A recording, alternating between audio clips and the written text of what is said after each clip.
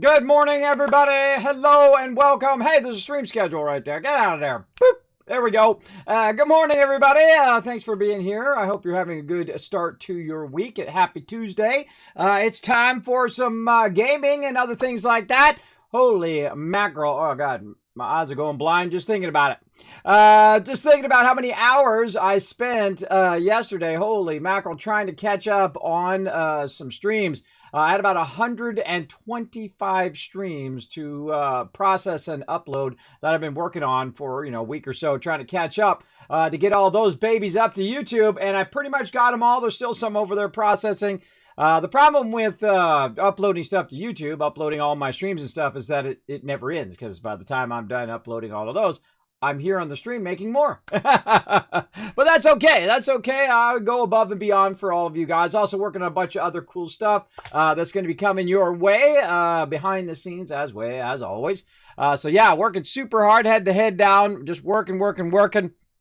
My eyes were getting crossed. See, my eyes were just thinking about how hard that was.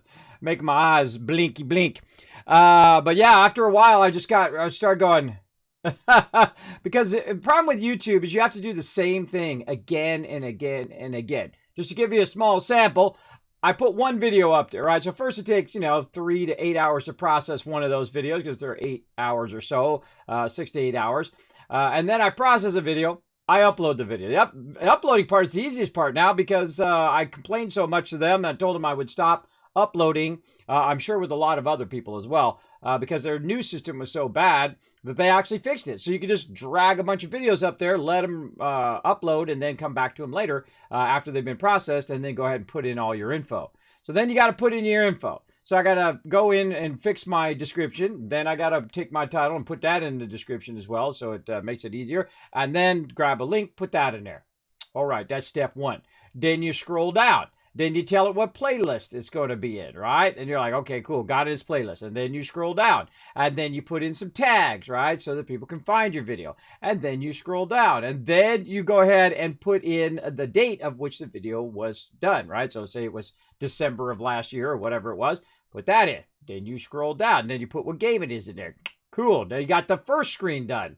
Now remember, this is just one video. And then you go to the next screen. Then you turn on monetization. I always turn off mid-rolls because I hate videos that when you're in the middle of watching a video, hey, this is the greatest thing ever. Hey, you want to buy this product? Buy this product. Buy this product. Buy this product. Buy. The whole time, I hate that. It interrupts the whole flow of the video or whatnot. So I turn that mid-roll crap off. I hate that. In the beginning, understandable. You haven't really got into it yet. At the end, you're done watching the video. All right, cool. But right in the middle of a video is obnoxious. And then sometimes it's like every 5 minutes in a video. And I hope that isn't on some of my ones in the past. I won't know, because I can't go back and look through thousands of videos. There's a lot of videos to go through. But everyone going forward, I turn the mid-rolls off. And so that's page one. So then you do page 2, monetization. Then page 3. Yeah, that's it. You got page 3 now. Page 3 is usually you go in and you're doing what's known as the end card. So like when you see the end, hey, everybody press subscribe, blah, blah, blah, right? So you're doing that part. Now you got that in there. And then there's something else in there which I can't remember. And then you go to the end part where you schedule it. Now I have so many videos scheduled. They're literally going into September now. September this year. 1, 2, or 3 videos every single day until September.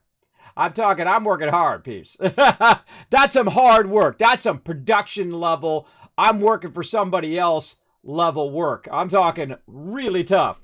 But I don't work for anybody else. I work for myself. But there you go. Really, I work for you guys if you think about it. Because putting them up there really doesn't do anything for me, because I basically make like $5 on YouTube, so it's not really useful or profitable for me to do so, but that doesn't stop me from doing what I love to do. Don't let that stop you, everybody. If you love doing that thing, even if you're not going to make tons of money or whatever, don't let it stop you from doing what you love every day as much as you can. Now, sometimes, you got to take that job that you might not want or like just to kind of get by in the day. I understand. I understand for sure. But try to get as much as that other one in there as you can. The fun thing, the thing that you like to do. If you like to, do woodworking, awesome. If you like to do gardening or whatever it is that you love to do, try to get as much of that in, that little conversion into joy every single day, as I get to do right here. In this crazy experiment called streaming. For sure, for sure. Now we're going to have some fun, of course, playing some Astroneer today. Oh, by the way, so that was just one video. Hold on, before I finish my story. That was just one video. Now times that times 125, and you got a general gist of what it's like to process and upload those videos. They are very, very time consuming.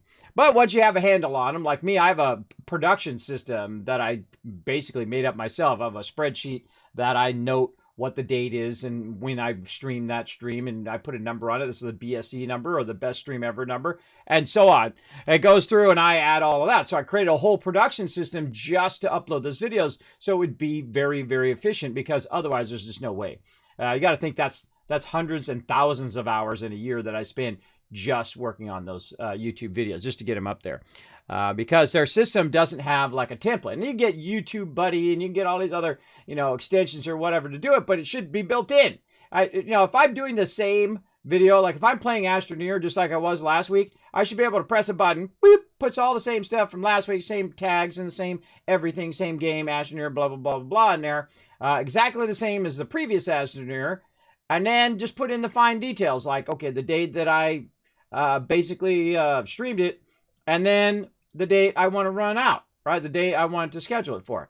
And that's it. That's the only two things I should have to set up. All the rest of it should be automatic, like tags. You use the same tags every time, and so on.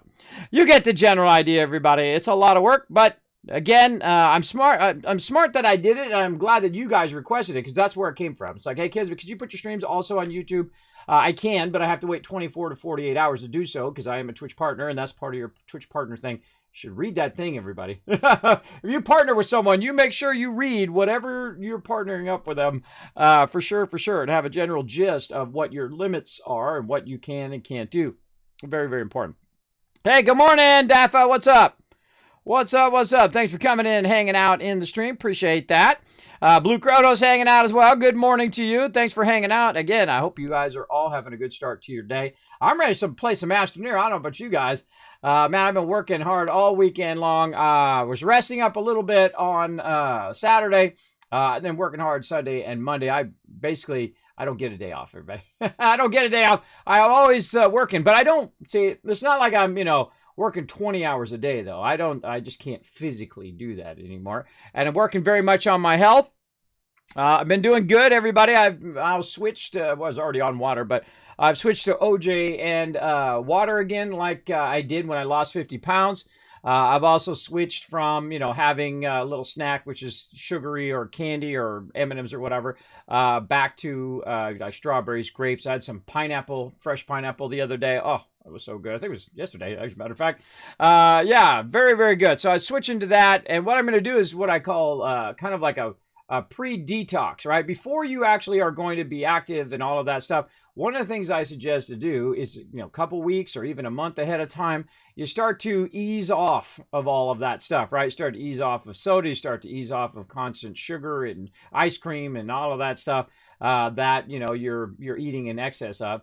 And you try to kind of wean off of that stuff a little bit, and it's not as painful and not as kind of a sharp, either way, shark.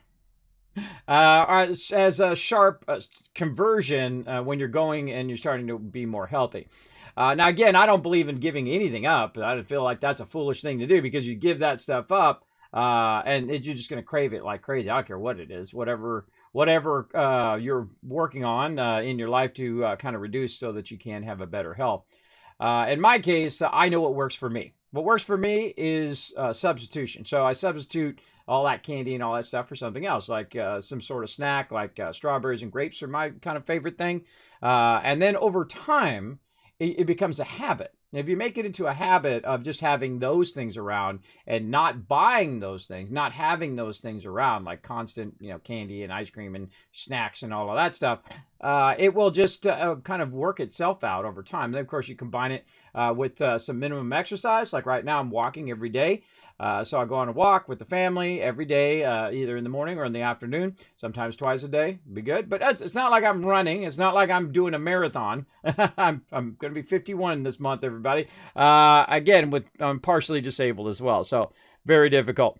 Very difficult to get that stuff going because I'm constantly dizzy and I have to constantly focus on not falling and not injuring myself. One of the cool things that I saw, though, over the weekend, that I saw that Apple came out with a bunch of stuff, right? And I used to work for Apple for many years. And one of the things they came out with is the Steadiness app. And the Steadiness app kind of basically helps you with your thing. I don't remember anything else from that entire thing, and I watched it forever, man. They just talked on and on and on and on. I dig their transitions, and their artwork is beautiful and whatever, but man, they just talk on and on and on. And it just sucks up all your time. I could have just came back and got a recap of it. I'm not watching those things anymore. They're way too long. They're like 2 hours, it feels like, when you're watching it. They're just going on and on and on. But then again, they're talking to developers. They're not necessarily talking to the end user because it's a developer conference. So I watched that whole thing, and the only thing I remember in there was the Sturdiness app. So if you have like an Apple Watch, it takes all your health info, and then it helps you with your sturdiness. Now that applies to me. That's the thing that resonated with me, is that if I could be more sturdy and not have to worry about falling as much, then it wouldn't take as much of my concentration, and thus I wouldn't be so exhausted all the time, or as exhausted as much. So I might look into that. Hopefully that comes out soon. I'm definitely going to give that a go. Let's see. I'm good. It's also night for you. It's night for you. It's morning for me. It's 9 a.m. Eastern Standard Time here in the United States. In East Tennessee is where I'm at. I'm actually originally from Southern California. I was born and raised there for many, many years. You know how it goes. The story goes. You fall in love with that beautiful girl. You know, you don't want to grow up in, dangerous area like I did, where you might get stabbed or shot every day. So we kind of moved the heck out of there. Plus, it's incredibly expensive to live in California as well. About 50% of my income was going to taxes and all of that other stuff, which really sucks. Here in Tennessee, no state tax. Pretty sweet. You have pretty good property tax, but no state tax. So pretty sweet on that. A lot of great states, by the way, to shelter your money, like Texas and Arizona and Tennessee are among those top ones. Came from California, an East Tennessee neighbor. Well, there you go. There you go. Well, there you go. Yeah. Me too. Yeah. I lived there for probably about 30 years. And then I thought, where do I want to raise my kids? Where they have great schools, or where you try to survive through school? Like when I was in school, it was like you try to survive and not get killed. That was pretty much it. That's dangerous, scary stuff, everybody. That's scary stuff. And in my day too, you always had to prove yourself against all the other people. I'm sure you still have to do that today because, some people are jerks. But, it was dangerous. It was very dangerous in my day, man. You had always getting in a fight, always some sort of something going down, people getting stabbed, people getting their earrings pulled out of there. There's always fights and whatever. Scary stuff, man. You're just trying to go to school, man. You're just trying to go to school. You're just trying to learn stuff so you can grow up to be a decent human being. That's what I always thought. Anyway, that was just me and my crazy ideas. So Tennessee actually has some of the best schools, by the way. And if you didn't know that, it actually has incredibly great schools. And there was an amazing school that they closed down. Like one of the greatest schools I've ever seen. And I've seen a lot. I've seen hundreds of schools. I used to tour schools, by the way, because I was like a computer guy way back in the day. It was like the rare unicorn back in the day. No one knew computers in my day. I was like so far ahead of everybody else, like 10 years ahead of everybody else. They're like, oh, it's a computer guy. Send him over there to the district to teach him how to use the computers. And I was like 15 at the time, young kid, pioneering all of that stuff, everybody. That's the way to go. I didn't have a job there, though. I was just a kid. They needed my help because their computers weren't working or whatnot. There you go. So thanks for hanging out in the chat, everybody. We're going to do that, and we're going to do some stream raiders as well. We're going to get into some battles, and we're going to do battles. I'm going to try to do battles all day long so we can get maximum loot out of this event. Super looking forward to that as well. Primordia, which is what's going on right now. We're already tier 17, and we're just getting started, just getting going on it. I say, hey, Kismet, stop talking. Let's start doing it. Let's go.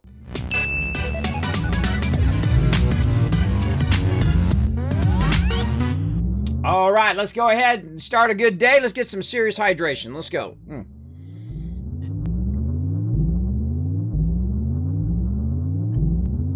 All right, big hydration going on. Firing it up. Now, if you're not familiar with this awesome game, I love this game. It's incredibly great. And it's called Astroneer, one of my favorite games. Usually play it on Mondays. Now, again, if you do have any questions about when I'm going to stream what on what, bam, schedule right there. Easy peasy. Pretty much the same as last week. We might squeeze in some other stuff during the week, but pretty much this right here. If you want to know more about my schedule, pretty easy. It's on all my social media, Twitter, Discord, all of that stuff. As well, I can very easily put all of that in the chat. So if you have any question about when I'm streaming what, at any point, you're good to go. Now, we're actually going to come back to this here in a moment, because the first thing we're going to do is get our stream raiders going. Let's get into that, too. To battle! All right, now it's time to go to battle, everybody. Now, this is a little side game we play. So we're playing Astroneer, as well as we're playing a side game. That's why we call it the Mega Stream, everybody. Sometimes we're doing 1, 2, 3, or more games at the same time. Like, we also got stream avatars going down there at the bottom. You can play along with our stream avatars by going down to the bottom of my stream down there, or to the panels, and you'll find a special panel called Stream Avatars. It's free. You can go down there, make yourself a corgi, like the Sparkle Dog, my English Welsh corgi, as well as Norbert, my little baby dragon. I go in there, customize them, and put whatever you want them, a little hat, little glasses, whatever. Just something fun to do in the stream. Also, eventually, we'll be tied to new avatars coming down the road, as well as giveaways eventually down there as well. So feel free to participate in that if you wish. A lot of fun things. You can also redeem stuff that goes along with that in my channel points as well. The light purple ones have to do with stream avatars down there. Now, let's get into it here. We're in Primordia. We are on Tier 17. We're working on that one. We've already got crazy tons of loot. Look at all this looty loot. Now, we crush it in this every single time. Right now, we got 18 days and 7 hours to destroy this event and get as much loot as possible. Now, I go for one of two chests in the way when we're doing events. One of them is a blue one. The blue one has a chance of giving you guys a skin of some type. And so we usually go for that one. But when we don't have that one, we go for this one here, which gives us loyalty token rewards. You can get extra tokens. Viewers unlock more loyalty chest rewards as they win more battles with you. So basically, you're going to get more loot the more you battle together with me and with each other in the stream. So let's get to it.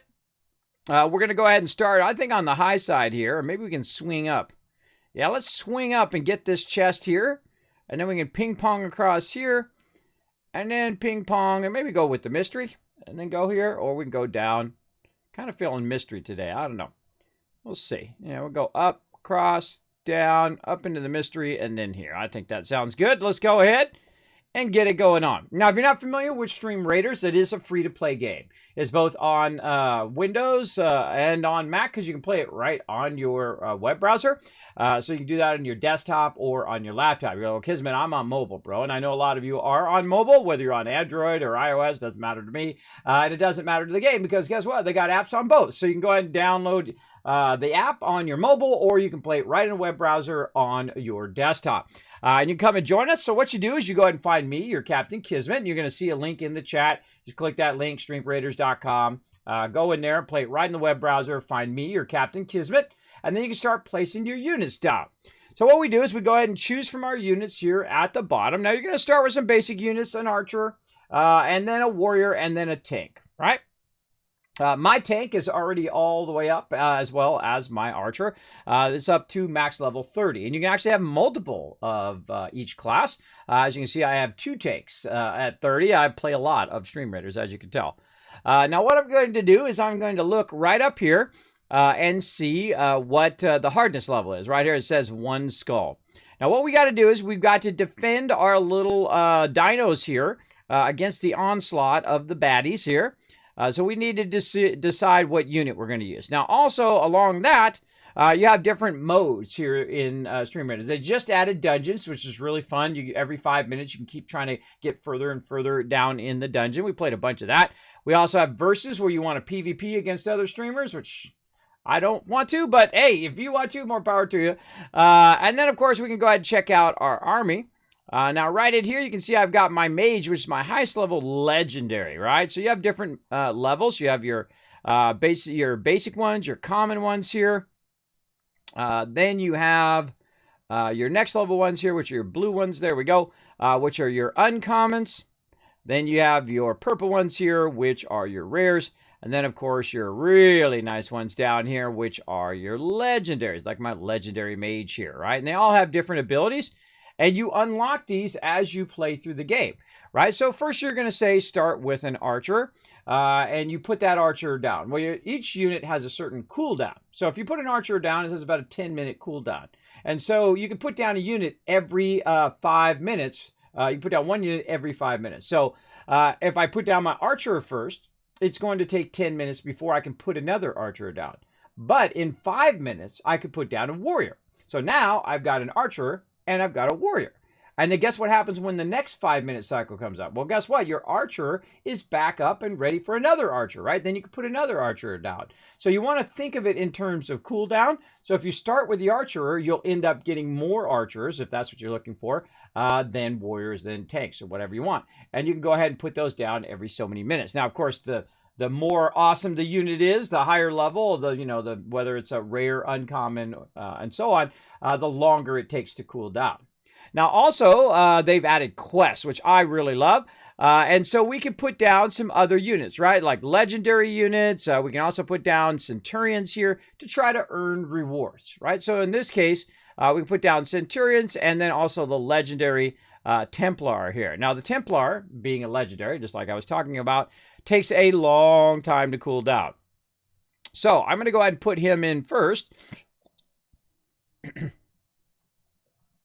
Like this, because he's such a high level. Boom, the second I put him down, there we go. He's going to have like a 3 to 4 hour cooldown now, right? Because he's such a high level character and he's a legendary. So we're going to let him just chill out there and defend the dinos. Now, when you see purple, purple means that they're going to stand there, right? They're not going to run down like they normally do in a group down toward the thing, right? When you see this particular color. So they're not going to run down and attack them. These guys are going to come up, and we're going to need to put down as many units as we can to defend our dinos. So I'm going to put my guy right there, so if anybody comes around the corner or whatnot, he'll go ahead and defend them if they get too close. Now, I can only put down one unit, but I do also have spells as well, so I can cast a haste spell on everybody, which is useless in this particular level. But sometimes it's really useful. So if you're trying to run to an objective, or you're trying to get the rogues to go out there and wipe out a bunch of stuff, that's very, very useful as well.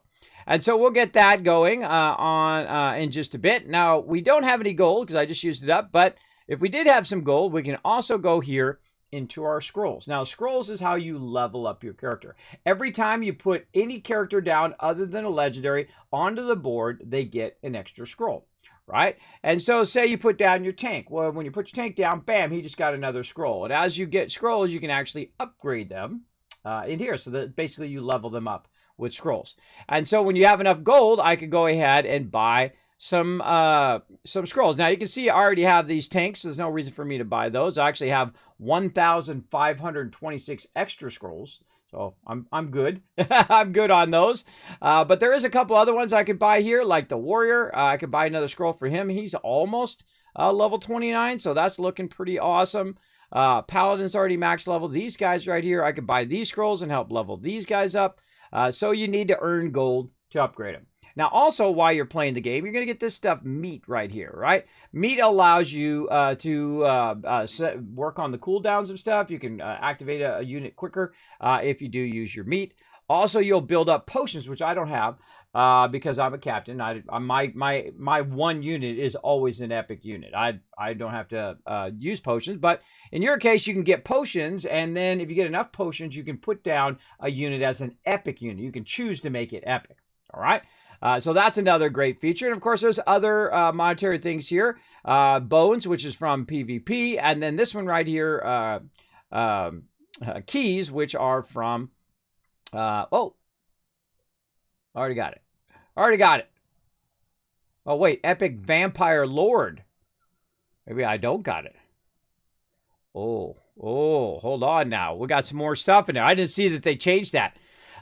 So basically what you can do is run the dungeons. And if you run the dungeons, you get enough keys, you can go ahead and unlock these items right here, too. We might have to do We might have to do a bonus stream, but of course that's in 2 days and 5 hours. I don't know if I'm going to have enough time to do that. But if you unlock enough keys, you can get the cool skin, right? You unlock 400 keys here, or you get 10 keys over here, and then you can unlock chests, which have a bunch of stuff that's going to help you level up your other characters. So you get the general idea. Now, that's a deep dive into Stream Raiders. Now, again, we're going to come back and we're going to play it every 30 minutes and so on. So usually every 30 minutes, just see me come back, and then we'll just basically run the battle. Then we'll start a new battle. We'll put down our units and go on through the thing. So you get the general idea of Stream Raiders. So let's get back to some Astroneer and play some of that.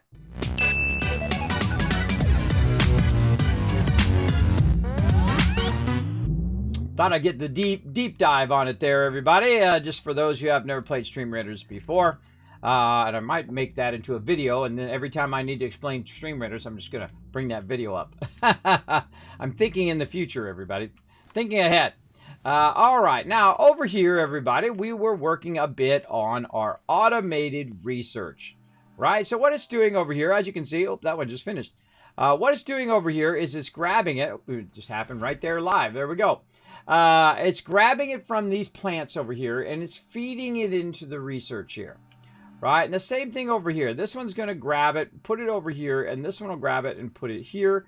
If it's already done this one, then it will go ahead and move it over to here. So what you want to do is you want to keep bringing in as much research as possible. Like right over here, here's another research plant. And we could go ahead, kind of shape our way back over here. Now, my goal is not to get the research underneath there, and I could, but it's only a temporary research, right? It's not a constant growing research, which is what we're really looking for. And that's how you automate your research, is that you basically collect things that are easy to do. Now, this is the first planet, right? So in the first planet, this particular research sample is going to be worth a lot less, right? So we just started this, and it's worth roughly around, say, 50 research there. We got 27 left on it right now. But it will continue to go. It'll never stop running. As long as you have power, it'll keep growing, and then it grabs it, and then it feeds it in there, and then you have infinite supply of research. So while you're busy doing something else, you're exploring, you're looking around, you're collecting resources, whatever you're doing, it's busy over here every day, 24/7, as long as you have enough power, just grabbing research. And you'd be surprised how fast that adds up, too. It does add up very, very quickly. Now, what I've done is I've also moved my primary base from where I landed over here. And you can see I've got this big wide circle that I created.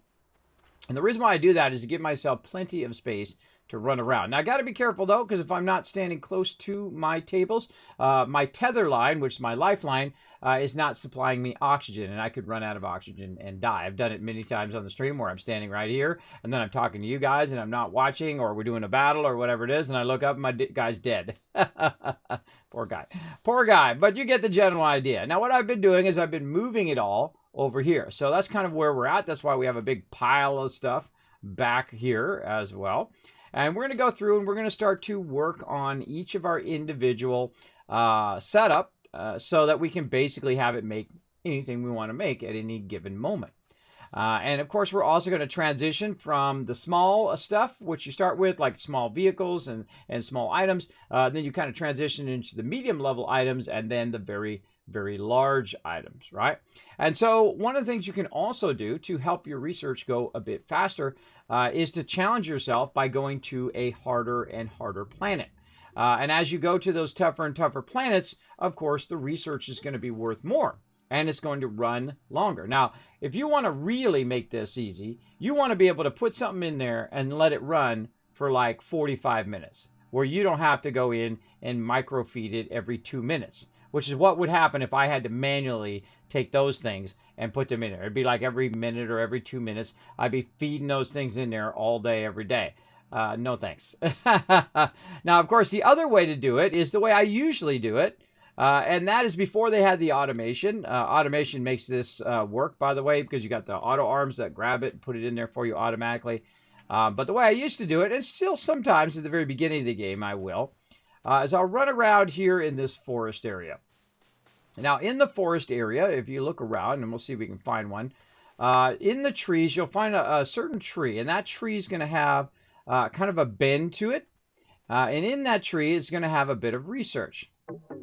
Of course, my backpack's full of stuff. It's going to have a bit of research in there. I don't like to waste perfectly good energy there. And so we'll run around. Again, one of the first things I do is I look for one of these forests nearby. There we go, right here.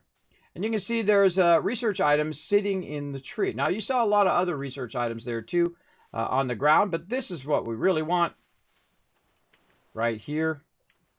Now, I need to watch out because my oxygen is getting low. And so I need to run to get back to where I have that oxygen. Now, what I can do is just say, you know what? I'm going to come back to that in a minute because I got to basically sprint. Because what happens when you get too low oxygen is you actually slow down. You start to hyperventilate. You start to have oxygen problems because all you got is carbon monoxide and no more oxygen. Like in real life, not a good situation. But I can go close to my vehicle, which acts as an oxygenator, or my main base, or if I do have an actual oxygenator connected, which I do, it'll actually run it through that line, not only oxygen, but also power if you have it. And then you're good, right? And then you're good. You can see it's filled up oxygen on the top of my tank right there. And then I have a little oxygen tank on the side there, which adds a little extra oxygen so I can go further away from my base.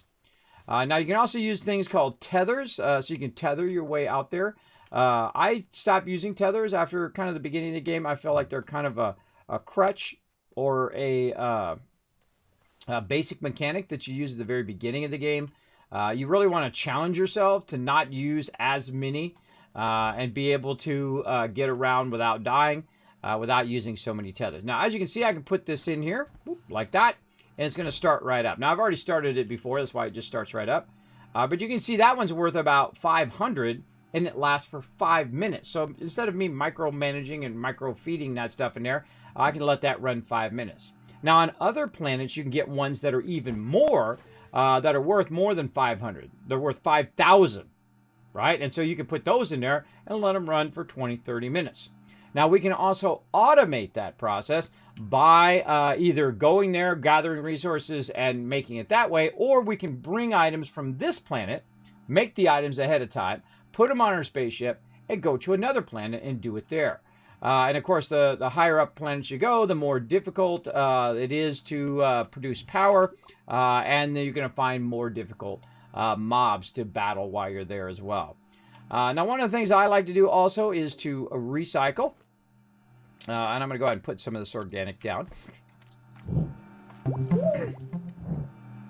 Now, what I did there was I shift left click like this, and it puts that debris in my backpack in this little debris basket, which is cool. And then we have this debris here. We have to shape it out of the ground, and then we can pick it up and we can use it basically to recycle it, right? So we can take that kind of space junk and bring it over here to be recycled. And you can go around all over the place. Not only can you grab the stuff and bring it back to your base, but you can make a vehicle, really large vehicle, to run around and grind all this stuff up. And then you can use it to get new resources. And we'll go ahead and bring it over here. I'm going to put it right on top of our little thing here. It's going to grab it and start to grind it up, which I think is a really cool mechanic. That's so cool, everybody. So cool. Oh, thanks for coming in with the lurker love there, Scriptlin. Thanks for hanging out. Appreciate that big time. And as you can see, it grinded it up, and now it's no longer uglying up my planet, right? And then we also have this little scrap trade resource, which we can use over here in our trade platform. Now, remember, this game is also multiplayer, so you can actually come in here with 7 of your friends and get into trouble and go run around, build epic bases, and explore all the planets and all of that. And they've also added, the latest update is the mission compass and power update. You now have that kind of option here in your menu. I'm holding down the R key, like ring, the ring of awesomeness. That is the compass, and we have our research catalog, which is the thing you had from before, but there's new stuff in there that we haven't even got to yet, everybody, which is cool. And then you have your compass, which I really like, just really, really well done. Really a needed upgrade in there as well, so you know which way is north, as well as you see different things on there. Those are different beacons, or their base, or in this case, is one of these giant monoliths, which has to do with the main storyline of the game. Now, another thing that we have in here also is quests. That's right, they've added quests to the game. Let me go and turn my compass off. And we've gone through in this particular playthrough, and we've done it all via the quest, right? Instead of just getting a bunch of research and shortcutting our way through and unlocking everything just right away. Because once you know a bit about the game, I've played through 20, 30 times. I've played through everything before. But the quests really add a fantastic addition to the game. And these guys are always adding really cool stuff to their game. They added automation. I would love if they added foundations where you could build out your base onto something. Right now you have to use your shaper, which is also awesome. It's a voxel shaping, so you can do all sorts of amazing stuff. But we have some quests still to do. So one of those is to find the vintage probes, which is cool. We want to do this one called Looking Through the Looking Glass, which is to activate the unidentified satellite up there. Multi-core processing, activate the cores of every planet, and then unlock 100 schematics in the catalog. Now that's just going to happen on its own. This right here we have to actively do. We have to power up the cores. That's these things here. I have to power those up, as well as go back up here. Oh, it flips over when you go down. Oh, I just noticed that the scrolling flips back to the top. So there, we got 6 more of those to do. We already powered up 1 planet from one of the quests. What else? Probes that, and then schematics. So yeah, some of those things will take care of itself over time as we're doing other things. Probably vintage probe is probably the thing I probably do the least, as well as power up the planets is the thing I do the least. But what we want to do is we want to constantly be working forward in our setup, right? Now, one of those things that you just need a crazy ton of is called resin, right? So you have one of your basic resources. You have resin, which is this yellow stuff here. You make like tables and things from that, as well as you have your organic, which is right here, which called can be converted into carbon. This is called a natural resource, which means it doesn't convert into something else in your smelter. But that doesn't mean it doesn't convert into somewhere else, something else somewhere else, right? So good to keep that in mind. And then also your compound. Those are your 3 basics that you can make a lot of things from. Probably 50% or 70% of the stuff in the game requires some sort of combination of these items right here. Now, once you're done doing those, you're going to be collecting a whole bunch of other resources. Now, I have a bunch of stuff in these canisters that I can put it in there. So I can go ahead and just put this into there because I know that's compound because it says holding compound, which tells me that, hey, there's already some compound in there. And the cool thing about these very much reminds me of Legos in the fact that you can just take this and just snap that right in there and you're good to go. I've also got some other resources which are more finely thing. We got a little bit of silicone there, it looks like. Over here, we've got organic, we've got aluminum, we've got compound, more organic there. Oh, okay. Watch this as I go ahead and combine these two automatically. So I can run it out of one, and then what it does is it automatically runs it into the other one. I just think that's like the coolest thing. And there we go. And now we have an empty canister that we can put other things in, like maybe this rubber right here into there, like that. So now you can empty one out into the other, and so on. And then you can also look over here. We have ceramic, we have resin. We can see the level of how much is in that particular thing. I love visual clues because I'm a visual person. I'm an artist. And so we can see right here, look, this glass can run out into there, and then this one's empty. You're doing a lot of that, right? You're doing a lot of combining stuff together, making sure you're optimizing what you're doing. So again, ceramic, we got a lot of resin there, we got glass, a good amount of organic, a little bit of rubber there, compound, aluminum, quartz, and silicone. Okay. Now, the thing that I like to do is to combine my basic resources, some of the resources I was just talking about. And so what we got here is we got resin, and then we have organic, and then we have compound. Now, just by looking at the side of that without me rolling over it, you can tell which ones I have a good amount of and which one I need some more of, right? Obviously, the compound on the right here is not as filled, and thus I need more of that over time. So I can go ahead and look down here and say, hey, do I have any more of this just laying around down here? Get rid of that particular thing. Do I have any more of that just laying around down here? I don't see it down here, but that doesn't mean it's not in some canister that I don't know if it's there or not. So let's get our canisters together. And what we're doing is we're kind of organizing our base, right? We're getting all of our resources organized and combined. And okay, do I have more of this thing? Do I need more of that thing? Just like in your kitchen, right? Do you need more salt? Do you need more pepper? Do you need to buy that thing? Do you need to get more milk or thing? I feel like this is very much like that. Very much like that, where you're kind of looking for the ingredients of what you need to make the thing you want to make, right? Maybe you want to make a vehicle. Maybe you want to work on other stuff like that. So we got to get all of our space ingredients together, or all of our minerals or building blocks, however you want to call them, together, and look at how much of each thing that we have. And that's going to help us set a priority of what we need to go collect. And so there's auto collection, where it'll collect it itself. And then there's manual collection, where you shape it out. Both of them are very, very fun. Now I'm kind of in the middle of the game, where you're kind of working on that middle level stuff, right? You got the nicer tables. You got your canisters now, instead of just having your, what's known as your platform things over here, whatever they're called, medium storage. There we go. Your medium storage, because you start off with this, which holds 8, right? And then you make the canisters, which hold 32. And then there's even larger stuff that you can hold up to 400 in each of those as well. See, it's a lot. Hey, what's up, Ebs? Thanks for hanging out. This game seems like a lot of fun. It is. It is incredibly, incredibly good. I appreciate you guys coming in and hanging out. Big time. So again, we're going to get into it and have some fun. So feel free to hang out and chill out all day, because we're going to get into a bunch of fun today.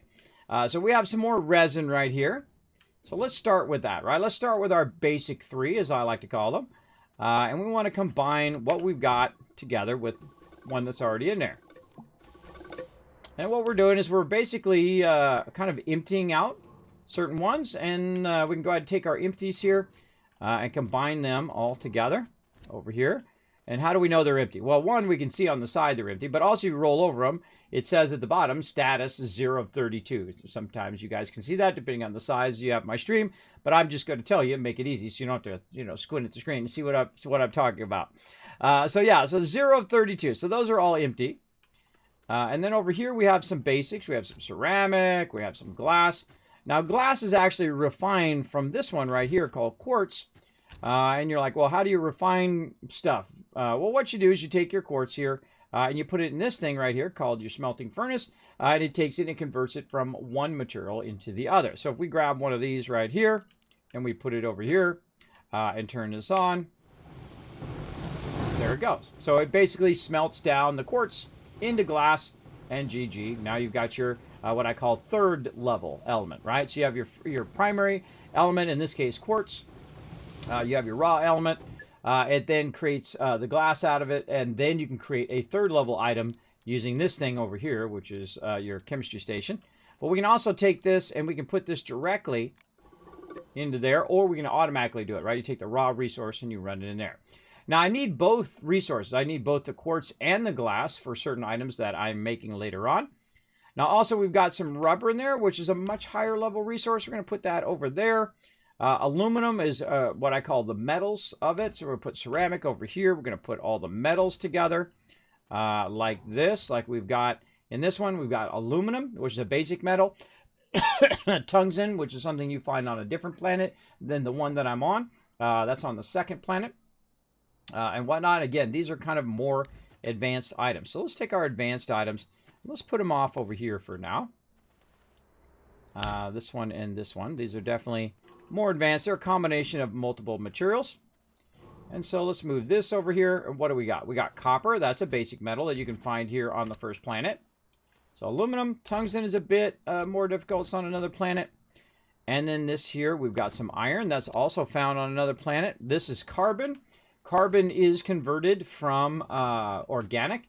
So what I can do is I can put this right here. I can set it to enable output, which means that it's inputting, by the way. It's a little awkward the way they have it, but, I just roll with it. I just roll with whatever. Let's put some of this other stuff down. Now, you might notice these little things here. These are called QRTGs, or QTs, I like to call them. And these are like little mini fusion power plants. They never run out of power. It doesn't matter whether it's nighttime or daytime, you're underground, you're above ground. They constantly give you power, and I got them from the new quests, and makes them awesome. Awesome, big time. Now, we got some organic laying around, so a great way to clean up our base is just to kind of pick up all these various resources laying around here on the ground. I'm trying to get this silicone there. There we go. And I'm putting it onto my backpack, and it just kind of snaps in there, as you do. All right, that's looking good.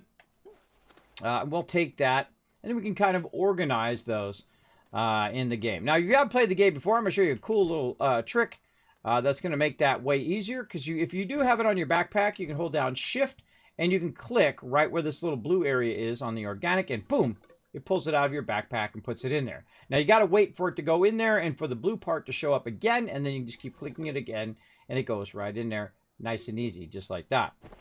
Same thing here with the silicone. We can go over here and say, okay, where'd that silicone go, right? Is it this one? No, it's rubber.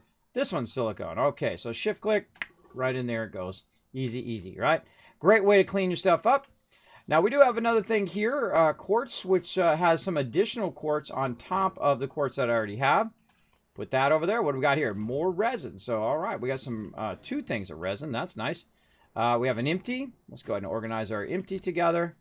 Maybe separate these a little bit more so we know the empties are here and the more advanced stuff is there. Oh, there's our zinc right there. Our zinc is almost full. Now, we notice down here that we have a bunch of resources just laying on the ground here. And this is zinc right here. So we just click on the zinc like this until our backpack is full. And then shift click right up there. So easy. Easy to clean up your base like that. And then we just rinse and repeat that same thing. Our base is getting tidied up, isn't it? Looking nice. And that's what I love to do, everybody. I love to go in and collect resources and manage stuff and build stuff up and do a whole lot of this stuff in most games. This is kind of like my jam, right? My jam is building stuff and building cool bases. And if you like that type of thing, then this is your jam as well. This is your kind of game for sure. This game is easily a 10 out of 10. It is really, really good. I highly recommend it. Sometimes Kismet, oh, it's like Roadblocks or Legos or something. It's kind of like that, but it does have its own unique style and definitely its own unique appeal. I highly recommend you taking a look at it. You can find it on Steam or wherever you want to get it in various platforms like console. And I think it's actually part of certain Game Passes, whether it's Xbox or something like that. You can just take a look, see if it's part of your Game Pass, give it a shot, because, hey, you're already paying for it anyway if you got your Game Pass going on console as well. Now, I'm playing on PC. I do have console as well. I do have PS4 and an Xbox, Xbox One, that I do sometimes play other games on there. But I could just as easily play Astroneer on there, but I got a nice PC, so I'm definitely going to be playing on my PC for sure. Now, that's a little table. We'll put that over there. What do we got here? We got plastic. All right, plastic is a more refined resource. Put that over there with that one. And how we doing now? We're looking good down here. We got some other stuff here. This stuff right here, it's called nitrogen. Now, nitrogen can be held in these little containers here. Now, this is called a fluid and soil container. So in there right now is soil. And that soil, actually, I use for making resources. I know, cool, right? I actually use soil probably more than anything in the entire game. Thank you so much for the follow. More than anything in the entire game, I use soil to make other resources. Common resource, of course, is compound, which is what I need right now. Well, I can take this, put this on this thing called the centrifuge. Absolutely brilliant, brilliant game mechanic. And what I can do is I can take one of these soil canisters that I have on the back of me here, and it will actually automatically swap it because science, and because that's an awesome mechanic. I love that. And I can go ahead and say, you know what, make some compound, but make compound as much as you can, right? If I put this loop on, it will just keep making compound until it fills this entire canister and can't make any more, or until it runs out of soil. You can see the soil is about halfway down here. It'll just keep doing it for me automatically. And that's what's so cool about the automation in this game, is that you can just let it run and run. So we'll go ahead and just put this over here. We've got some extra resin there. We'll go ahead and organize that. We got, again, our zinc here. Now, zinc is one of those basic items that we could use. Probably iron, a bit more advanced. So we'll put that there. Iron is brought from another planet. So we'll go ahead and just kind of put it in its own thing, right? So we got our empties here, our iron here, and then our kind of more advanced converted elements there. And what we're trying to do is just try to clean up our base a bit, right? Our base is a little bit dirty here because we're moving and we had all sorts of stuff just laying around. Now, if you do have stuff that you don't want, like, say, some tethers here, I'm just going to use them for examples, or little canisters. These are pretty easy to make, right? They only take, like, one resource, like a compound or resin or whatever it is. And you're like, you know what? I really want to tidy up my base here. What I'm going to do is I'm going to grab all these elements. I could just pick them up, but you can also just move them across, as I often do, like so. And this one actually has a little bit of soil in it. But you can also take these and grind those up. Now, depending on the size of this, is you can put 2 in at the same time. And they go pretty fast, as you can see. There we go. And you just grind those up, and you can get some more of this right here, which is your scrap or trade resource. And you can put it up here. As you can see, I need one more right there. So we'll just let that go until we get one more. And we'll try to tidy that up. Now, these right here are special pieces right here. As you can see, they look kind of funny. This one kind of reminds me of Batman. I don't know why. In there. And this is a Jasper Knight, and this is called a Jasper Bishop. This is actually for a chess set in the game. So you can actually collect pieces on different planets that have to do with the chess set. So it's kind of like a collectible. So I don't know. I think it's fun. So we're just going to put it over here by our power. Just kind of snap it in here if we got a little extra spot for later on, in case we just happen to find all of those. Now, we do have an extra oxygen tank that I made earlier as an example. We don't need that anymore. Let's go ahead and, again, grind up those extra items. Now, also in here, I have a bunch of medium canisters. Now, these medium canisters are going to help us out in the long run. We'll do that battle here in just a moment. They're going to help us out in the long run. So let's go ahead and get this off of here. And we're going to kind of save those up for later and whatnot. Now, actually, let's go ahead and get these over here. And let's go ahead and work on some of these gases. Now, these are various gases from various planets that I've already kind of went out and collected. Also, another canister here. We have these basic resources. Let's go ahead and put those away first. And again, we can just go ahead and shift-click. Goes right up in there until it's full. When you know it goes up on the top like that, that means that the canister is full. That's what it's trying to tell you. And then we can just very easily say, okay, what else we got? We got some copper here. We've got some more quartz. Quartz over there. Resin into there. And then we got an item here, which is basically the raw copper. And we can go ahead and put that into here and let that forge up. Now, this is actually holding carbon in there, so we can also put organic in there, let it convert into carbon. GG. We got a bunch of carbon. You need a lot of carbon in this game. You're going to absolutely not. But you got plenty, right? All the plants that you see everywhere, you just go get tons of organic. In fact, most of the time while you're running around, you'll just start leaving it behind you. You just have it everywhere, all over the planet, for sure, for sure. Your base rebuild organization is looking good, great so far. Well, thank you for hanging out. Appreciate it. And S, thanks for coming in and hanging out. I appreciate you chilling out in the stream. Now let's go ahead and do this battle, and then we'll come back to this in just a moment. To battle!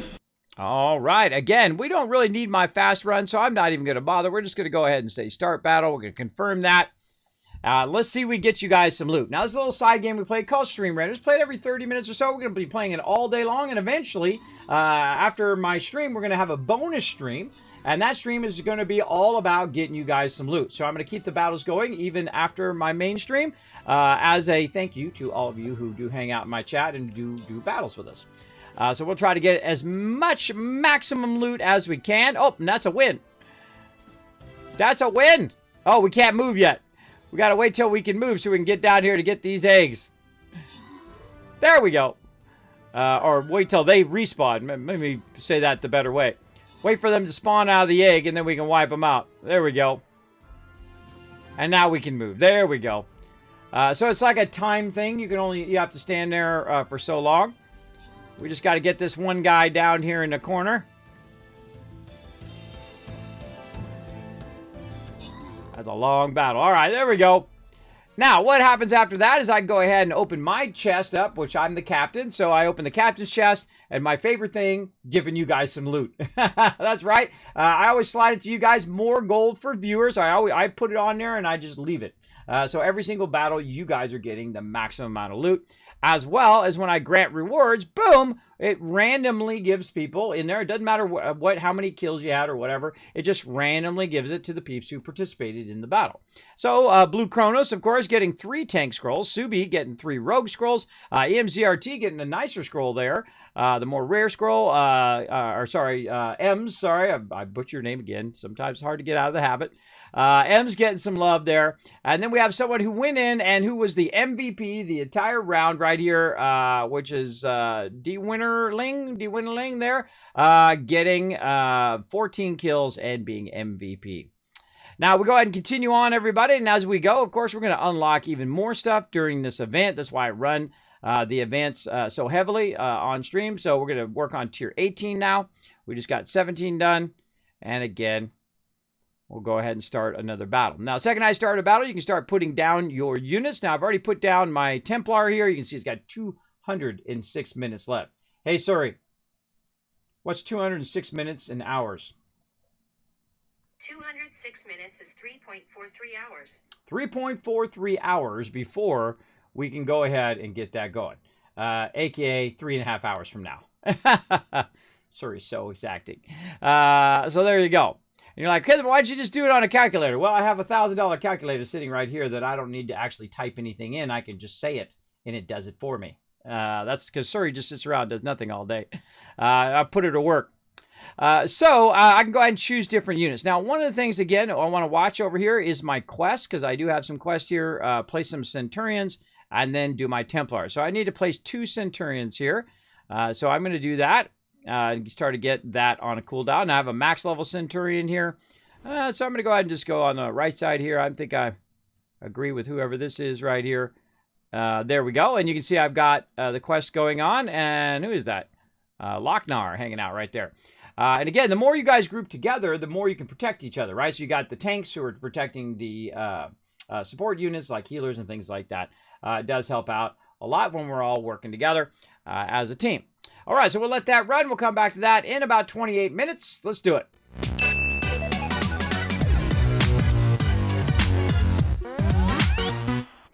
All right, and again, we'll go ahead and look at what we got down here. We've got soil canisters, and we're just kind of tidying up our base here.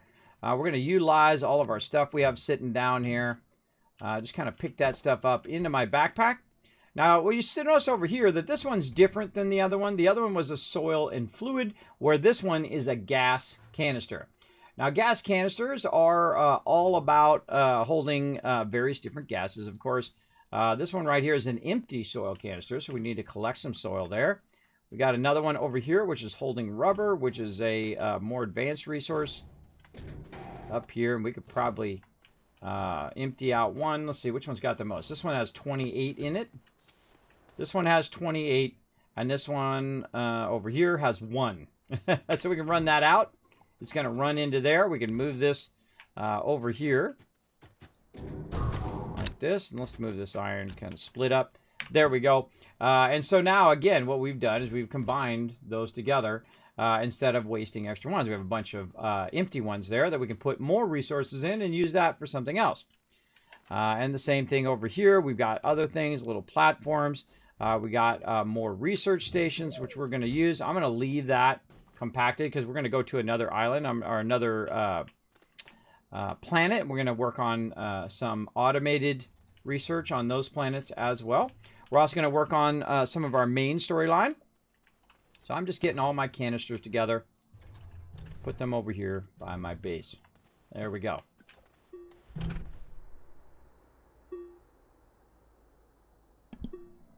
I don't know what it is about streaming that makes me sneeze. It's every single stream. I don't know what's up with that. All right, so there's a bunch of our various different gases here. What do we have? We have hydrogen, we have argon, and we have some nitrogen. So let's go ahead and just put that right over there on this kind of its own little side thing here. like that. Now, if we look at the top of it, we can see there's kind of like a green circle. We can go ahead and tell it to go output or input. I'm going to take this off of here. And what that's telling us is that it's how full it is. That's that green circle at the top, right? You see this green circle goes all the way around. This one goes about halfway around, and this one goes all the way around. Now, one of the things you want to look out for is when you accidentally have one of these on top of one of these, because it's actually two different elements. This right here is the argon, and this over here is the hydrogen. So you don't want to put it on the wrong one. This is nitrogen, and on the top of here is nitrogen. So I can tell it to go out or back in again. Then you can see it'll go out or in. Now, I have some extras over here that I really don't have a place for. So we're just going to kind of set those off to the side there. And that'll be kind of our gases area for right now. We'll come back to that, and we'll come back to that one as well. Now, what do we got on our backpack here? We have a bunch of nitrogen. So let's go ahead and see if we have any room on the nitrogen. We do not, right? So that one is full. Now, I can make another canister, which I will eventually. But for right now, we're just going to go ahead and kind of cluster that together, get that together. Now, way over here, you can see what I got, what I call the tower of power, and eventually it will be a tower. Right now, it's just a flat area. And you can see we have a bunch of various power going, right? Wind power, we have a little bit of solar going there. We have some batteries. This right here is one of the highest elements in the game called an RTG. We made a bit of that for a quest, as well as some new stuff that they've added in this update. So I can put that up there, and it will add to my power. This right here, which is this is called large power. This is part of the power update. Our large solar panel, we got this via a quest, as well as this large vertical wind turbine, which is super cool.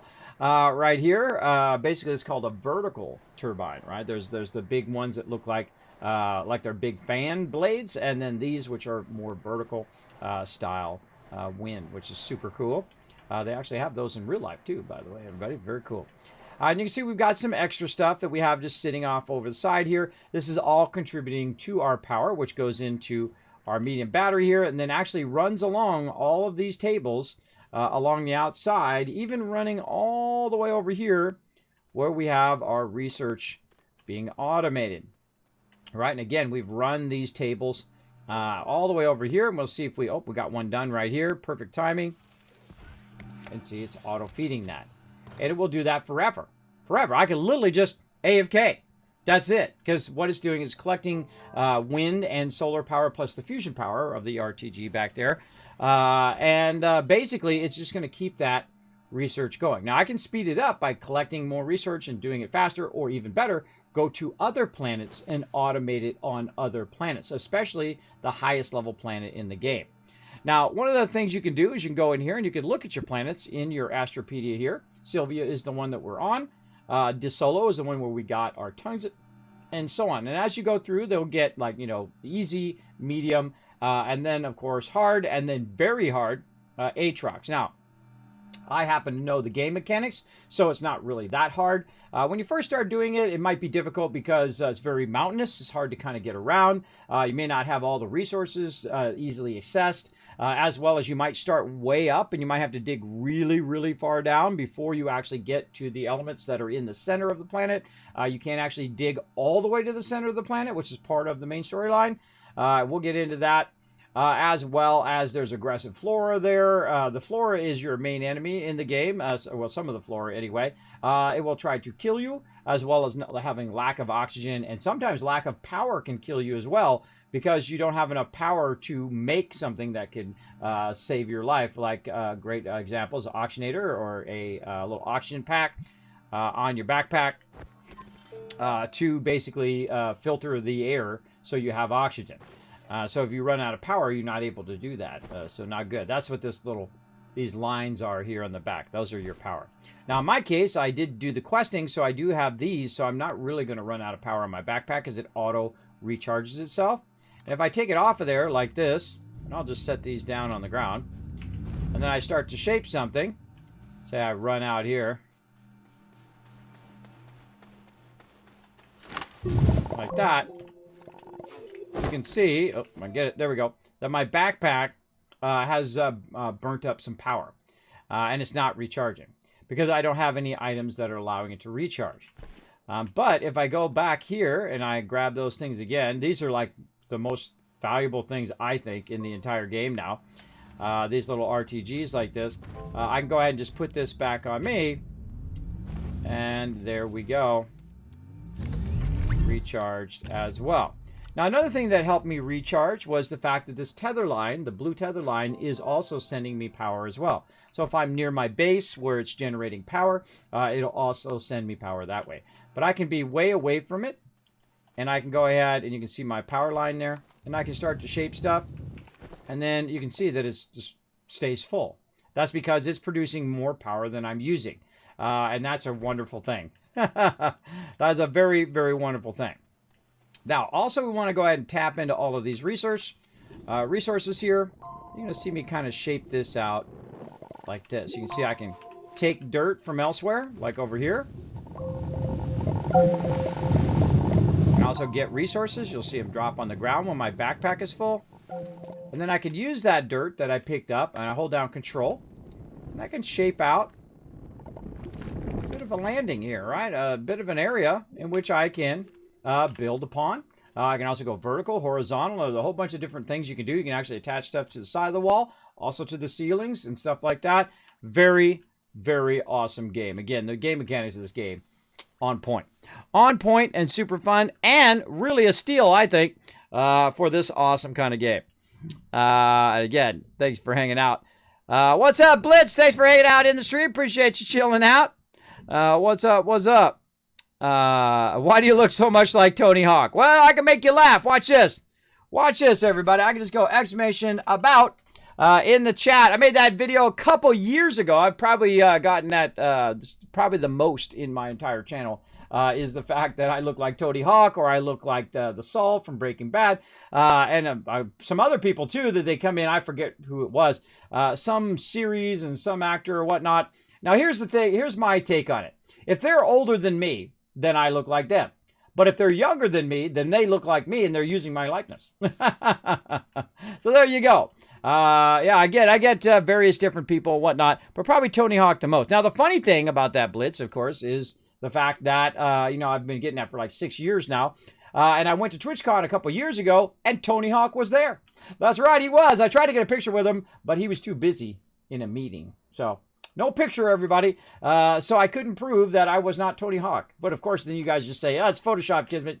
You're Photoshop. You're Tony Hawk's brother or something. I'm like, no, not related at all. I'm a terrible skater, but thank you for comparing me to one of the greatest skaters of all time. Appreciate that. Big time. As well, I take it as a compliment, everybody. That's how life is, everybody. It's how you take something, right? Even if someone meant it in a harmful way, I'm at the age where I don't care. I've heard things. I've heard some stuff in my life, if you know what I mean. I've been through some stuff, and I've heard some stuff. I just you know, I just roll with it at my age. I just like, you know what? I answer to no one. Let's get to it. All right, let's go ahead and put this resin right up here. We've got some organic that we're going to go ahead and convert into some carbon here. Now, when we convert that organic, it'll automatically go to carbon. I just happen to have a resource canister that's going to go ahead and take it and make it carbon. We need a lot of carbon. And where we're just organizing our base, because we just moved our base from a whole nother area over here, and that's why we've got so much stuff just kind of laying around there. We're doing a bit of organization. We're trying to get our stuff together. We're getting all our power plug back in again, and so on. And so also we've got this resource we can use called the medium shredder. It's basically what I call the small shredder, but they call it medium. Some things I would call small, they call medium. Some things I would call large, they call extra large. So now this, of course, we could go ahead and dual shred at the same time. This actually can hold 2 small items or 1 kind of medium item, and this can hold 1 small item to be shredded at any given time. Again, I always am grabbing stuff on my backpack here and just kind of organizing it. I always feel like that kind of gets me started right. It's kind of like when you get up in the morning and you like make your bed and you get all your stuff kind of squared away. Some of us do and some of us don't. I'm more of a don't person. I'm just going to be honest. I usually roll out of bed. I go and get ready. I get up and do my stuff. I get my computers fired up. I get all my things going for the stream and all of that. I roll up my green screen. I do all of that stuff. Get the day going. And then I think, oh, got to make the bed. And then I will go back and usually square it away. And that's just the way some people think. You know, they just start with a certain amount of thing and then they work their way across. The same thing with your base, right? I start with a certain thing that is kind of like higher priority items. And then I'll come back later and work on lower priority stuff. Like there's our hydrazine thruster there. Now we've got a bunch of big items right here. We have a small shuttle. We have a medium shuttle. And then we have this right here called the auto extractor. So it's going to actually extract it for me so I don't have to go and shape it all out. And that's why I've moved my base, by the way, is so that I am near what I call pristine nodes. Now those pristine nodes, and I noticed there was one along the back here. Probably a good spot to start. But I can go ahead and grab this and move it. Now I can put this also on a vehicle, but I'm just going to go ahead and grab it. Throw it over here. I can also get a jetpack at some point as well in the game. Now see this right here? This is all thing, and this is going to have a tendency to go right down in here. So what I'm going to do is shape this out a little bit. I'll hold down control, and I'm going to flatten that in. Again, you have complete control over flattening out the whole entire planet if you want. And so we're going to take this extractor, and we're going to unpack it. One of the great mechanics of this game is called packing, where it packs it down, makes it smaller, so you can transport it much easier. We're going to take this, and we're going to put it right here. Now, as you can see, up here at the top, it's got this little green area down at the bottom. So it's got about a little less than 50% of its maximum resource. And so I can kind of move it around to see if that little green line goes up. And you never know, because there might be more stuff. Like you can see that's less over there, right? So we don't want to put that there. Maybe here. Ooh, a little closer to halfway. And what about if we put it over here? Okay, less than halfway, right? So we're kind of optimizing where we want it. So say right there is pretty decent. And now what we want to do is we want to run some power over here. Or we could have separate power if we want. And that's going to run our extractor. Now, because I have it over this specific node, it's going to extract resin. Now, there might be other stuff under there that I don't know about. There could be compound under there, and it might choose to do the compound instead. I have had it do that before. Now, another thing I'm also going to do is I'm going to rotate it by holding down V like Victor. So it's kind of aiming back toward my base like that. So I'm going to have it automatically extract that resource. And then I'm going to go ahead and actually make a little ramp here too. Just a little bit of ramp there, just make it easy for me to run up and down. I'm going to go ahead and run some power over there and extract that resource as well. Now I'm also going to go down here and see what else I've got. It looks like I've got a research center there. We've got an extra smelting furnace, which we're going to need. Some auto arms. And again, we have our medium shuttle and our small shuttle. Now, small shuttle, not going to use it for right now. One of the cool things about this game is you can play multiplayer. So if you definitely would need multiple shuttles if a bunch of people are coming and going from the planet and whatnot. That's really going to help you. But I'm going to go ahead and use my medium shuttle. Eventually, of course, I'll unlock the large shuttle. I have played through the game many times, by the way. So, again, you don't need to come in and say, Kismet, you need to get the large shuttle and all of that. I get that quite often. That's called backseat gaming. If you don't know what that is, everybody, when you come in and you tell the streamer to do this or to do that, or this is this or this is that, also called spoilers and backseat gaming at the same time. Don't do any of that. Follow those chat rules. I won't have to permaban you out of my channel because I don't mess around. There we go. There you go. Why do I look so much like Tony Hawk? Get organic for your generator. Oh, and there's a great example right there. Wow. That's why they call me Kismet, everybody. I just literally said don't do that, and then I looked in the chat and someone had done it. There you go. I did not see it beforehand. Again, that's why they call me Kismet. I don't know why that works and why that happens, everybody. It's like a cosmic thing that happens around me, but it happens quite often. But yeah, don't do that. Don't do that not only in my channel, but other people's channels as well, unless they elicit and say, hey, tell me about such and such thing, or tell me about such and such thing like that. I actually don't need to do that. I don't actually need to put it in there. I think you're talking about get it and put it into this, right? The little medium. Really don't need it because I do have plenty of power over here. Now, they have a really cool thing in the game, which is its logic systems, right? So it can tell whether it's nighttime or daytime or whether it needs power. Now, the logic system is really great for when you're working with these medium power generators. So it'll turn these on at nighttime. And then when it notices daytime, it'll turn it back off again, and then it will use your solar power versus using your resources. Now, at a certain point, I stopped using basic resources for power generation. I don't need to. I got crazy ton of power generation over here. Crazy ton of that. What's up, Doctor? Thanks for hanging out.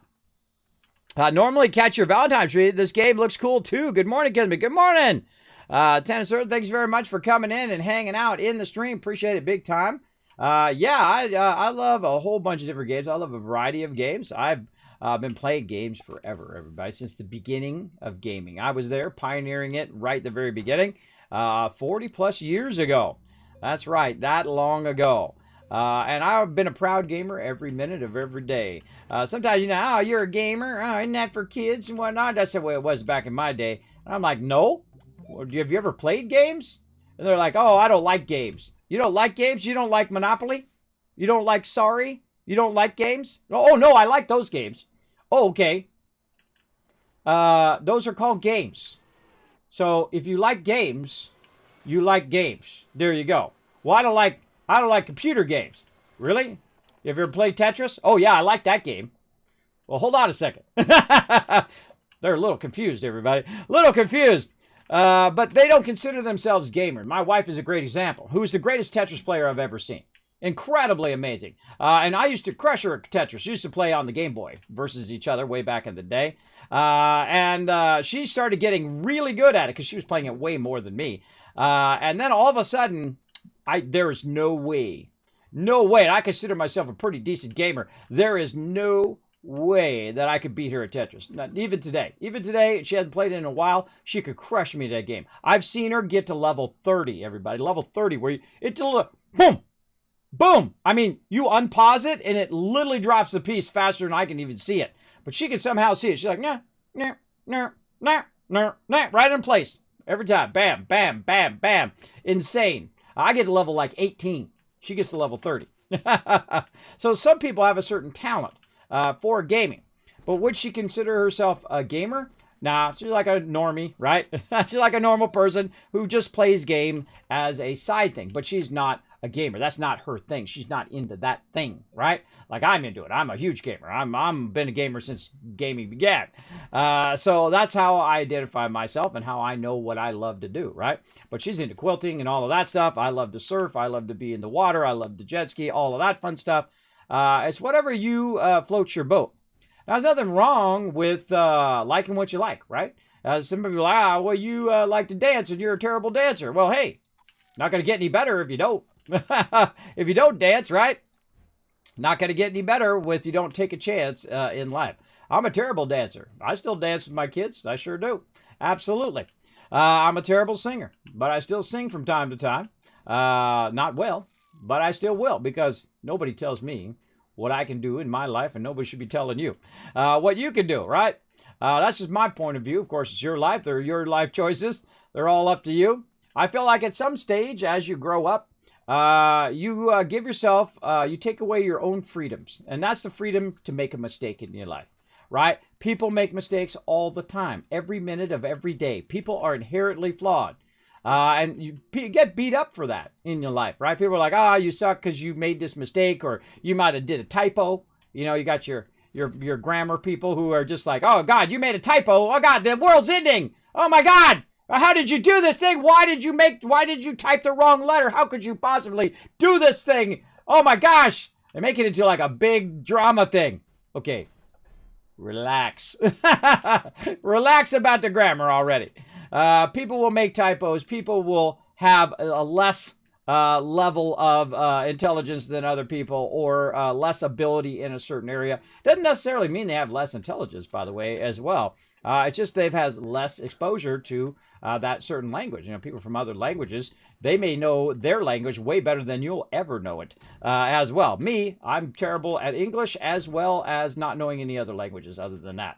I call it marginal English. But then again, I did go through the public school system, so there you go.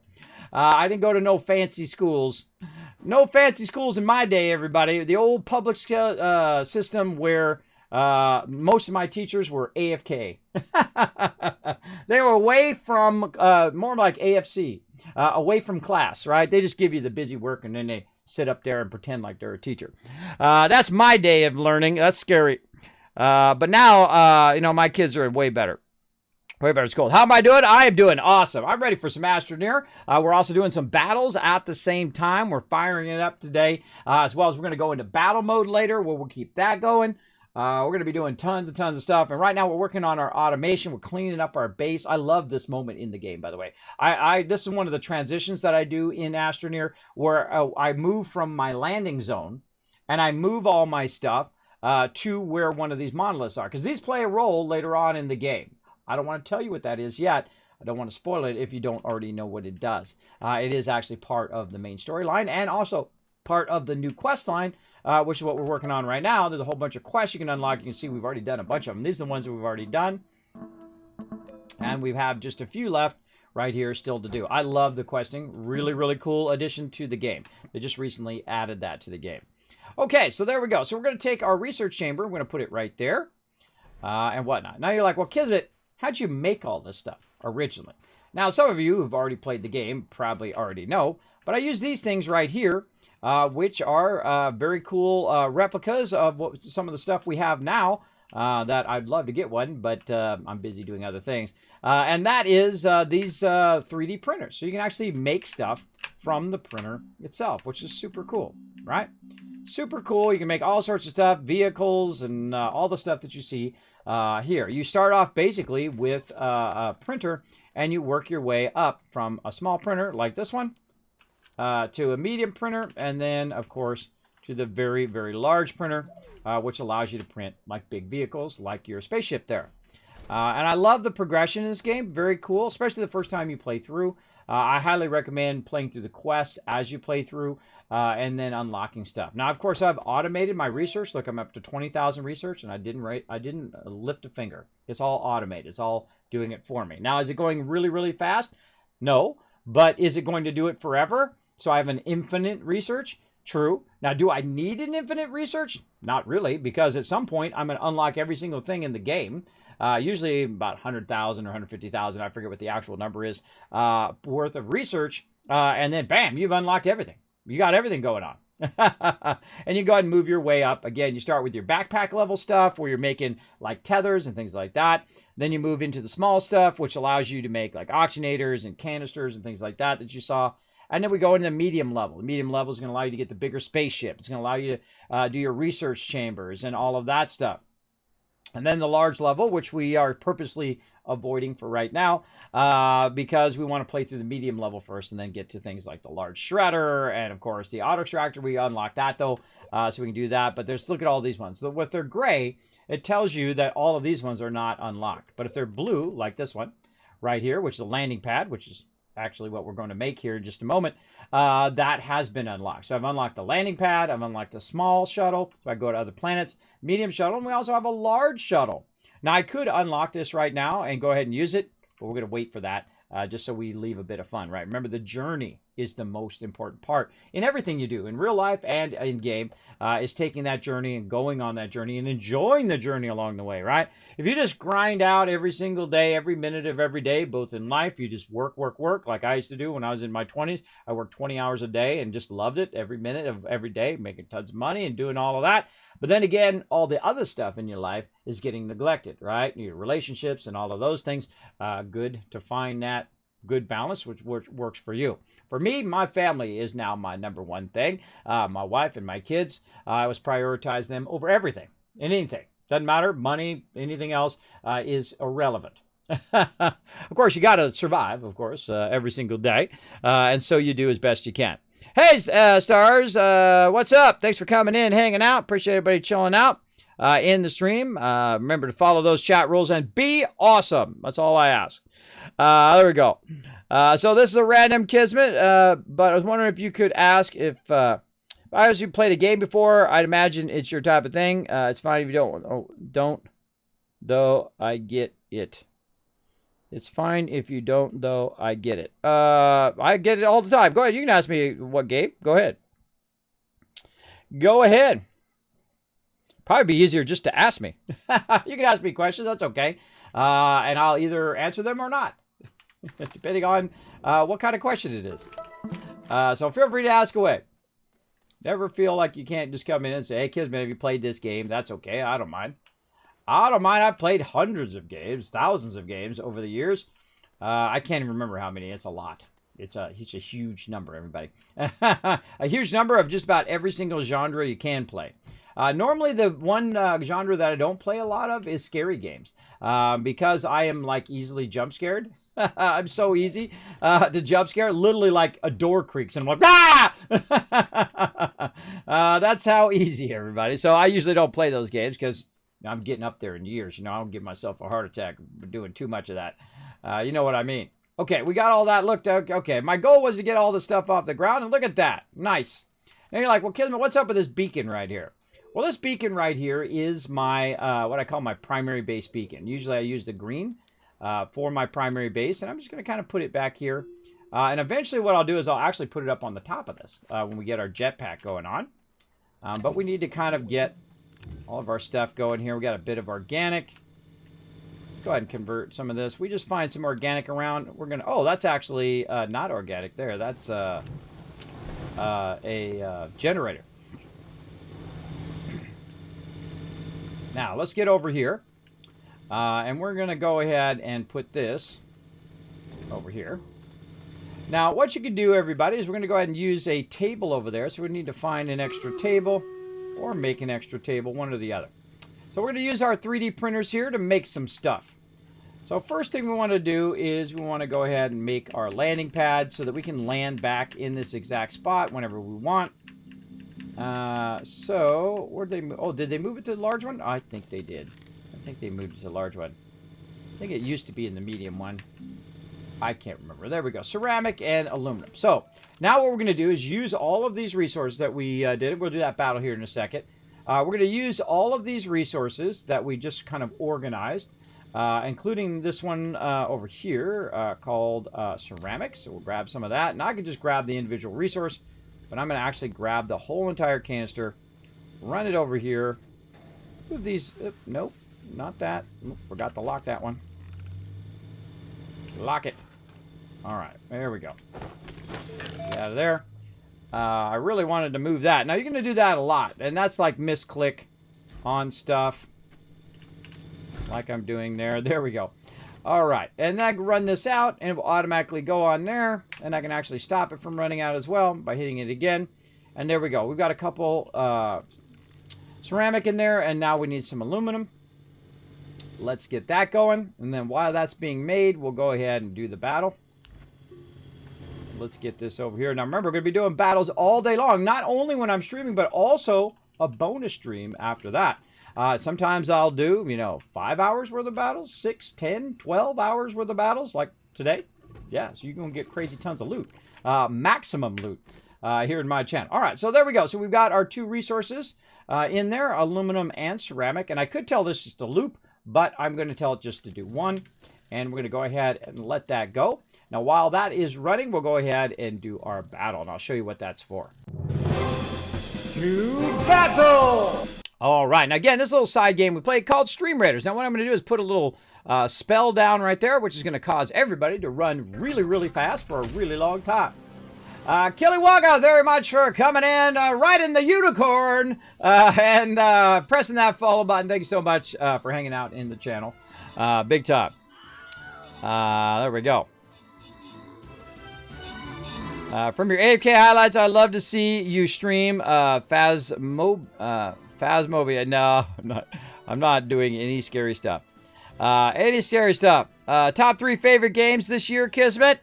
Oh, that's a tough one. Because, see, the problem is that they came out with a lot of great updates. So, I don't know. It would be hard to choose. I would definitely put Valheim in there. I would definitely put down Valheim in the top 3.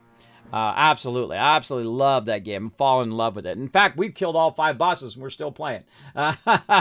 Because it's so fun. You can build stuff. You still got plenty of stuff to explore. And I feel like what we'll do is we'll build it up And then we can come back when they do come out with a big update for it and then just revisit. We'll have the whole world explored and all of that. We're building a gigantic mega castle and building out a village, and we're building towers and walls, castle walls, all sorts of fun stuff as a team, which I love to do. I absolutely love doing that. Now, of course, when New World comes out, then we're going to be shifting over to that. Hopefully they don't microtransactions the heck out of that. I just hope not. And I put a big old rant online about that, and I sent it directly to them and to Jeff Bezos, who probably won't watch it. But, hey, that's what happens when you're a billionaire. You're busy. You're busy doing other stuff. But there you go.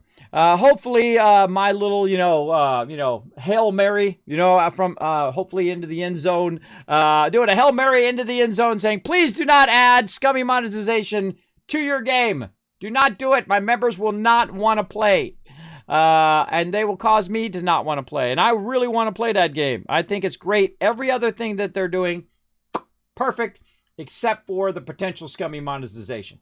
Do not put boost in there. Do not cater to the casual player. It's not going to work out well. So there we go. It will not work out well. Someone is telling them, and they are going to make the same mistakes that everybody else has been doing. It's a painful thing to watch because you already know you're the gamer, right? You've been playing thousands, tens of thousands, hundreds of thousands, like me, hours worth of gameplay, right? And you played MMOs, and I've been the leader and founder, still am to this day. Leader and founder, one of the longest running gaming guilds, 18 years. By the way, this month, did I miss it? Uh-oh, I better look up. When it's this month. It's our anniversary is this month, 18 months together. Or 18 months, 18 years together with over 800 members. So I'm a large guild leader. And I've been, I had to listen to feedback from thousands and thousands of members and guild leaders and other members of other people's guilds and whatnot, of what makes a great game, what doesn't make a great game, what mechanics they want to see and what they don't want to see, and what has failed in the past, right? The problem is I feel like Amazon has not already gone through the pain and suffering that other game studios have gone through, and they know a better sense of what they should and shouldn't do, right? So they're making all those mistakes over again. And that's the way it is in life, everybody. You're going to have one of two things. Let's open his chest, too, while I'm talking about it. You're going to have one of two things, right? You're going to learn through pain and suffering, or you're going to learn from other people's mistakes. And I hope that New World takes that into account and listens to their players and say, look, we're trying to tell you, these guys already did this. They already made this mistake. And time again, the second they did that, we left that game. That game sucked, right? It sucks that you're selling my achievements. If I spend 20 hours in a game, 100 hours in a game, 1,000 hours in a game to get that special something, and I spent all of that time to do it, and so player can go and just buy that achievement, it lessens my achievement. And it lessens the achievements of all of my group, right? If we go and we spend, we have a 40-man raid. I don't know if they're going to have 40-man raids. But if we have 40-man raids that we're running, right? And we're running them day after day after day. We're spending our weekends, nights, 2 hours, 4 hours, 6 hours, 12 hours, however long it takes to run those raids. And I've done dual 40-man raids, everybody. I mean, big stuff. I'm talking the best gear in the game, that kind of level. The hardest kind of mechanics, the hardest kind of stuff. We've all done it together. In fact, we get in such a sync, we don't even talk about the game mechanics anymore. We're running through it. Like, oh, what'd you do last Thursday? We're doing the hardest content in the game. We're like, oh, yeah, well, I was hanging out with my kid and blah, blah, blah, blah. While we're doing all that hard stuff. That's great teamwork. That's when everybody knows what their role is and they're not standing in all the wrong stuff like the poison and whatnot. And they're just doing their best, right? They're rocking their particular role as part of the group. And so I already have that experience. I know that this will be a failure if they do that. And I know that all the guild leaders who I know thousands of them who have small guilds, medium-sized, and very large guilds. Larger guilds than even mine. Some people have, 5,000, 10,000 members. Huge, massive guilds. That's too big of a guild for me, but that's way too many people to manage. I mean, 800 is a lot, but usually we have about 200 to 300 per game, right? But then again, I know everybody else. And when they start to leave and they say, this game is dead, we're out of here, then all the guild leaders leave. And same thing with members. Members are like, there's nothing to do in this game sucks, they're microtransactioning it too much, and they leave. That's just the reality of it. And a bunch of other companies have already made that mistake, so please Do not make that mistake again. Do not make that mistake again. But once they have it in their head that this is something that we're going to do, you can always tell. You can always tell, and it kind of feels like that. It kind of feels like no matter what anybody tells them or what anybody does, they know better, right? The mistake of Star Wars The Old Republic. They don't know better because it's already been done. It's already was a failure, and people left the game. That is, I can cite it on just tons and tons of games, and I'm sure you guys could too, right? You guys could cite it on just all the games you played across the way and what the reasons were you stopped playing the game and what they did that caused you to want to not play that game. It's not just content. You didn't just run out of content. They made a change a lot of times. That was a dumb change that you didn't like, and you said, screw it, I'm out of here. That's how people leave live services. Either the community dies off, right, and there's no one to play with, right? You're trying to queue for a raid or whatever. There's no one there because you spend 5 hours just trying to queue into a raid or PvP or whatever. Yeah, scary. All right, let's do a battle here so we can keep on talking. Let's go. Blue Kronos, Subi, LOC all getting some love, and Storm Queen coming in, MVP. Nice job, Storm Queen. All right, let's do it. Back to the map. Let's try to keep these battles rocking. All right, start a new battle so you guys can put down some units. Oh, it's time for some loot. Hold on, let me call in the tank to distract him while you guys run in there and grab that loot. You might get away with your rogues here in the front. Depends how many rogues you put down. A few of you going to die, though. Now, of course, a smarter move, way back here. Way back here center. Maybe up a little. Because what's going to happen is these guys are going to move forward, right? They're going to move away from the chest toward me, and everybody else is putting down some units here, and they're going to move forward. And as they move forward, your rogues can run from way back here, circumnavigate around the mobs, because that's what they're going to do, and then run for the chest, and then you might be the one that gets all the loot, right? Now, of course, everybody's going to get some loot if we win, but that's an awesome little tactic if you want to get some extra loot. So there you go.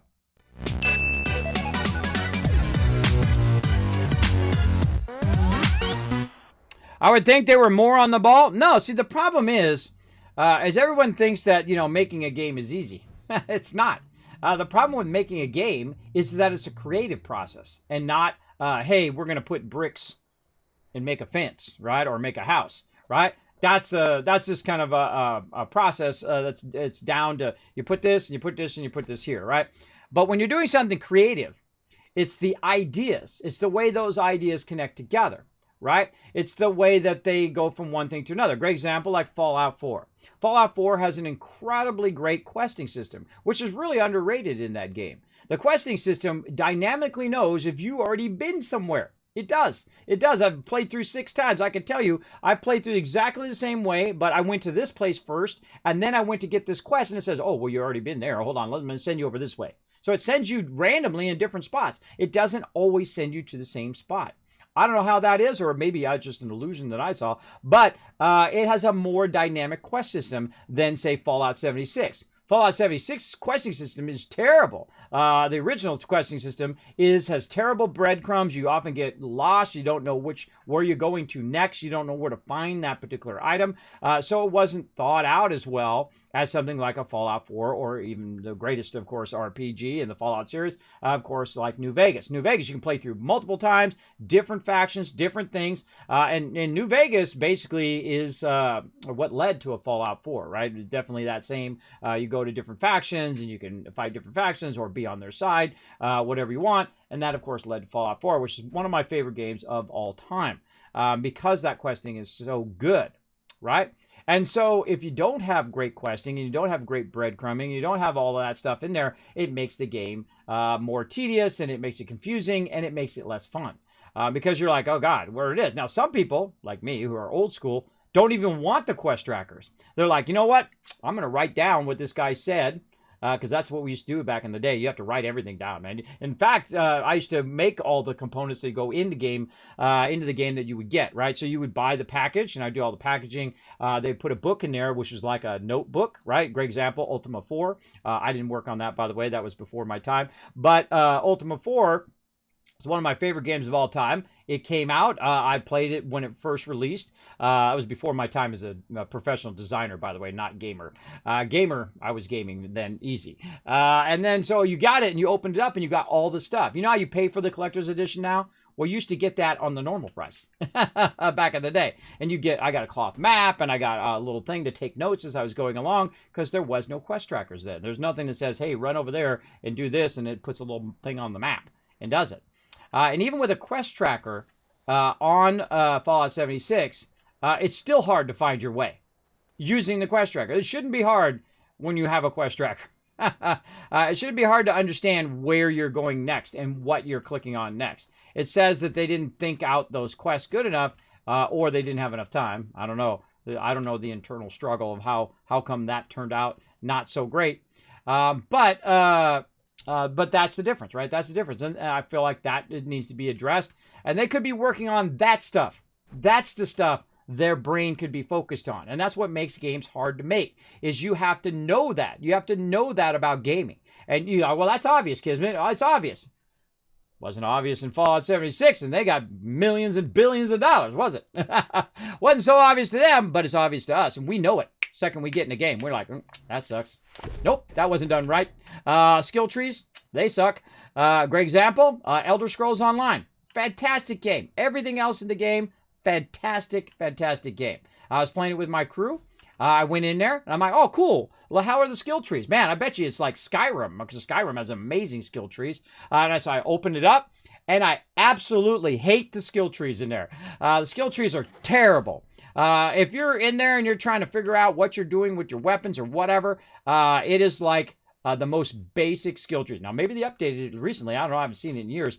But I hate the skill trees in there. I despise the way it is. It doesn't lend itself to the average player. It's more of an advanced skill tree thing. So if you just drop it in the game, you're like, hey, I want to play M&O today. You're like, okay, what is up with these skill trees? It's not like you know who has an excellent skill tree?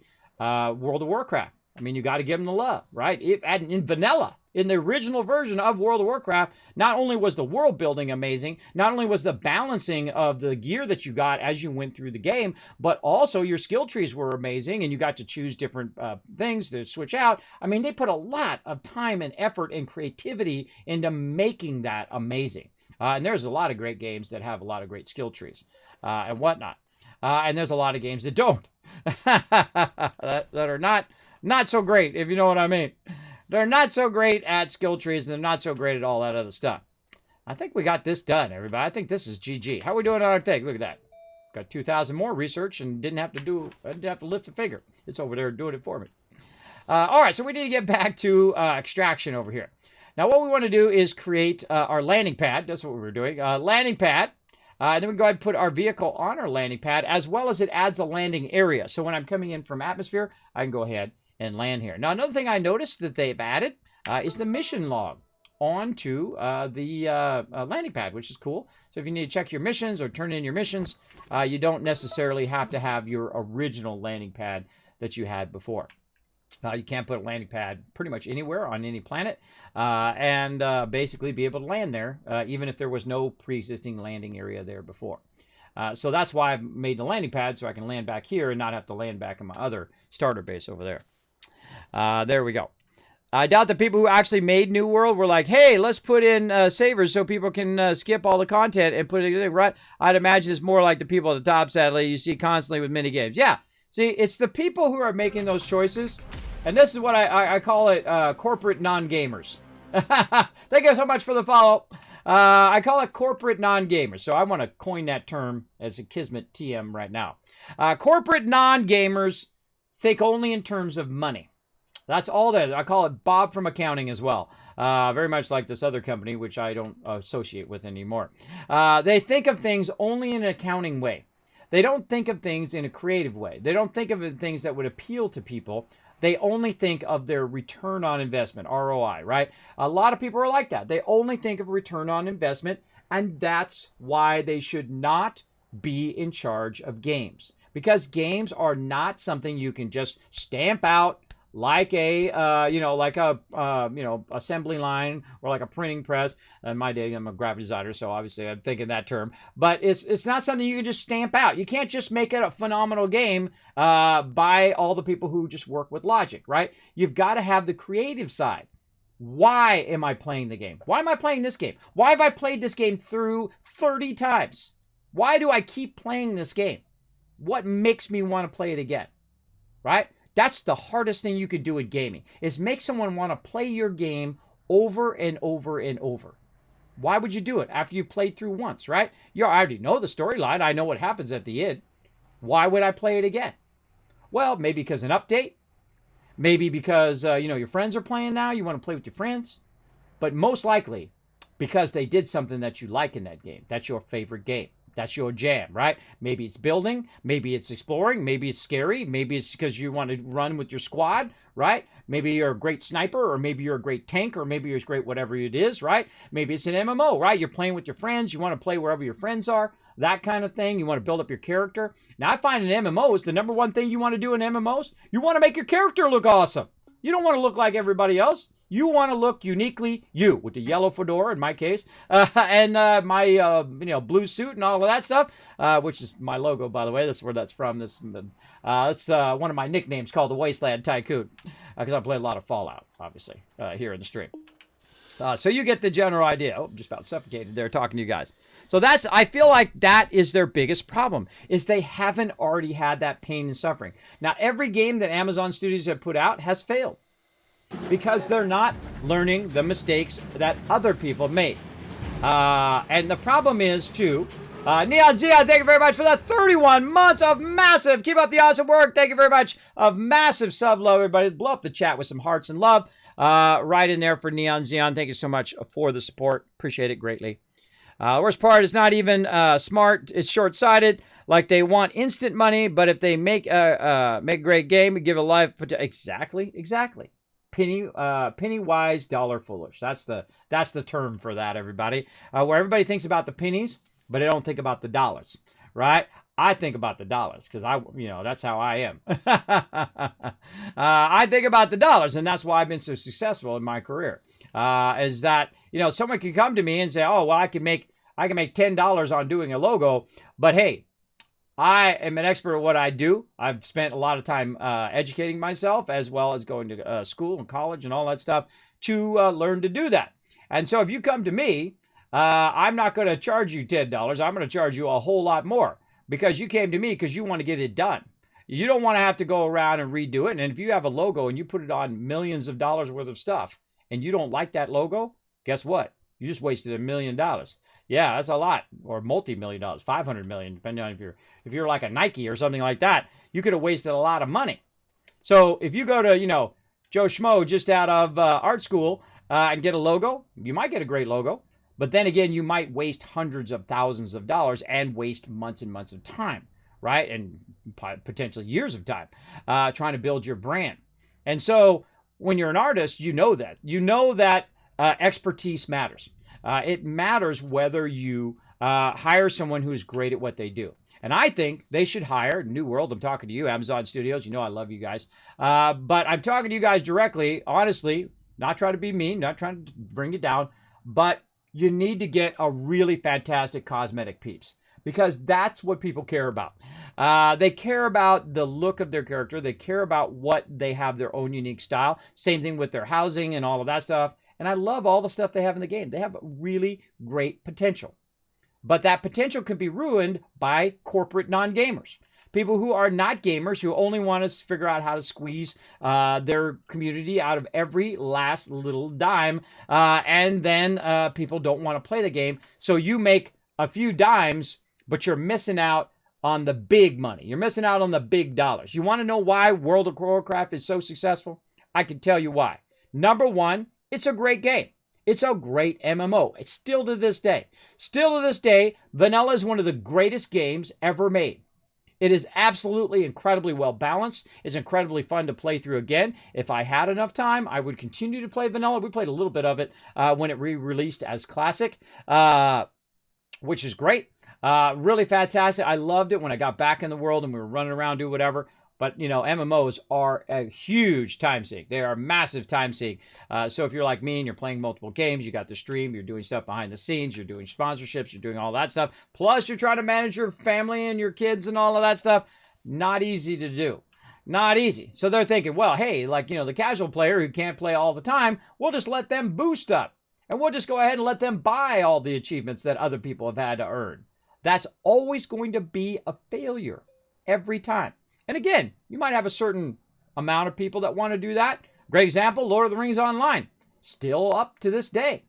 But if you go into that game, it's just nothing but, hey, buy stuff in the store. Buy stuff in the store. Buy it now. Buy it now. It's 50% off. It's 25% off. Get the stuff.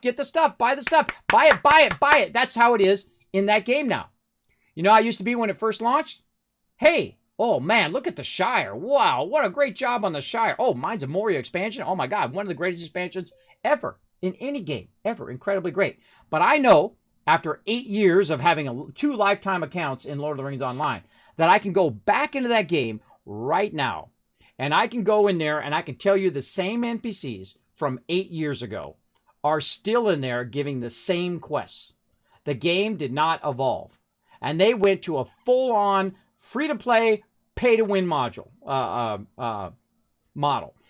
So now if you go in there, you can just buy all the achievements that took me and my guild 6 to 8, 10, 12 months to do. Just buy it right in the store.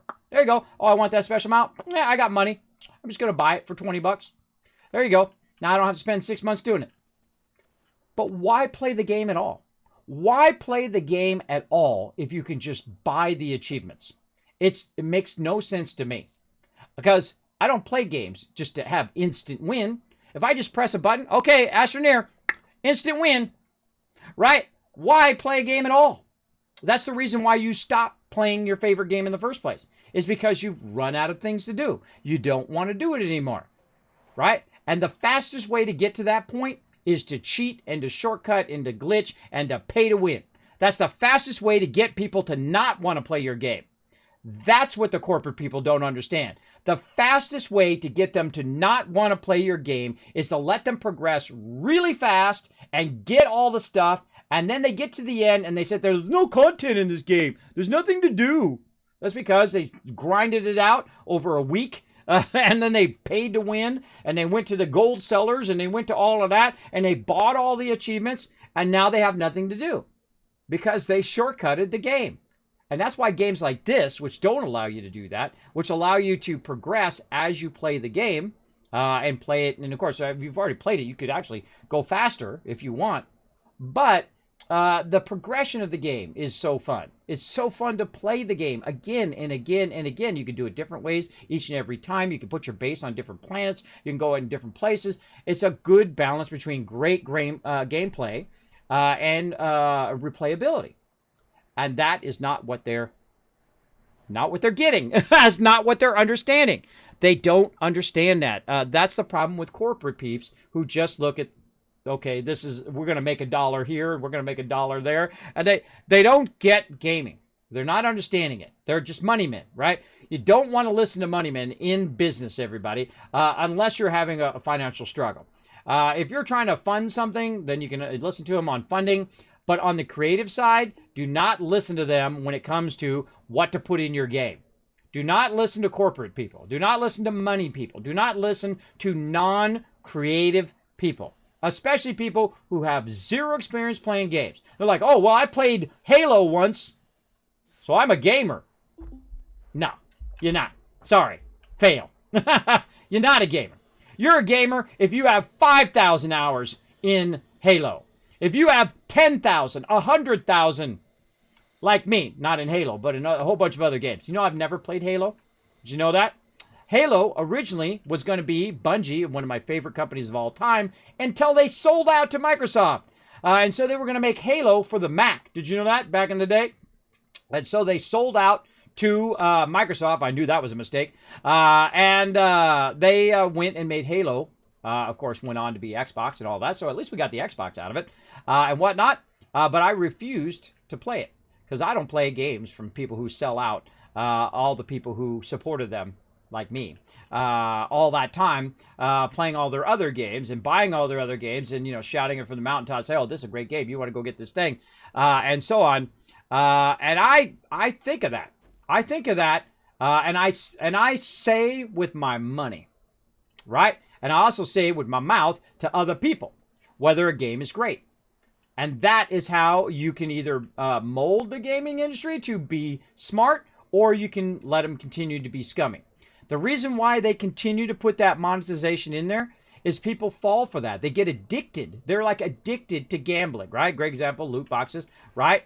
So they'll just keep buying those things because they're addicted to that thing that, oh, well, man, I might get the thing. I might get the thing. I might get the thing. Just like gambling, right? When you're pulling the thing when you're at Vegas, right? You put the money in. Oh, I might win. I might win $1 million. This might be my day, right? And then before you know it, you're $1,000 down in the hole, right? Because they don't make casinos so you make money, everybody. They're not trying to make you money, just so you know. They don't make gambling so you can win. They make it purposely so you lose and they make money. Great example, those little claw machines, right? Where you go and you get a thing. They purposely make you lose that.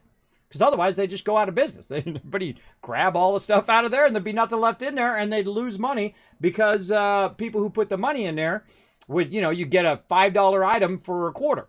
Right, or $1 or whatever it is today. I don't even know what those claw machines cost today. Obviously, that's not a good return on their investment because that's all they're thinking about in those claw machines is the return on their investment, right? So they bought a machine, they put the thing, they stock it full of stuff. You put a quarter in there, you lost your quarter, another quarter, another quarter, another quarter. One person wins. Oh, look, that guy won. Oh, man, maybe I'm going to win. And then you keep trying to get the thing, right? You keep trying to get it, keep trying to get it. You ain't getting it because they've already made it so you lose. They purposely built in that mechanic that the claw gets real, it doesn't grab it really strong, right? It doesn't grab it really strong. It's not going to grab it like it should. And that's built into the mechanics. It's built in to where it'll grab it and then drop it. And you think, oh man, it was so close. Oh, I'll try again. Drops it. Drops it. Drops it. And now you put $10 in there and you get a $2 item. That's called return on investment, everybody. That's how they see it. That's how they see it. They're not seeing it, oh man, I want to make this fun claw game where people can try to get the thing. They're thinking, okay, put $10 in or put $2 in and get $1 return, right? Or $1 profit. Put $10 in, they get $1, we get $9 profit, right? That's how they look at that stuff. So that's how they do in games too. The same kind of mechanic, right? Loot boxes, game passes, things like that. And then they have loot boxes on top of game passes. Then they have loot boxes, game passes, and what I call gated progression, right? We know that game, right? We know that game that came out where you could grind for 20 hours a day, all day, every day for weeks on end, and never be able to get anywhere close to someone who could just come in and say, oh, I'm just going to buy the best characters in the game. I'm not going to mention which game it is or which company it is, which is funny. I was watching a video the other day, and they basically mentioned that this particular company was like the cocaine dealer of gaming. I was like, they're not wrong. They're not wrong. That's for sure. I'm not saying who it is, but I'm saying that's what they mentioned. And that's what I thought too when I was listening to them talk about their game mechanics and how their monetization works and all of that stuff. And I'm thinking, oh God, they're like a drug dealer, but for gaming. Because people get addicted. They get addicted. You see people get addicted to gaming all the time. Sitting playing World of Warcraft 20 hours a day, every day, 7 days a week. They don't even leave their chair. They go to the bathroom. They have like a toilet as a chair. They don't even leave the chair. That's scary. So I think some of you have seen that South Park episode too. Everybody seen that South Park episode with them playing World of Warcraft? They're like they got to kill like wolves. One of the few episodes that I've seen of South Park, by the way. They got to kill wolves for an endless amount of hour to kill this one guy who has like all this stuff. There you go. I mean, hey, love your games. I have nothing wrong with people who play games and absolutely love it and get all involved in it. That's awesome. But, find a little balance there for everybody. There's a gigantic world out there too. Make sure to balance it out and enjoy life as well. Hang out with your friends who love games, or maybe they don't love games. It's okay if they don't love the same thing as you love. It's okay.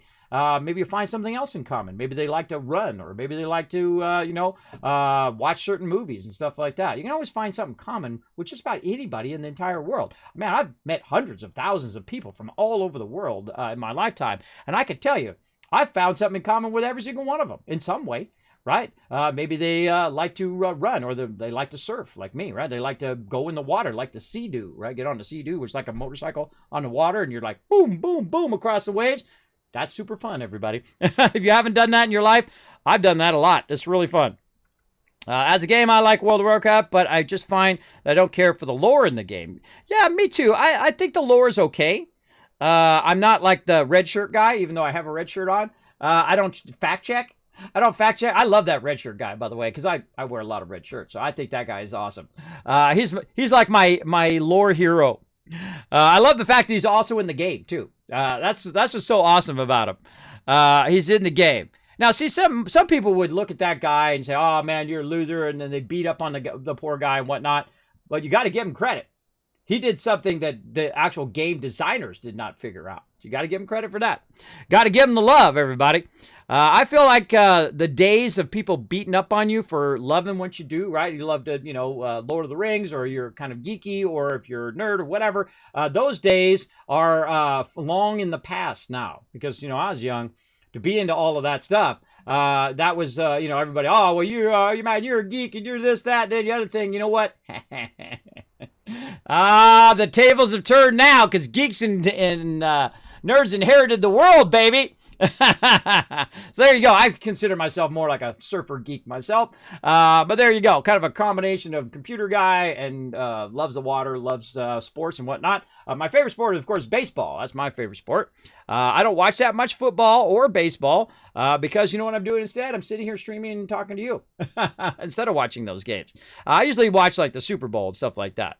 But see, there's also a problem when you get into sports, or if you get into religion, or whatever it is. People get very, my way is the right way, and everything that you say sucks. And that's why, actually, I've had people start to go, oh, well, your sports team sucks, and mine's the best, and this team's the best, and you suck, and you suck, and that's why I got to put, don't talk about sports in my chat, at least if it goes in that direction. If you say, hey, my so-and-so team just won, well, awesome, I might let that slide. But if you start to battle out how much this person sucks and that team sucks and this particular player sucks and whatnot, that I'm going to purge from my channel. There you go. Make love, not Warcraft. Well, there you go. Or a combination of both. Find yourself someone who loves Warcraft or loves whatever you love just as much. And then both of you can play together. Not only have I had members who have met in game, and I actually married him in game, not like real marriage, but married some of those people in game because I'm the guild leader. That's my job.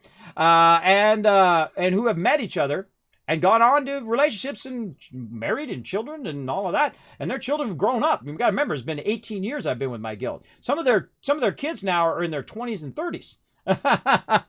A long time. My kids, are 16 and 13. I have twins who are 13, and my oldest daughter is 16. And so, I was 2 years before I had my children, I started my guild. So my kids have grown up in that time as well. So pretty awesome. The game I meant was Dyssphere Program. By the way, it's in early access, but I've played it quite a bit, and it blew my mind. Yes, Dr. Ed, I have played Dyssphere Program on the stream. So if you want to see some past streams of me playing Dyssphere Program, they will eventually roll out on my YouTube channel. You guys can do me a huge favor, by the way. Sometimes I stop and I talk to chat, by the way. I'll get back to what I'm doing here in game. Don't worry. Basically, you can go and check it out on my YouTube channel. Hit that subscribe while you're over there. It does help the stream tremendously. I have literally 1, 2, or 3 videos rolling out every single day. And they've already been queued up. So if I die right this moment, you'll still get a video every single day, or up to 3 videos every single day, all the way till September. Yeah, that's how many. I was putting more up the other day, just yesterday. So yeah, it'll run out. That game is incredibly good. And I actually used to have it on my rotation. I had to take it out when Subnautica Below Zero came out, because that game is really, really good. I love Subnautica. Subnautica is amazing. Now, when I finish playing Subnautica, which I may or may not finish, I may just switch back. I might switch back to some Dyssphere Program as well. We are actually doing pretty good. We actually had unlocked our multiple transport in between planets, and we had got our one planet going and our other planet going. I think we had 3 planets going. One where it was collecting a certain type of resource that we need, and we wanted to send it back to our main planets. We had all of our drones going and all of that. Really, really cool. I love the glowy cube part of that, where you get your yellow cubes and your red cubes and your blue cubes, and you put them in there for research or unlocking certain stuff. Has an awesome, amazing skill tree. Incredibly thing. They sent me a code for that, by the way. Big thanks to them for supporting the stream. And I did premiere that before it released here on the stream.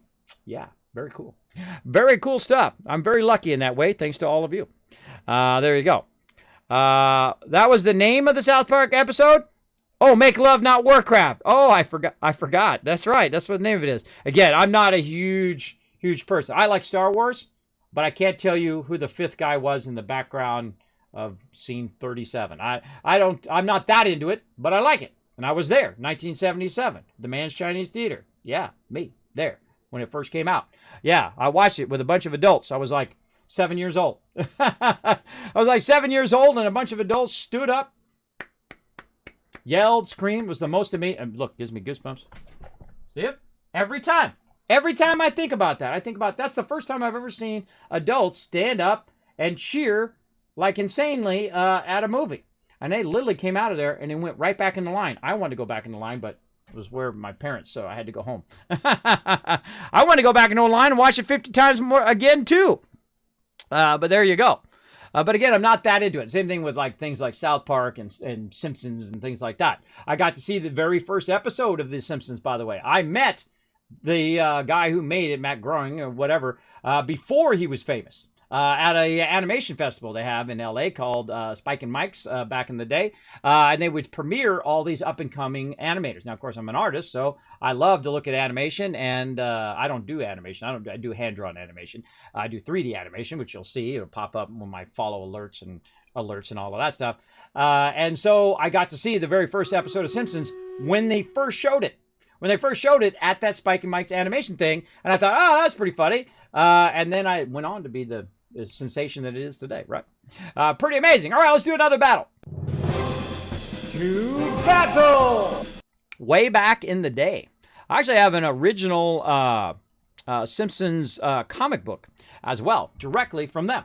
Because I worked on a bunch of comic books and whatnot. I didn't draw the comic books. My job was to take the comic books that they made, produce them into print material, and then they took that and then they sell it to people like you guys. Or if you're like me, who actually worked in the industry, sometimes you get that stuff for free. It's called swag. They would bring in like CDs and DVDs. You get those for free. They bring in comic books. You know, everybody be like, oh, I want this one. I want that one. Like Punisher #1. I took that one. For sure. Big time. Yeah. What'd you think of it? I thought it was awesome. I'll go sub. It's been nice listening to you and while I play things. Well, there you go. Relax and take it easy. Just chill out in the channel. Yes, play that too. It was fantastic. Yeah, a lot of great games. But see, I only have so much time. I'm only one physical person, so I can only play so many games. I have such a huge backlog, like I'm sure a lot of you do, that I just don't have time to play because I have to balance. Right? Gotta have that balance. If I neglect my real life, I neglect my family and wife, whatnot. One, I'll not have those things. But also, it'll actually end up where I have less gaming time. Right? If you don't have that good balance, I find anyway. There we go.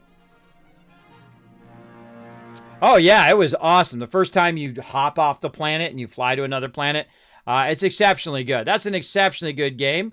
Kind of following in the footsteps of Factorio and Satisfactory and a lot of other amazing building games like that. It's a great combination of a game like Astroneer and Satisfactory and Factorio into all of those different things where you go to different planets and you go get different resources and whatnot. What you're trying to do is trying to build a Dyson sphere, which is a kind of basically an unlimited amount of power, which we'll get back to, hopefully, or never. It's kind of like the first Satisfactory. I played the first Satisfactory. Let's give you guys some love here. First, Blue Chronos, Tassiner, Subi, EMZRT getting some love. And who's this? Contrast Color Temp. Well, it reminds me of Pre-Press right there. I'm just going to call you Contrast for short. Contrast coming in, becoming MVP with the 9 kills. Again, let's keep these battles rocking. So you guys get maximum loot today. Let's keep her going. We're going to be going all day long with our battles, so come and join us. I want you guys to get as much loot as you possibly can. Let's say 3-star there. We got to use our Centurion, which is still on cooldown for 19 minutes. And we got that. You know what? I feel like we're going to go ahead and just keep working on our rogue here. Let's throw our rogue in there. Maybe he'll run around, gank some baddies, get you guys some loot.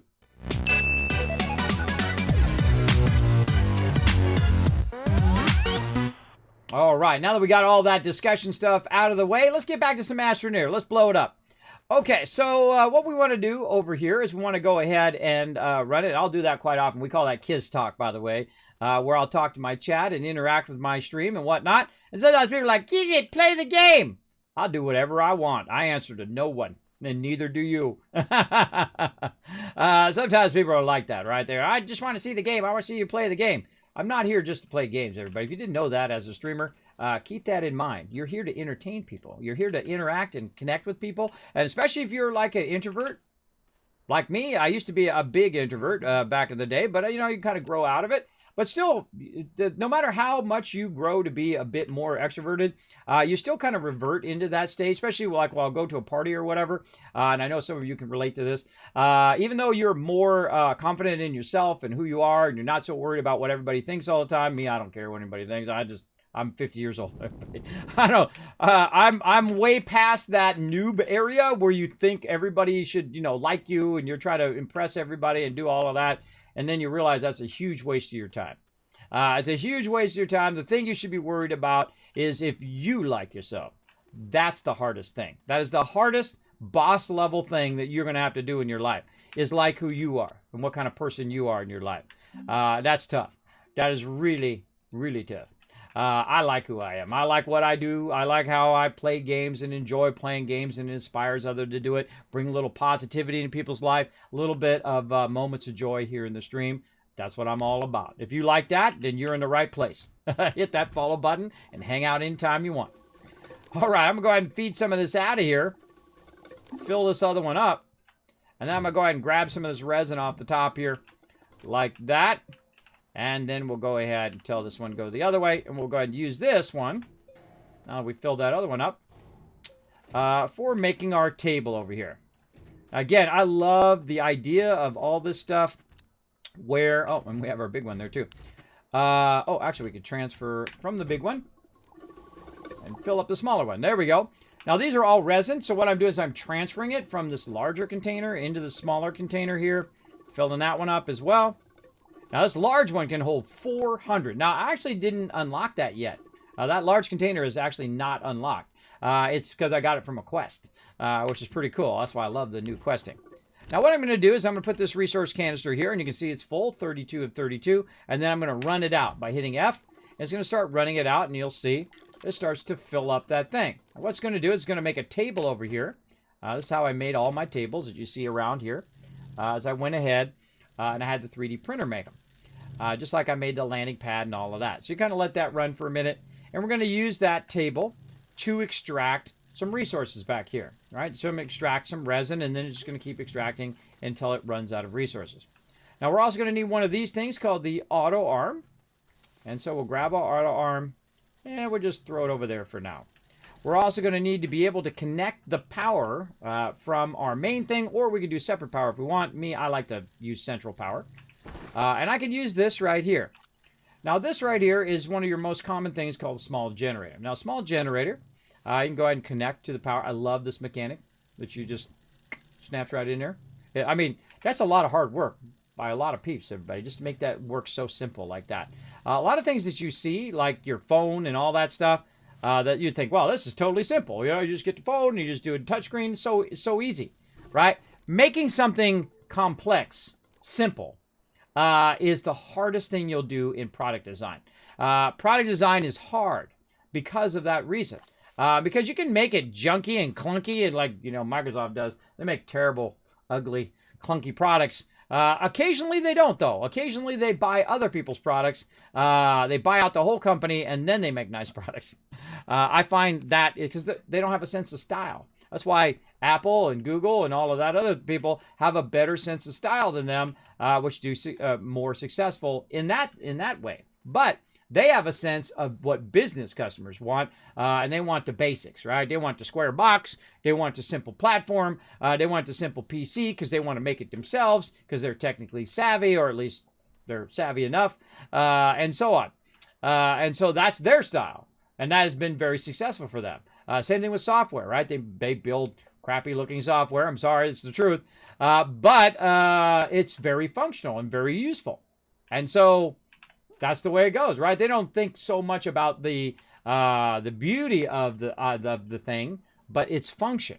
And you need that too. You need a good balance of both of those things. Both, it should be beautiful and it should be functional, but it should also have not a ginormous price tag on it. If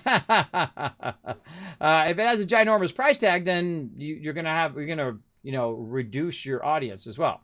But you can't make everything like this, everybody. Every product you make, you can't say, well, this is for everyone. That's just not realistic. You need to make a product that has a certain group that product is aimed for. Otherwise, you're just trying to blast it. Same thing with gaming, right? When you make a game that tries to please everyone, you're pleasing no one most of the time. Very few people. Because the game is so all over the place. The game it's not a space game. It's not a pirate game. It's not a building game. It's not a Viking game in the case of Valheim. It doesn't have a theme. It doesn't have a style. It's got to have its own style. It's got to have its own theme so that people go, oh, I know what that game's all about. I like those type of games. I'm going to play that game, right? Or even win other people over who may not necessarily like that genre. There's people watching my stream right this minute who are not into Astroneer. They're like, I'm not really into space games, Kismet, but they're watching my stream anyway. Why?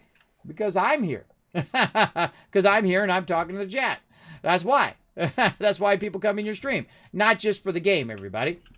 They go watch anybody. They go watch 100 different people play 100 different types of games. Why are they watching your stream? Why? Because of you. You're the factor. You're the factor that makes your stream different than everybody else's. I'm the reason that some people are here. Some people are not here just for me. Some people are here because they love Astroneer. They want to see someone else go over here and do something different, right? Maybe I'll do this or that. You don't know. But you know I'm about to automate this, so at least you get to see that. Okay, so we're going to go over here and we're going to not disturb this node at all. Right? That's why I moved my base to the undisturbed nodes so I can extract as much as I possibly can. That's why I always move my base at some point. Now you can see I'm kind of lining this up. I'm getting this where this comes out, then it touches the edge of the base. Now, or the edge of the extractor. Now what I'm going to do is I'm actually going to backtrack over here.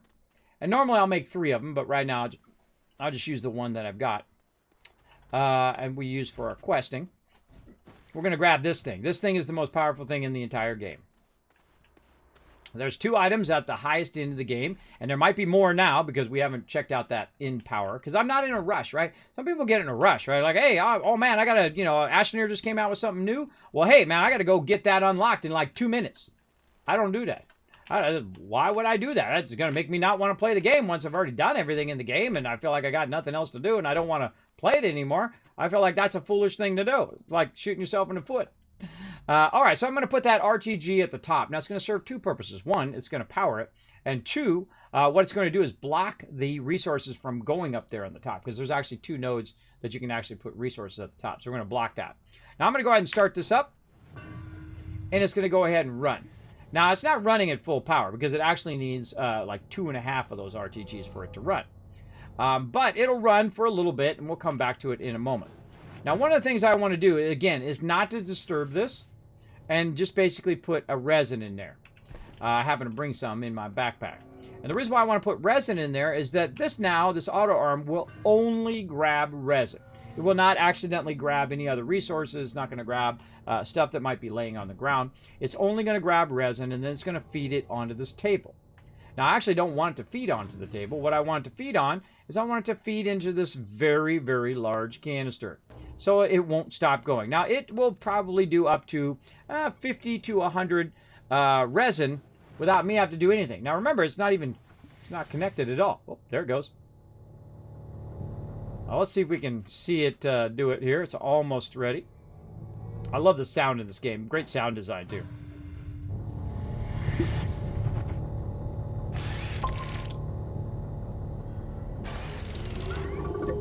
And there you go. It's all automated. See how slow that was? That's actually really slow. And so we can actually do the power separate. So you can put these all over the place. Have them run separately. Normally what I would do is put an RTG up there. I'd have another table where I put another RTG here and then another one. And that'd be more than enough power for both the extractor as well as the arm. The arm takes power as well. In fact, these arms are like OP when it comes to power back in the day. Right now it uses 1. And this over here uses 8. So that's 9 total power that we need to do that at max level. If we roll over this over here, it says 4. So that's what gives you that kind of 1.5, or really 1.25 if you think about it. So 2 RTGs would be 8, and we need 9. And so we could do 1 RTG, or just put down another like solar or wind. Or now you got your little Q RTGs. We put one of those down, right? So in this case, we do 2 RTGs and one of those small ones, and that would be enough power to run this completely separate from the rest of our base. Now they have this thing called extenders. Now I'm not a big fan normally of extenders, but in this case, I don't need the power to come back from over there if I don't put any power over there. But I just put my RTG over there, my best item in the game. And I definitely want to have that power flow back in here if it ain't being used over there, right? Say the extractor finishes, it fills up, it extracts all the resources, there's nothing else it can grab. And so I want to now have it use it for something else, right? Or at least to back up the power onto a battery. And so I definitely want it to flow back into my primary base. Now, I do not use extenders for that reason, because they only do the power in one direction. I like the power to go in dual direction, right? In this particular case. Sometimes I only do want it to run in one direction, then I will use extenders. But in this case, what I want to do is go over here, because I think that far ahead, everybody. Look at this. This is why I made this compound at the very beginning of the stream, which was 2.5 hours ago. Yeah, I think that far ahead. And so what I want to do is use this compound. Oh, I'm going to make some oxygenators first, apparently. What I want to do is use this compound to make another small generator. And this is how I prefer to do it. I prefer to do... let me take this resin out of here for a second, so we can get a couple more of these. And so I prefer to use these small generators to extend power. Now, one of the things you can also do is put them underground. So you can make a hole in the ground and then run it, and then get your line working, and then just cover them up. You never see them under there, right? So they actually run underground. Got to be real careful, because sometimes when you fill it back in again, they get knocked out of the way and all of that. I'm just going to run them above ground. And what I'm going to do is put these down. Now, I wish I could see the bottom of it. That's the big thing I would ask them to change, is the ability to see the bottom of the item while you're trying to connect it. Now, you can see that's just a little bit too far. Doesn't matter which way I connect them. This doesn't matter which way I connect them in this case. But if it was extenders, it does matter. And if it's your vehicle and you're trying to charge your vehicle, you would go from the table to your vehicle, right? Or from the generator to your vehicle. And if you were trying to use the power from your vehicle, you would go from the vehicle to the table, right? That kind of thing. So I only need about 3 of them here just to extend this out. And now watch the difference when I connect these together. All right, now you can see the kind of speed that it's going, right? It's about half power. And we can also see the speed at which the arm is going. It's turning very slowly and whatnot. Now, the second we connect this into here, if we can, a little too far. A little too far. Give it a little nudge forward, maybe. We might need another one. Let's try that. Oh, there it is. Now, everything's going to go faster, right? More power means faster, or up to a certain level, right? So in this case, we now have more than 8 power running to this, and you can see it's extracting a bit better. Now, this is the best way to extract, because if I extract this myself, I'm going to get less resources in the long run than if I use the actual extractor. The extractor, this is going to do like 50 to 100. If I do it, it's going to be like 10 to 20, right? So there's a huge difference. So at some point, you want to convert over to just extractors, because it's less. You get less if you extract it, and you get more if you have it extracted. So there you go. I felt that way when I flew off the planet and warped a New Start for the first time in No Man's Sky. Exactly. There you go. Yeah, Dice-Sphere program is an absolute buy for me. So you definitely want to check that out, everybody.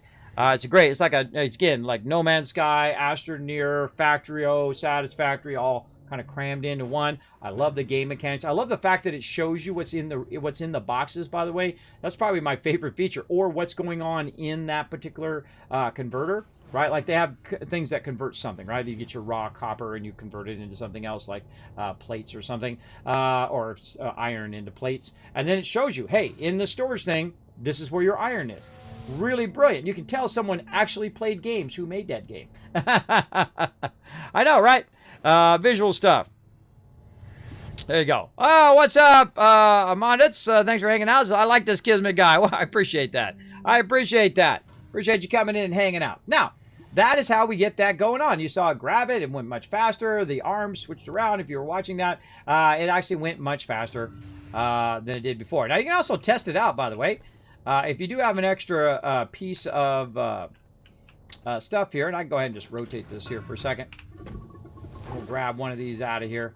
And we can put it down on the ground, and we can see it. It will actually grab it, turn it, put it up there. See how it's much faster? Because not only will it grab it from here, but it'll grab anything that is resin on the ground, because I have a limiter on there. That's why I put it on that piece. That's limiting it to only resin. If I try to put something else down there, like, say, oxygen filter, which it would normally grab, it doesn't grab it, right? Because it's limited down. Let's go ahead and send this the other way, and we'll just put all that back in there. There it goes. Feeding that in there. Now, this is a set it and forget it, my favorite thing. Just like in No Man's Sky. In No Man's Sky, right now, it's making me hundreds of millions of dollars. And I don't even have the game loaded. I'm not even in the game. Right now, it's making me hundreds of millions. And you're like, okay, how can you make hundreds of millions? What you do is you set the same thing up in No Man's Sky, where you set it and you'll forget it. You walk away, it's working on that back there while you're busy doing something else. Now, in the case of No Man's Sky, when you are doing the industrial extraction, and that's another one that I had to forego for Subnautica, and then we'll come back to No Man's Sky. No Man's Sky, incredibly good, everybody. Holy mackerel. Holy mackerel, they've been putting everybody to shame. I feel a little bad for everybody else. No Man's Sky really tanked their launch, as some game companies do. They have that, kind of painful lesson that I hope that New World doesn't have. I hope they don't have that painful lesson, that they listen to the gamers and do a great job of it. Always holding out hope, everybody. I'm holding out hope that, somebody will learn from the past mistakes of other gaming companies and will actually make a great game. I love everything else about it. But you scummy monetization, it's gonna kill that game. I'm gonna tell you, I'm gonna call it now. If they start putting in a bunch of pay-to-win boosts and stuff, first, I'm already out. You can count me out. You do that, bye, I'm gone. And I'm taking my guild with me, and I'm taking my community with me as well. I can tell you, I'm already telling you now, I'm out. If the second you add that, the second you add the achievements that my members would go in and earn in-game into some cash shop, and that's talking about experience, I'm talking about items like armor and weapons, things that actually affect gameplay. I'm talking about mounts. I'm talking about any of that. You do any of that, and all of my members will not like your game. Because the point of playing a game, and this is what corporate non-gamers don't understand, is that you are unlocking achievements. That's what you're doing. You're leveling, which is an achievement. You're earning gear. That's an achievement. You go and you do PvP. You get a special rank. That's an achievement. You got a mount that no one else has. That's an achievement. Do you see where I'm going, everybody? This is what they don't understand. They don't understand that part of the game. They don't understand that's why people are playing the game. They are playing it for some sort of achievement level thing. Now, some people just play games because they want to PvP and kill other people. I understand that for sure. But, and some people just want to pay to win. But most of the people, and I can vouch for that because I know most of those people. I've been in gaming forever. I know a lot of people in gaming. I can tell you the percentage of the amount of people who want to just earn the achievement is much higher than the people who just want to pay for it or have the means to pay for it. And especially important to keep that in mind too. You'll have 2 to 3% of your players who are those people who would just pay to win, and you'll have a 97% of people who just want to earn it. Right? I mean, that's a huge percentage, right? Because the 2 to 3% are the people who actually have money, who can actually afford it, and then the 97% are the people who can't. And you're like, well, Kismet, they want to make the money, right? They want to make the money on the game so they can keep doing the game. Great. But if you could capture that 97%, like World of Warcraft does, they have a huge following. You got to think they've been out for a decade plus, right? Isn't it 2 decades now? I can't remember. It's forever. It's a long time that they've been out. People still love that game. I still love vanilla to this day. I think it's one of the greatest games ever made. Ever made. incredible, and it's certainly the #1 MMO ever made, for sure. It's the template in which every other MMO looks to, and so it's okay to make something different, but don't make it foolishly. Don't go down that road. Don't let the corporate people who are non-gamers, who don't think in terms of creativity and gaming, fool you into thinking that you should put this monetization in there to alienate all of your stuff just so they can make some money. Just because they don't care about me. They don't care about you guys. They don't care about gamers. They only care about the dollar bills in their pocket, because that's their job. Their job is not to make a great game. Their job is not to entertain people. Their job, they're there to make money. That's what corporate people do. And that's how they think. And the problem also is when you become wealthy, you no longer think like a normal person. You really don't. You're thinking only in terms of money. You aren't thinking in terms of entertainment value. You aren't thinking in terms of reaching the widest audience, and so on. And if your game is just about money, we know. We know all about it. Lord of the Rings Online right now, all about money. That's that game's problem. It's its biggest problem. Also has terrible questing, terrible storyline in that game. The original storyline, fantastic, right? The original storyline, amazing. Mines of Moria, amazing. And some of the other updates were amazing. Really, really good game. But because the cash shop is so obnoxious and so annoying, and people can just buy any achievement that I do in that game, why even play it? Why even play it? Again, I still go in, keep the guild hall going from the cash that I made from like 6 years ago in the game. That's how hardcore of a player I was in that game, by the way, is the fact that I had so much money that it lasts 6 more years, and I didn't even play the game. I know, that's how much I earned way back in the day in that game, because I enjoyed the game. The game was really great. But the second you sell out like that, the second you do scummy monetization, bye-bye. I'm out. Okay, speaking of stuff we need to wipe out here, let's go over here and clean up our base a little bit more. We're going to go ahead and take this out, and we're going to grind this up right in there. I love doing that, everybody. I don't know what it is. This is such a satisfaction of cleaning up your base and making it look nice like that. All right, I got to get some hydration going on, everybody. Right here. Ems wants to come in, wants me to hydrate. Let's do it.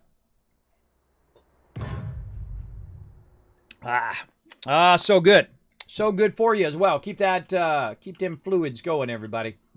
Okay, we got all that done. Now, one more thing we got to do is we got to take our hydrazine thruster over here, which is our kind of second level thruster. Allows us to reuse our spaceship over and over again, because the first one, what it does is you take off, you come back, and by the time you come back, that thing's broken. That's a solid fuel thruster. This is a hydrazine thruster. So all I got to do is just keep making hydrazine, and then I'll have enough fuel for there. So, wow, we got a lot done today, even though it looked like I was just talking the whole time. We got a massive amount of stuff done. You know what else has been getting done?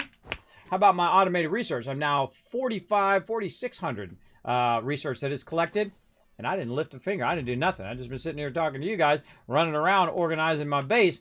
Meanwhile, it's over here grabbing tons of resources and feeding it into here. Oh, there's some more tables over there, too. Bunch of resources and feeding it in. Come on, pick it up. There we go. And feeding it into all of these over here. And it will continue to do that forever. Just on and on and on. Doing it automatically. Nothing I need to do. Nothing I need to do. Just let it run. As long as it's got power, it's good. So yeah, we have 2 more tables over here I could have used. And let's get those back over there for future use. Over there. Okay.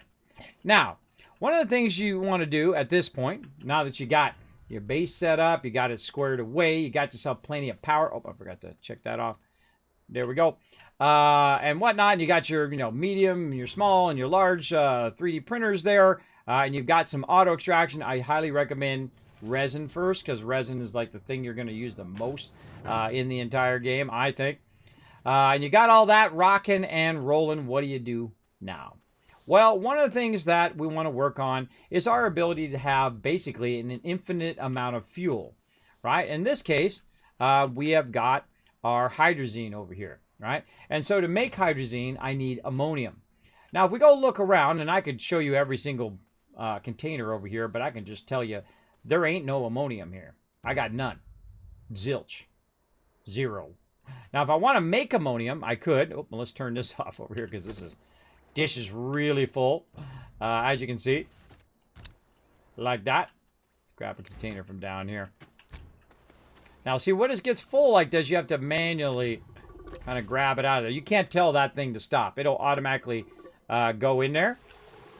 And so I'll just kind of keep feeding it in there and then quickly move it over here. There we go. Like that.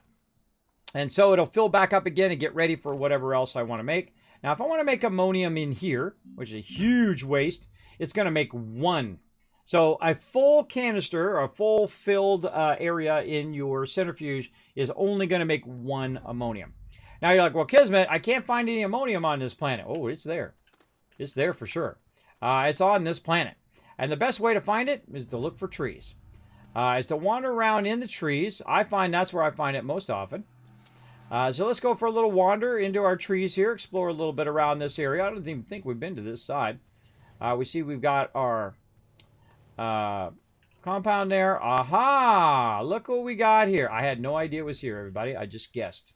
I just guessed because I know that in this area, in the forest area, is typically where you can find some ammonium on your primary planet, just like copper. Copper you can find typically in the mountains, right? In the mountains you can find it up there along with another thing called graphite and so on. So we found a little bit here. Now, is this a lot? Probably not. It's probably a very minimum amount. But we don't want to shape it out. We don't want to touch it. We're going to leave it pristine. And the reason why is we're going to make another big extractor like that, and we're going to extend the extractor out over here, and we're just going to have it auto-extract it for us automatically. So what do we need to make another auto extractor? Well, let's get on to that. Let's get it and get it done. Oh, more resources just laying around. Come here, resources. Oh, backpack full. Backpack full. Oh. Let's go this way. There we go. All right, and we need to convert some more stuff here. Again, every time I see some organic, I'm just going to throw it in there, let it convert. And we can also run down here. Shift click there like I showed you earlier. And it just puts that resin right off my backpack into there. And we'll come back to the gases and all of that stuff later. We'll let that stuff run and do its thing. Okay. Oh, we're making an extractor. And again, we've already got our automated research going. So let's go over here to our large printer. And we're going to get our extractor. So we need rubber, tungsten carbonide, and steel. Now, these are all what I call tier 3 items, right? Some of them might even be considered tier 4. So what we need is we need rubber, which we got. Oh, let me stretch it out. Rubber, tungsten carbonide, and steel. Now, you might have noticed that I put my higher level items earlier together, right over here. Rubber, plastic, and silicone. Right? So we might need one of that. What else we got over here? Iron. Right, so that's a thing that I'm going to need to make some higher level stuff. As well as if we go over here in our metals, we also have some tungsten over here, but it's not tungsten carbonide, right? So what we want to do as we kind of work on our base here is we want to work on the ability to make tungsten carbonide and make all of these things. Now, because I don't have the large tables right now, I am a bit more limited in how I can put them all together into one table. But I'm going to go ahead and use multiple tables here. And as an example, I'm going to go ahead and just put it out here. But eventually I will line them all up so I make every single thing, every single resource in the game right over here. But first we'll start with this, and I'm going to kind of turn it this way, like this. Because I don't really need to go back here too often, right? You know, when you're thinking of the logistics of your base, am I going to run back here by the power all that often? Not really. Not really. And I want to be able to run, you know, from here to there, get that going. You can also align it however you want. But in my case, I'm going to use that one, and I perfectly have 2 tables. That's very, very nice. Over here. And so I'm going to also put this like here. Now, if you were watching my playthrough earlier here in Astroneer, you probably already know what I'm about to do. But what we're going to do is we're going to use 2 tables in combination. I'm going to grab this chemistry lab right over here. And we're going to go ahead and put this right there. We're going to grab an empty canister and put it back here. We're going to connect this into here so you can see the power running through the cable. That's what the yellow is. We'll do that battle here in just a moment. We're also going to need one of these.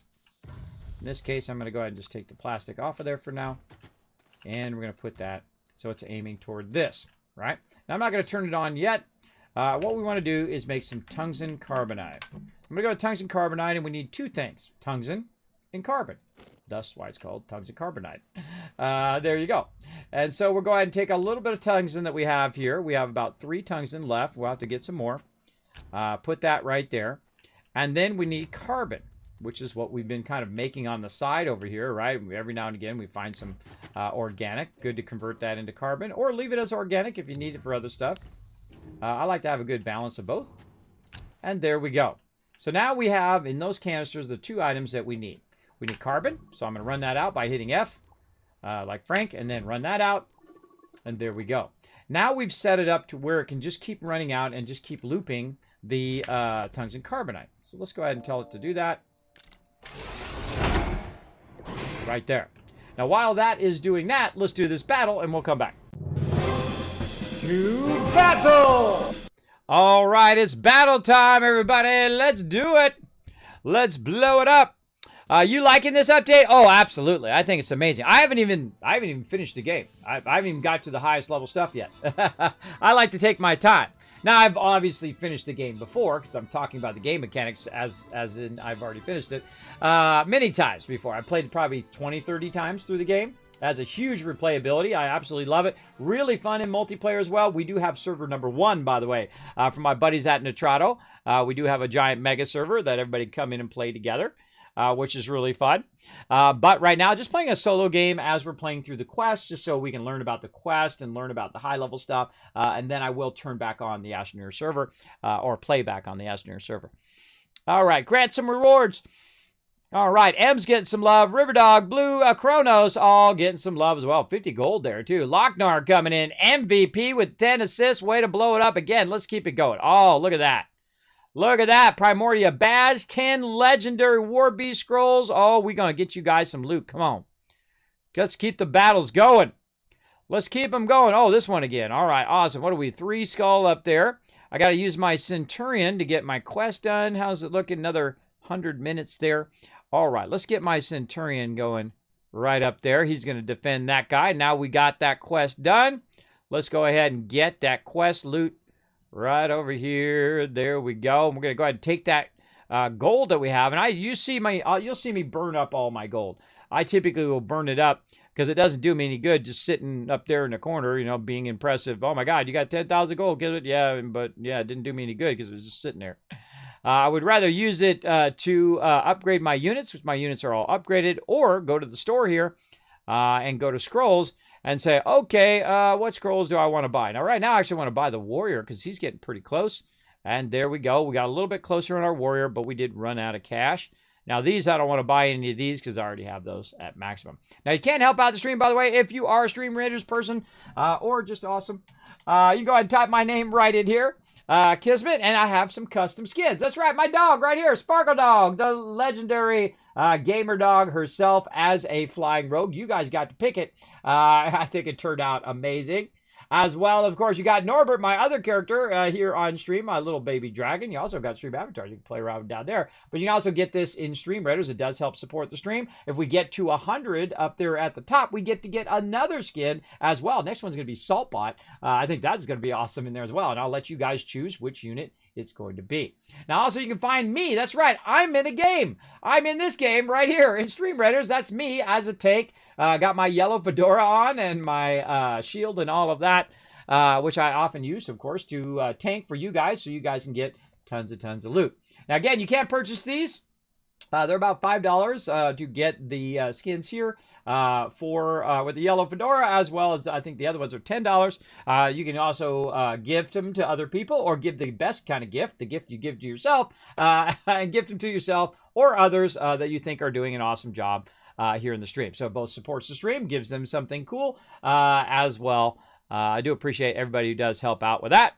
Allow us to unlock a few of those so far. Now I'm going to keep the battles going, everybody. We're going to keep them going all day long, including bonus streams on top of that. So again, supporting via those skins does encourage me to do more bonus streams on your behalf as well. Because I love this game. I think it's really, really fun. Again, it's free to play. Welcome to come play just by clicking the link in the chat there. Find me or Captain Kismet. Come play with us today, everybody. Again, it's free on mobile and on desktop. So go for it.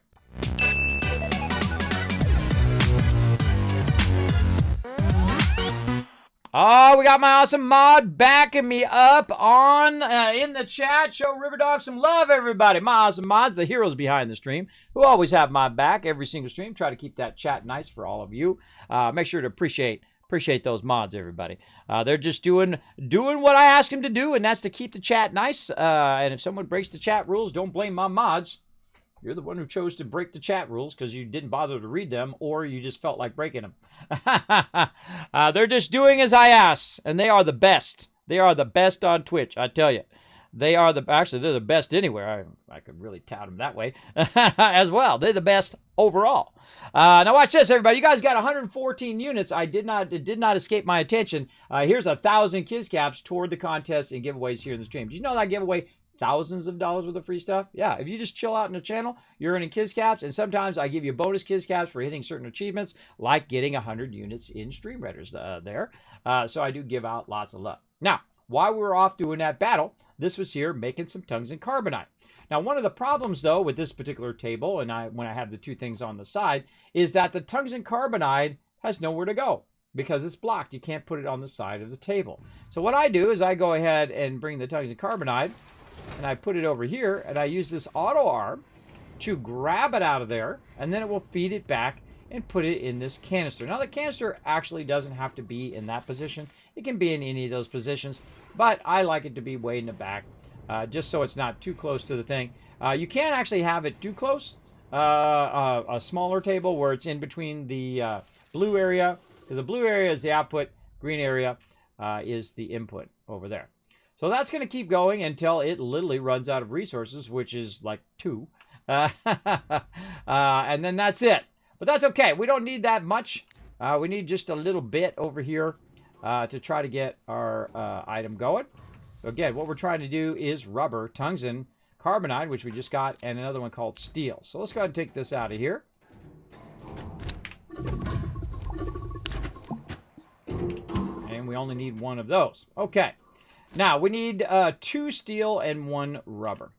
Now, as you saw over here, we have some rubber. Now, I could actually just run this out like that and just grab one and put it on there if I want. Or I could have my backpack and I could shift click, whatever you want to do to get that in there. Now, we're going to do the next one, which is actually the hardest one of all of those elements, which is called steel. So we're going to go ahead and go to steel. And the reason why it's difficult is not because of the iron or not because of the carbon. It's actually the gas that you need to go with it. Now, just be so conveniently that I put these right here because I knew eventually I was going to make this at the very beginning of the stream. Yes, I do think my stream's out, everybody. I am one of those type of people. I try to think out what I'm doing that day and have a kind of a general idea and a focus and whatnot. So we need iron and carbon. Now, iron's going to be easy, right? Because we put our iron over here for a reason because we knew we were going to need it. There's our iron. What do we need next? We need carbon and argon. Now, over here, we can check these. That's nitrogen. That's methane. This is helium. That's nitrogen, hydrogen, argon. Aha, there it is. And so we can put our argon over here, and we can do this, right? We can run out the iron. We can run out the argon, except for one little problem. We need another element, and we don't have enough things on there to do that other element, do we? We need some carbon. Now, this is steel is something you make a tremendous amount of, especially when you're doing a ton of RTGs. And so you're going to need a bigger table or a combination of tables where you can feed that third element in. Now, I'm just going to manually feed it in for right now, because remember, we made a bunch of carbon around here somewhere. What did I do with that? Oh, I think I just might have used it up over here. That's empty now. We use it up? No, we got a little bit. We got a little bit left. All right. Again, we only need just a little bit to get this going. So what I'm going to do is I'm going to manually feed it in there. I'm just going to go ahead and grab the carbon, and I'm going to put it up there. And I'm also going to take a break here in a second. But let's go ahead and get this going first. And then we'll take a break because we've been 3 hours. Usually I take a break every couple hours. Always a good idea when you're doing a lot of gaming, everybody. Just get up, stretch, walk around a little bit. Maybe if you got some steps, walk down steps, up a step. Go outside for a minute. Just relax, stretch out. Maybe a little 2-minute, 3-minute, 5-minute walk. 2-minute that way, 2-minute back, that kind of thing. That will really help your overall health as well. So there we go. So we got one done. Now we're going to need to do another one. Wow, that just like worked out perfect, didn't it? That worked out perfect when it came to resource. So we'll put that right there. We'll tell it to make another one. Again, I don't have it on loop right now. I'm just going to manually do each one. Move this out of the way. And so the other one that we did, the tungsten carbonide, took 2 resources and no gases. This one takes 2 resources and a gas. So that's making it more difficult. So this is one of the trickier ones that you can do in-game. But obviously I played the game before, so I know what resources I need, when, what, and whatnot. Strangely, I can remember these combination of resources. And sometimes not able to remember other stuff. All right, let's go ahead and just put this stuff a little bit out of the way here.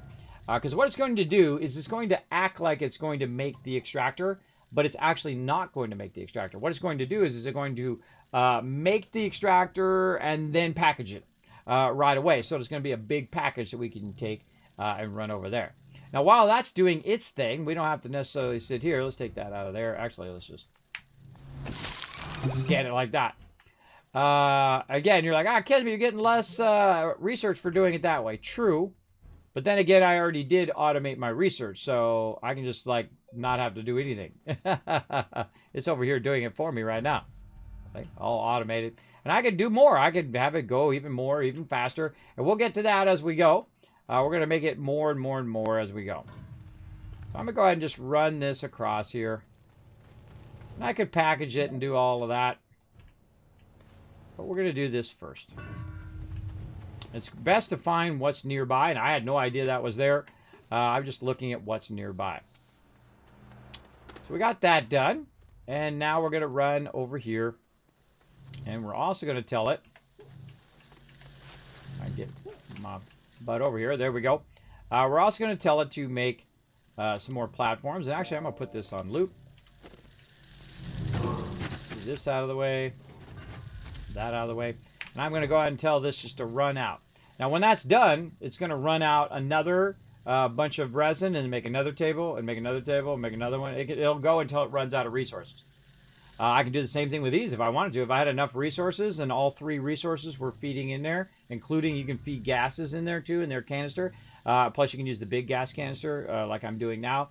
I just have it feed in there and feed in there. I'll make 50 of these if I wanted to, or 100 or 1,000 or 10,000. How many ever resources you got is how many it's going to make. All right, now speaking of resources, let's get this plastic from over here. Where's our plastic? Over this way. Which one is plastic? This one. So we'll shift click. Start to run the rubber back in again. All right, that's looking sharp. Let's clean that up. Okay. So we're waiting for our extractor, and we're waiting for our other things. So here's what I'm going to do. This will probably get done by the time I do this. So I'm going to go ahead and put my character right here while it's doing that. There we go. We are all done. I'm going to take a quick break for about a minute or so. I'm going to walk around, stretch out. I suggest you guys grab a snack or whatever you want to do. And then we'll be back in just a moment. Or you can enjoy my AFK highlights, some of my best moments in my stream. Of course, brought to you by all of you who do clip it. I did turn clipping back on again. I did not turn my VODs back on again because Twitch sucks when it comes to VODs. Other than that, they're awesome. Hopefully, they'll get that sorted out. But if you do want to see any of my past streams, by the way, they are all up onto YouTube. You can check them out over there as well. All right, everybody. I'll go ahead and enjoy some AFK highlights, and I'll be right back. So true, everybody. So true. Thank you very much for coming in, hanging out in the stream, everybody. Oh, that was good. Had me some pineapple. Very, very good, everybody. Trying not to eat sugary snacks. So I basically instead substituted for something else. So I had a little bit of pineapple slices that my wife cut up. Oh, man. So good. So good. Still not as good as pineapple from Hawaii, though.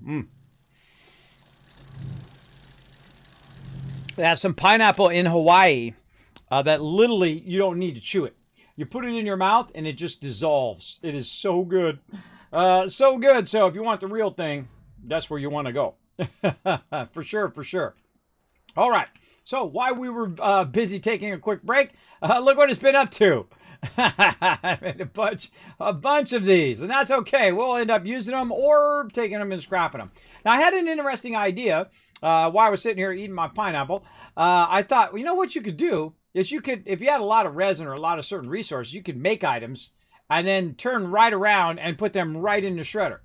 And then if you've already unlocked the shredder and the trade platform, and then you can take it and turn those resources that you used to make those to other items, like, in this case, we got another one sitting right here, into whatever we want, right? So all the other resources that you typically don't have on this main planet, right? So in the case of lithium, compound resin, you never want to trade out for this.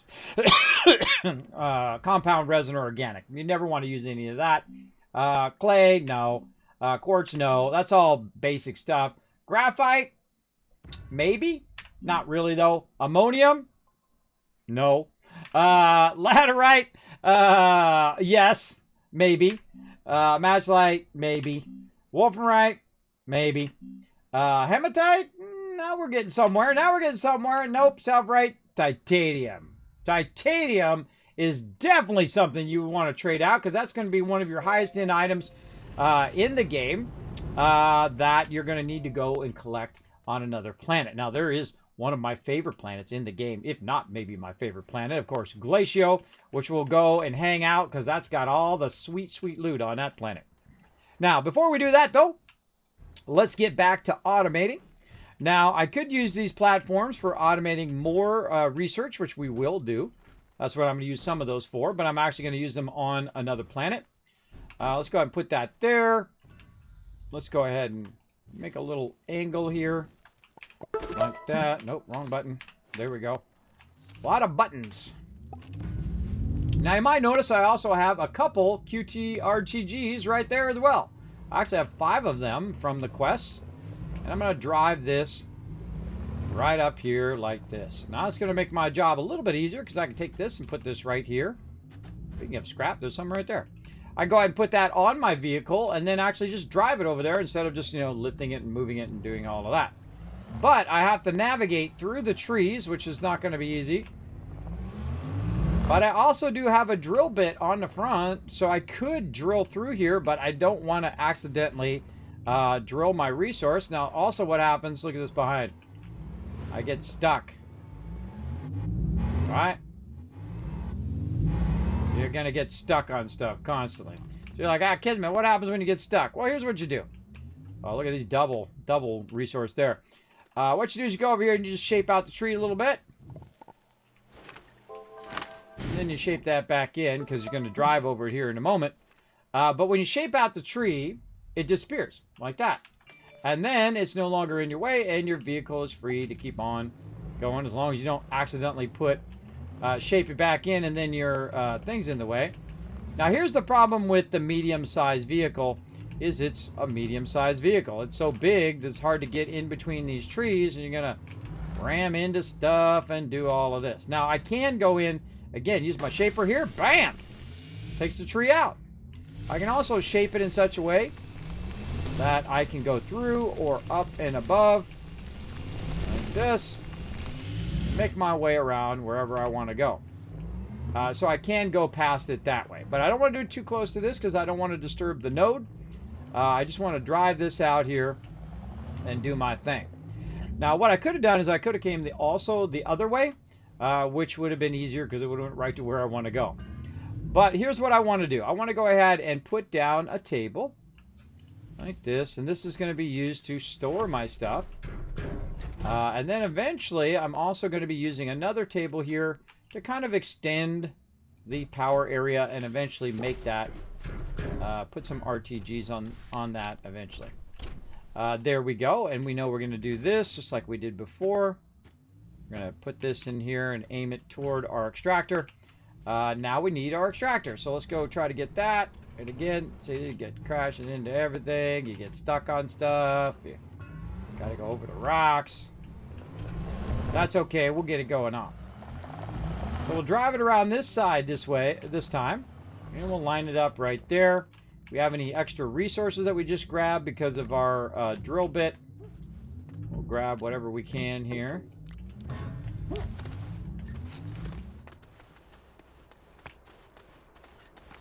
And again, anytime we have any of this organic, just to kind of clean it up, keep it running over here.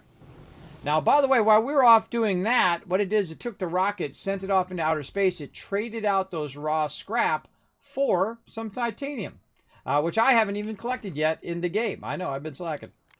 So let's go ahead and grab that titanium out of there. That's going to be for some of our higher end stuff. And so I don't actually have to even go to another planet to collect it. I can just collect all the scrap and then convert it from that scrap and trade it out for the resources that I need. But of course, the better idea, of course, is to have it extracting that and bringing back crazy tons of it on your vehicle here. And we'll fool around with that in just a moment. But first, let's get this onto there like that. And then we can just drive it close or drive it far, wherever, whatever we want to do. And we'll drive it right up into here like so. Try not to block your resources, obviously. And then now we can unpack it. By the way, on the larger vehicle, you can actually use this and actually set it on the larger vehicle. The smaller vehicle, you cannot, because it doesn't have a big enough area for you to set it on there. But if you package it, then you can put it on there and transport it from place to place. Now, we want to optimize the spot in which we have our extractor. That's actually not bad. That's about a quarter of it. So we'll just kind of move it around and see if the little green bar goes up a little bit. Yeah, right about there. Looks pretty sweet. And up here on the hill. Yeah, right about there. Well, a bit less than halfway. And now what we want to do is, of course, move this closer. Like this. Line that up. We'll rotate this so the thing in the front is this way. Now, another thing you can put on here if you don't have an RTG, and that is a bit of power, right? Like a battery. So it can store the battery, and then that battery can act as a way of running that power. Now, batteries only have a certain amount that they can run, right? If you roll over, it'll tell you. In this case, it stores 512, and it produces 5. So it can basically put out 5 power. So if I put two of these kind of medium batteries, I can put 2 of them over here, and they will run the full entire thing, meaning the extractor and also the auto arm, because it's going to be 10 total and it needs 8, so you actually have 2 left over. But the reason why I put them or put stuff up here at the top is to block it. Oop, that was a whole lot of bad clicking there. Is to block it from the resources going to the top. I don't want the resources to end up there. Now you can put a canister up there as well if you want. But in my case, I like to do it this way, so eventually I can also do the large canister as well. So I'm just going to put a battery up there to block it. I'm going to move this and make sure that it's close enough so it can see this little output here.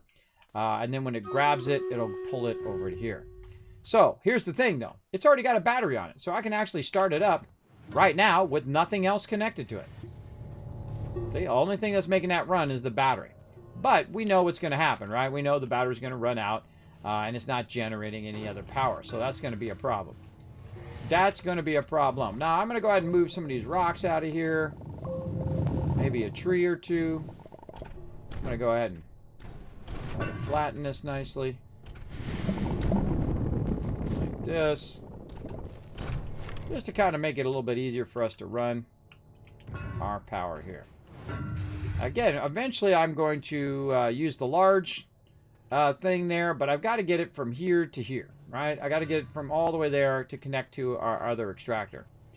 And I'm going to use the same technique I was using here, where I am using my things. Now, another great advantage of those being generators, and we'll do that battle here in just a second, is the fact that I can just take this extra organic and put it on there, and it also acts as power, right? So it's going to go ahead and boost that power going on right over there.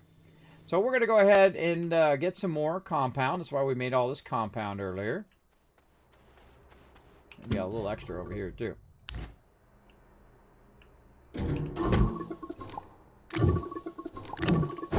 Again, I like to use up all the resources.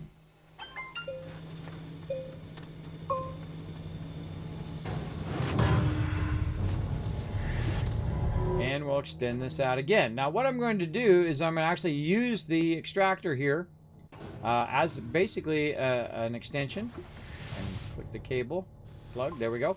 And I'm going to drag it out to kind of its maximum position, right? So say right about there. And then we're going to go ahead and move this just a little closer, rotate it a little bit. Again, I'd love to be able to see the bottom of it while I was moving it. Then I could angle the thing a bit better.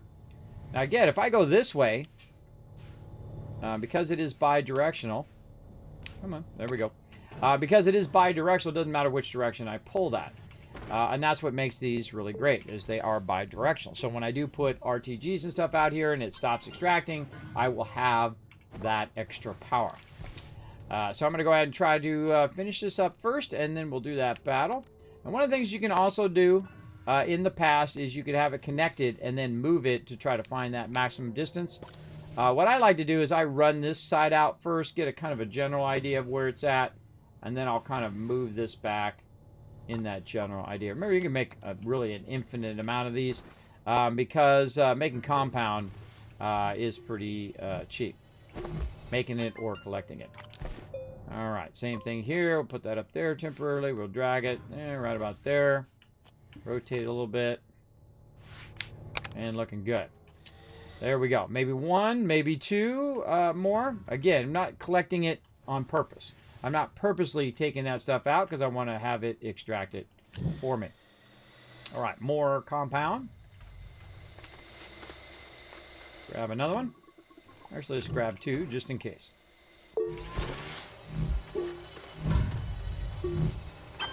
Now, my goal is to have it do as many things on its own that I don't have to do, right? So I don't have to do it. And so I want to go ahead and just kind of keep this going. And again, go much further than that. Maybe right to there. Let's see if we get lucky here and find that magic spot. There we go. And then again, there to there. Now this is going to here. Now this is feeding into here. Now this is at full speed. And you can see we've already got one. Now it's stopped because it's full, right? It can't put any on the top as well as this is not being removed. So I'm going to take one of these. I'm going to put it in here again just to limit it so it doesn't start grabbing a bunch of other stuff that I don't want it to do. Then I'm going to tell the auto arm to turn on. And so now it's powering both the extractor and the auto arm at the same time. And if I have surplus power, which you can see I do, it's nighttime and I have surplus power, which is always awesome. And that means that it's actually going to fill that battery up. So if at some point I do have less power, it will run it via that as well. I do like to put the power directly on the extractors. Even if they're working at a diminished speed, they're still working. So that's good. All right, we'll come back to all of this. Again, we'll let our research running. What do we at now? It's got 7,000 researches collected, basically since we've been playing on its own automatically. We'll come back to that in just a moment. To battle! All right. Oh, I don't need to use my thing, but I don't know. I'll throw it down here on you guys. It's not really going to help us because we can't move. Let's do a battle. Let's get it going. Catch up on chat. Yeah, my mods are awesome. Made it even when you blacked out. Yeah, that was Subnautica. Yeah, we're going to play some of that later tonight. 124 units. Well, bam, there's 1,000 Kiscats for getting that going on. Are the little generators cheaper to build than power extenders? They go bi-directional. That's why I use the power extenders. The extenders, you're going to find 1,000 of those laying around everywhere. I hate it because you just have tons and tons of them after a while. I just start scrapping them. But the reason why I don't use power extenders is power extenders only go in one direction. So if I put, say, some RTGs at the end, and then the extractor finishes, right, it either fills up the canister or it runs out of materials or whatever, those RTGs are not being used, especially when it's next to my central power. And so I would rather it also back chain back to my base.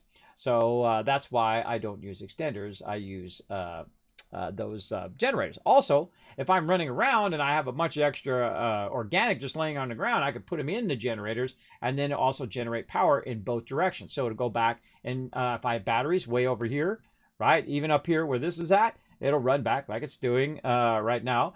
Oh, you can't see it. We're watching the battle. But it'll run back to whatever's connected to it, it'll run back and fill those batteries. Grad Server Rewards, let's see. LOC getting some love. Rotisserie G. Ooh, look, see, this is what happens. You put down tons of units, we get extra item rewards for everybody. Subi, Blue, Kronos, and Paul all getting some love. Riverdog, MVP, just got in the stream, already MVP. And nice job, Riverdog. Thanks, everybody, for that battle. Now, we're going to keep going. We're going to try to get you guys, again, maximum loot. And the way you get maximum loot is you got to put down maximum amount of peeps. The more peeps put down, the more random loot I'm able to give away to you guys. Also, we're waiting on I think we already did our Centurion. We're waiting on our Templar over here. Another hour or so. We'll get into that, but I think I'm going to call out the Rogue this time. I'm trying to get my Rogue to max level. He's getting close. He's about halfway now. And when we get him to max level, then we'll move on to our Warrior and other lower level mobs, try to get them to max level, and then we're going to work on our uncommons and so on up the way. Try to max them all eventually. Let's go ahead and get to it. Now, again, you can come and join me. It is free to play. You'll find the link in the chat. Find me or Captain Kismet. Access the battle board. Put your units down. Again, you put down one every 5 minutes. Put down as many as you possibly can. Even if they're basic units, every unit makes a difference. I've seen it come down to 1 or 2 units have made the difference between whether we won or lost. So put them down as many as you can all day long. The more you put down, the more chance of getting kills, the more chance of getting assists. And those are the things that earn you all that stuff at the top, right? Like meat and potions and all of that. That's how you get all of that up there. All right, we'll come back to that in about 28 minutes.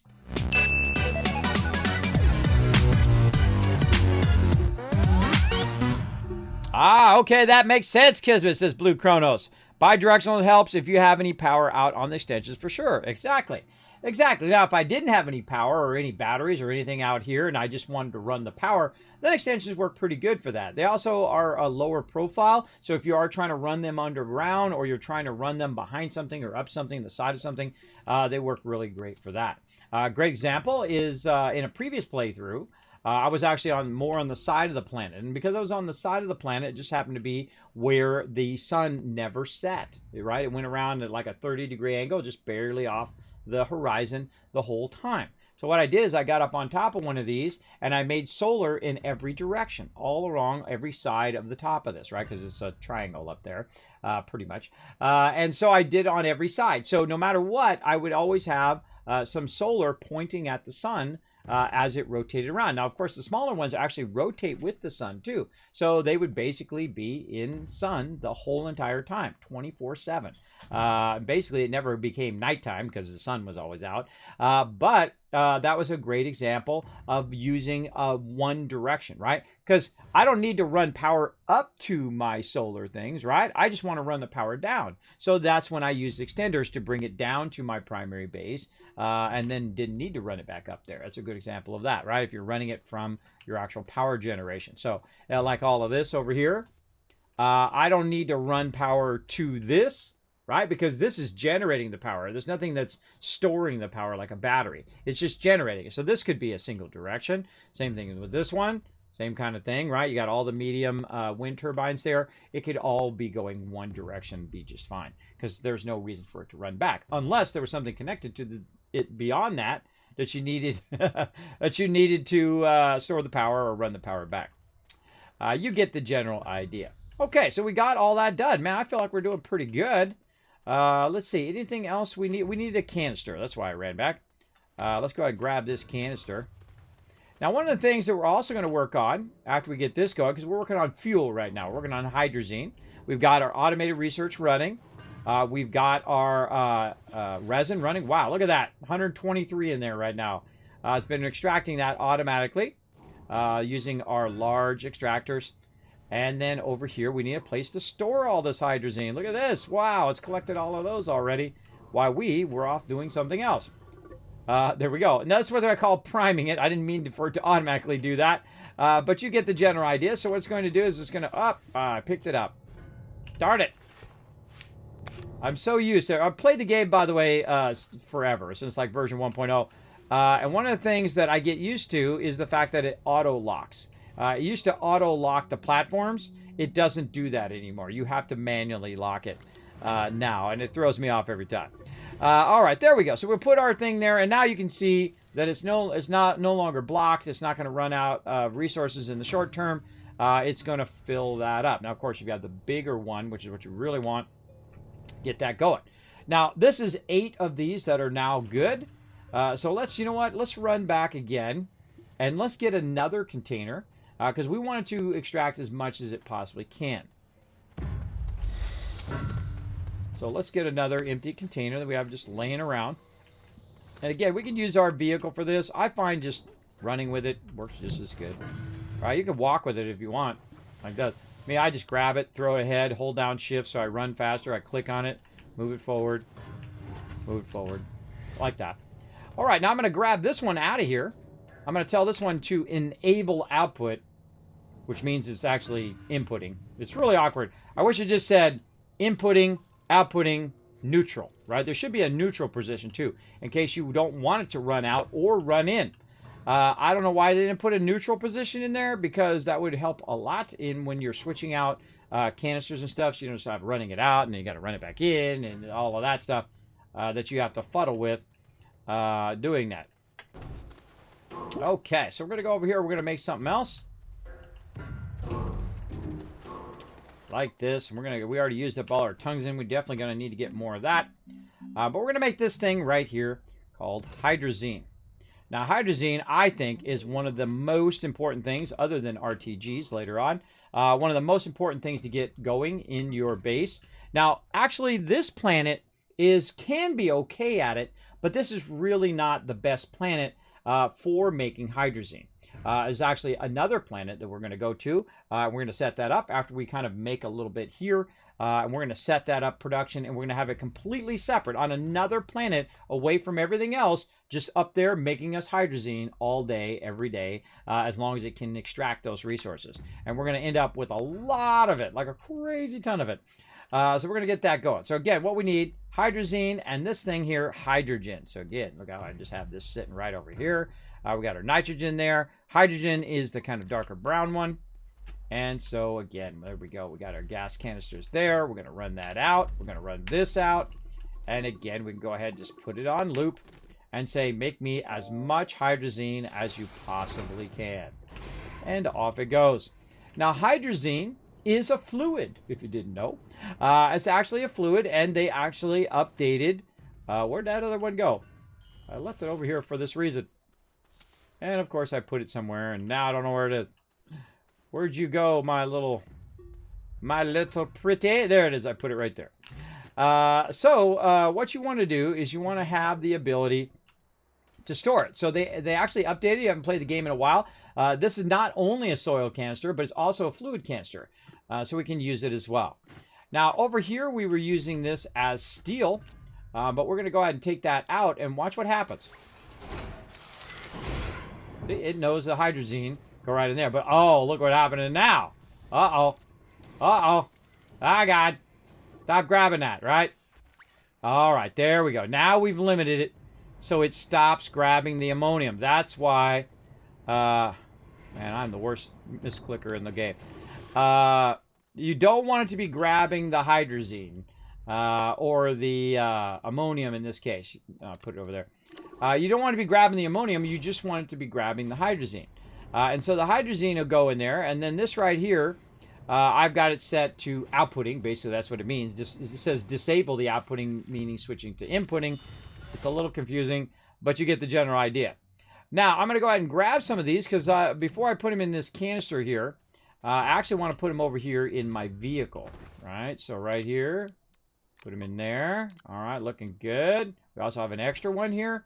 Now, another thing that we want to do in here, and I'm going to start rearranging my backpack here. Take some of that stuff out of there. Like so. Let's put this up here. All right, now we're getting our backpack kind of stacked and ready. That's because we're going to make something that I really, really like. One of my favorite things in the game. Also makes it really fun for moving your materials around. And that is your jetpack, right? And you have two types of jetpacks. You have what's known as your solid fuel jetpack, just like you do in your thrusters. And then you have your hydrazine jetpack. Now, I don't remember if I've unlocked it or not. Actually, it's in here. I think it's in there. I don't know. They moved all this stuff around, everybody. Sometimes I can't even find it. Yeah, it's still in here. Okay. There's our solid fuel, which we can use aluminum alloy as our fuel. I rarely ever use that, ever. I don't know why. I just don't. Because I get to a point where I want to do hydrazine. Now, to do the hydrazine jetpack, we need titanium alloy, right? And you're like, well, Kismet, did you think that all the way ahead of time where you made that, you got the titanium and you put it in the thing? Yep. I'm that many steps ahead, everybody. That's why I put that in there and made it into titanium so we could go ahead and make some titanium here and use that for our titanium alloy. Now over here, when we go to look at our titanium alloy, what does it need? It needs titanium, graphene, which is actually a combination of a bunch of other things, and then nitrogen. So titanium is easy. That we got. Nitrogen, we got that. But graphene is going to be the trickiest of the two, and you're going to find something kind of funny about graphene. I need to stop letting that run out. Run that back in, too. There we go. The reason why I wanted to look at the graphene first is a combination of items. Graphite, and, of course, the thing we just made, hydrazine. That's right. So it has a really cool kind of interconnected thing that you need to use to get that going. Now, I could go find some graphite, and I certainly need to at some point. But right now, I'm just going to go ahead and make this a little easier and just go right to here and say, you know what? I don't need any of this other stuff right now, but I could sure use a little bit of graphite. And off it goes.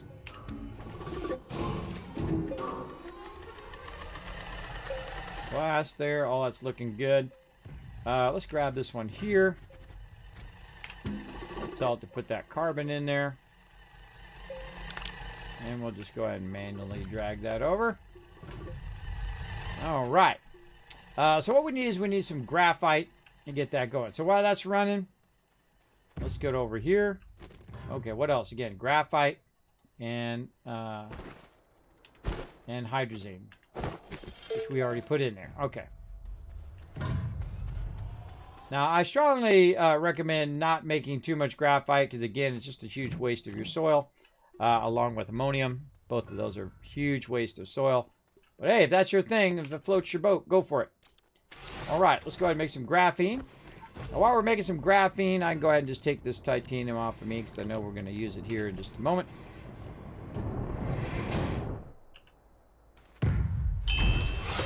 Okay, graphene. I'm just going to set it off here to the side.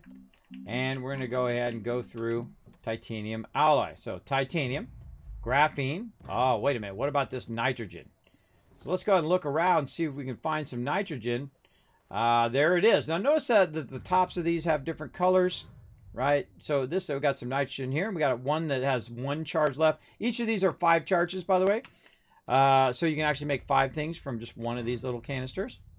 So I'm going to do that and titanium alloy. Now, of course, it helps when you have a little bit of everything, when you have a bunch of different resources. And this way you don't have to go to another planet and grab those resources and bring it back. Though you do want to do that eventually. You definitely want to go there and collect a tremendous amount of titanium, a tremendous amount of iron, a tremendous amount of everything. Because then you can build at a whole nother level. All right, so there's titanium alloy. So let's go ahead and make our first little jetpack in here. Some things are made in your actual backpack itself. There we go. Hydrazine jetpack. Take this graphite, put that down there. All right, so now we have a hydrazine jetpack. So we need some hydrazine. Let's go over here. Oh, okay. No hydrazine. What's our problem here? What do we need? More ammonium. Okay, more ammonium it is. Let's grab this off of here. Let's tell that to stop running. See, this is why you need a neutral position. See, when I take that off of there, it'll just keep running that out and running that out. blocking my ability to put it back on there again once I kind of switch it out for something else. And that sucks. Alright, so we're going to run this back over here. I'm going to show you how much easier... The reason why I'm doing it like this is so you can see how much easier it is once I get the jetpack. Let's put that in there. Now what's happened right here is it's still extracting. Make sure that's on input. It's still extracting. It's just taking a bit longer. I can see that it slowed down just a little bit. Most likely because I'm using most of the power. Again, that resin just working away, no problem. Again, this is me just running it across. I'm going to run this ammonia back. There's 10 of it in here.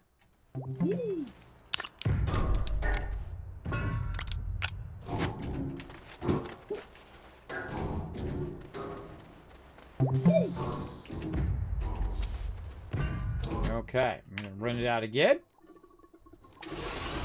Run this out. And that's just going to keep making more ammonium. Or hydrazine from the ammonium. Let's get it going. Sounds like a fun build. Oh, yeah. Very, very fun. All right, there we go. So now we got some hydrazine. Now, instead of using the hydrazine on our ship over here, or to use it to make other materials, what we're going to do is we're actually going to put it right here. Now, I have it attached to my jetpack. And then this is when the game gets really, really fun.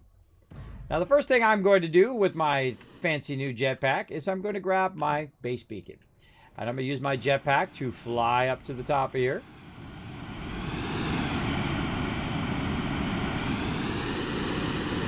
Like so. And then I'm going to put my base beacon up here so I can see it from further away. Now, remember they did add a compass. So if you do get lost, you can do that. But I'm a big fan of getting lost a little bit. It's okay. You know, go out there and get lost a little bit without using your compass, so you can learn a bit of wayfinding. We'll learn how to get back to your base and great ways of finding your way around. I feel like that's also part of the game, is that kind of getting lost and then finding your way back is very, very fun. But if you do get lost and you're like, I don't have enough time to find my way back, bam, compass, take it right back to your base, easy mode. Right, now watch as the green circle, which is this beacon, is in the center. But as I move away from the base, you can do this while flying. See the green thing's moving? It's telling me, hey, your beacon is over that way. And as I fly closer to it, it'll be more centered.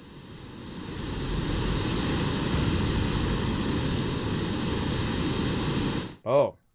Now, one of the things you want to watch out for is that you suddenly, mid-air, that you don't run out of fuel. I'm kind of watching it. I can see it's about a quarter down now. You can see the little purple circle there telling us what it is. Now, watch the difference, everybody. If I want to go ahead and take this canister from where I'm at, and I want to go ahead and add it over there to my ammonium that's running, right? So I can shift-click, fly, and literally just fly this over here. This is one of the greatest moments in the game. It's really, really fun. Now, take a look at how long it's taking me to get there. Keep that noted in your mind. And there we go. We'll take this carbon back. So we'll leave that there so we can do that. Or we can just go ahead and put 2 of those in there and have them doubling up on the resource extraction. Looks like it's doing a good job. And then again, we can just go ahead and fly back. Like so. Okay. Now, right over here, we need to do the same thing, right? We need to make some graphene. Graphene is graphite and hydrazine. And we're going to grab some more of this hydrazine over here. And now we're going to use the hydrazine to make more graphene. Like so.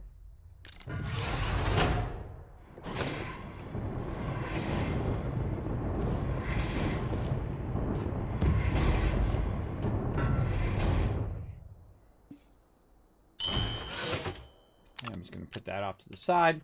And then we're going to go ahead and make some more titanium alloy. Again, we're going to need graphene, hydrazine, and some nitrogen. We got some just sitting right here. There we go. I love this part of the game. I feel like it's genius level, everybody. It's just absolutely genius in the way that all the resources interconnect with each other, and that how you have different tiers as they go up, and all of that. That's why it makes this game really, really awesome. Okay, so now, of course, like normal, my inventory is full. Let's take this stuff off of there, grab that, put that over there, and we'll go ahead and make another one. You're like, well, Kismet, why would you need two? Well, I'm going to show you here in just a second. There we go, attached to the top. And so I can go back over here, grab my hydrazine, put that also in the other one here. Now I have two. Why would I need two? Well, let's go ahead and grab this one, and let's fly this one back. Do you notice something that makes a huge difference there? How long did it take me to just bring this over here? Like twice as fast, right?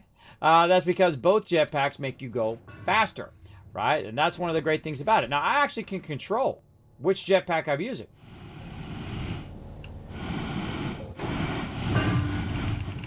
How do I do that? How do I make just one jetpack go versus holding the space bar, which makes them both go? If you hold the space bar, it's going to give you both, right? But if you hold down C, which does the left side, and V goes the right side, it will help you a lot. Let me zoom in. C and V. Now, not only does it do your jetpack, but it also does whatever item you have on there. If you have a small generator on there, and you want to turn your small generator on, you hit V like Victor, and bam, it turns the generator on. And then when you want to turn it off, bam, V again, turns it off. Fantastic, fantastic game mechanics, and they thought that all out. Genius level stuff. Love it. All right, let's put another one on here. Let's really fill this up. I'll let all of those fill up as well. And we'll come back for that later. Right now, how much we got in there? Ooh, about 7. We can make a bunch of hydrazine. Now, I don't really need much more hydrazine right now. Maybe just a bit for my jetpack. Maybe a bit for my vehicles or whatnot. But right about this point, you'll see me do a lot of jetpacking. Because I love the jetpacking. Very, very fun. All right, so we're going to grab extra hydrazine. And now what we got to do is we got to say, okay, we need to make a bunch of hydrazine. How can we make just an insane amount of it and get it going? Well, one of the things we're going to need is we're going to need the ability to make hydrazine. So we're going to need one of these chemistry labs. So let's get that going. We're also going to need one of these right here, atmosphere condenser as well. Now I can make some new ones, but I'm just going to go ahead and reuse those for right now, just save a little time. And then over here, I'm going to need some graphite, so go ahead and make me some more of that. I'll show you why I need that here in just a second. We've also got a smelting furnace there. We can take... where did that other one... Where did I stack that other one? Somewhere. Somewhere. Also going to need some tables. In fact, I'm probably going to need 3 tables. So let's go ahead and... oh, I put it up here. There's our research there. All right, we'll come back to that. So we're going to need 3 tables. So let's go ahead and put our tables in here. Like that. That's looking good. We're probably going to need a beacon as well. We might already have a beacon there. I can't remember. But we'll get some quartz here to make a beacon, just in case.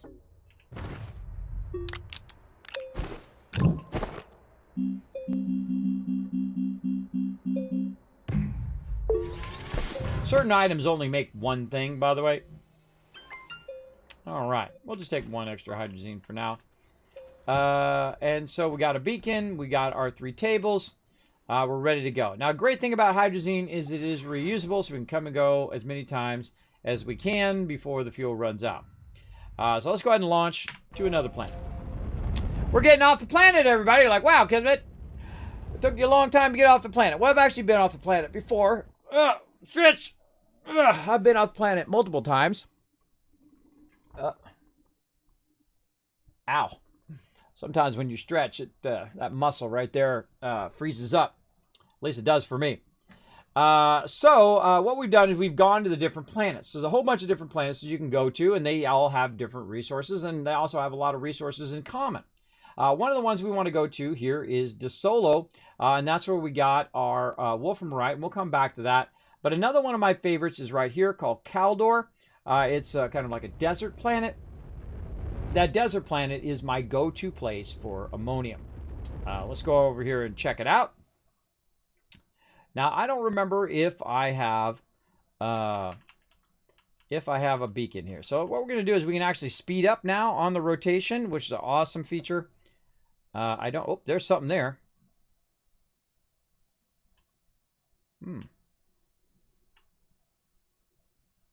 That doesn't mean we have to have it there. You know what? Let's go ahead and just look around a little bit first. Let's go ahead and land out here. I wonder if I put a vehicle there too. Normally I like to bring a vehicle in. And what I'm doing is I'm looking around for a very specific type of resource. You guys see it off in the distance there. And I'm going to see if it's really clustered together. What you want to do is find the biggest kind of clustering of resources that you can. You can see I've got some resin there. I've got some compound. If you want to extract those on this planet, you can. I rarely ever like auto extract those on other planets, usually just on my primary planet. I see some free stuff down that way.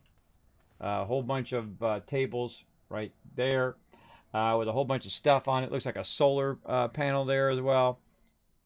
But nothing I'm really looking for nearby the landing spot. Maybe it's up over this hill. You never know what's up over the next hill, right? Insiver wants a hydrate. All right, we'll get to that here in just a sec. Don't see. Nope, that's a bust right there. Now, what I'm trying to do is I'm trying to find it near my landing spot. Now, I can move the landing spot, make it wherever I want it to be. But because I do have the hydrazine, I can take off and land and take off and land all I want. So let's go ahead and launch into orbit versus launching to another planet. And while we're doing that, let's also hydrate.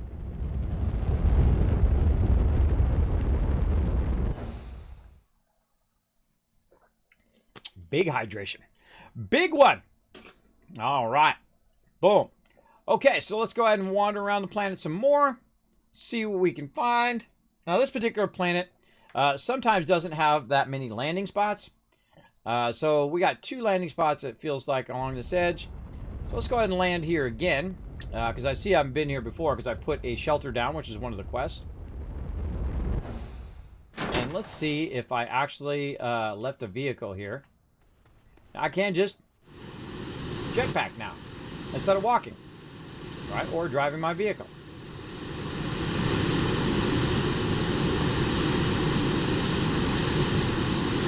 Now, one of the dangers of doing this is if there's no vehicle over here, I may run out of oxygen.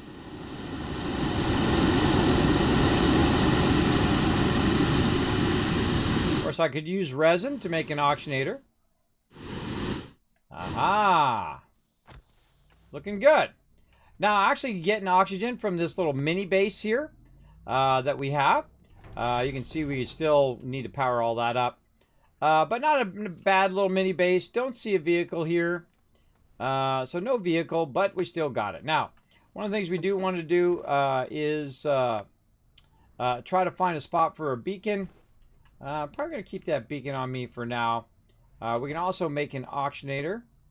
I could leave this behind. Let's go ahead and leave our hydrazine here. Let's go ahead and put this in here. I'm just going to keep clicking until I see it move. There we go. And make some oxygen filters. And here's a great little trick, by the way. You can actually keep an extra one in there. And see how the oxygen dropped to the ground? I can put it back in there. And it actually acts as an extra slot. So we can keep that in there and we're good. Now let's go ahead and go all the way up. Once again, to the top. Ooh, about missed it. Just about missed it there. All right. So we do. Oh, look, there's an old landing area. I don't know. Maybe that's functional. We'll have to go look. But what I'm doing is just walking around on top here. Look at all these resources nearby. Not really seeing the resource that I need, so this is kind of a bust, but not bad. Not a bad way to kind of survey the area. I'm tempted to go look at that stuff, but that's not really why I'm here. Oh, there it is. Way out beyond it. I see it out there. All right, let's go. Careful your oxygen. I have an oxygen filter. Looks like we've already been here. How can I tell? Because I've shaped it. I've shaped it out down here. This is whoever landed here in the past. That's their stuff. But right over here, this is what I'm looking for. Ammonia, right? And now, of course, this is not really that big of a node. Probably about the same size of node that we already have. So let's say, we don't want that one.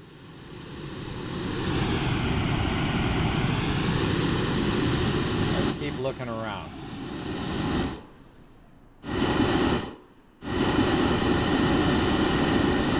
All right.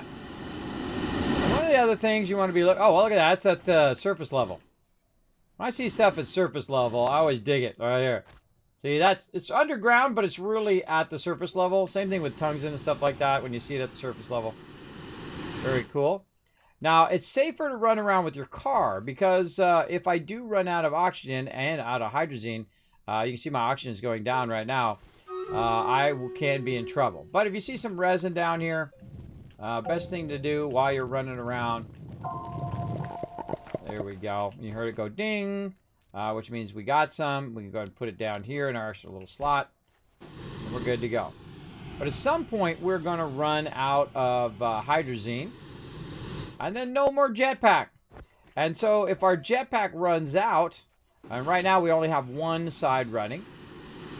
If our jetpack runs out, oh, look, we don't even have a beat. We can't even see. Oh, from over here. If our jetpack runs out, well, then no more quick traveling from one place to another, right? So let's go ahead and head back. Don't see anything close. Oh, I see some sparkling over that way.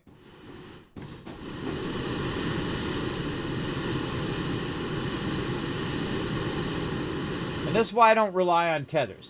I tried to use the more advanced game mechanics. Oh, there's a bit of ammonium there. Now, normally I find huge areas where they have tons of ammonium, and sometimes you find it right away, and sometimes you got to go on a grand search for it, like in this particular playthrough, it looks like. All right, more hydrazine. Let's grab that. Put that right there, looking good. So I saw a way out that way. We'll go out that way here in just a second. Let's do this battle first, and then we'll go out and check it out. To battle! All right, let me go ahead and put my boost on you. All right, people, I see you. I see you only put one unit down here. Come on, step it up, everybody. Step it up. Maybe you just came in. If you just came in, I'll let you slide on that. But come on, we want to bring it up because we just went down to 96 units. 4 more units, and I would have given you 1,000 kiss caps toward future giveaways. You could have earned it for everybody in the chat. Just a couple more units. Again, try to max out as many units as you can each and every round. Let's do it. Oh, look at this.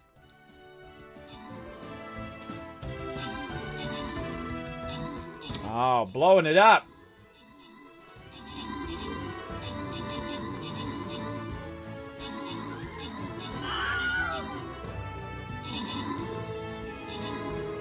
No chance, no chance. We got 50 versus their 4, and that is a win.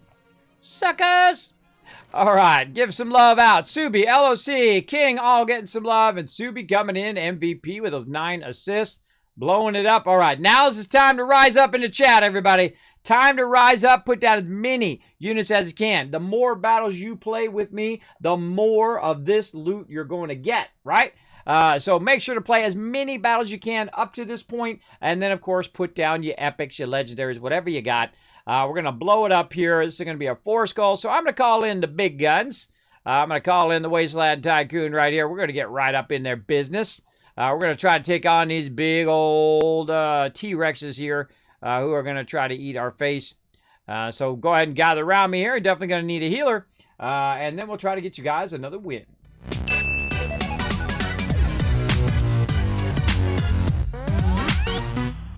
Okay, back to the base here. We got a little bit extra hydrazine so we can fly around. And I saw some twinkling off in the distance, stuck on a cactus, over this way as well. So we already went that way. And I see some up here. They're about the same. And we could tap into both nodes if we want to, and then run them to each other. But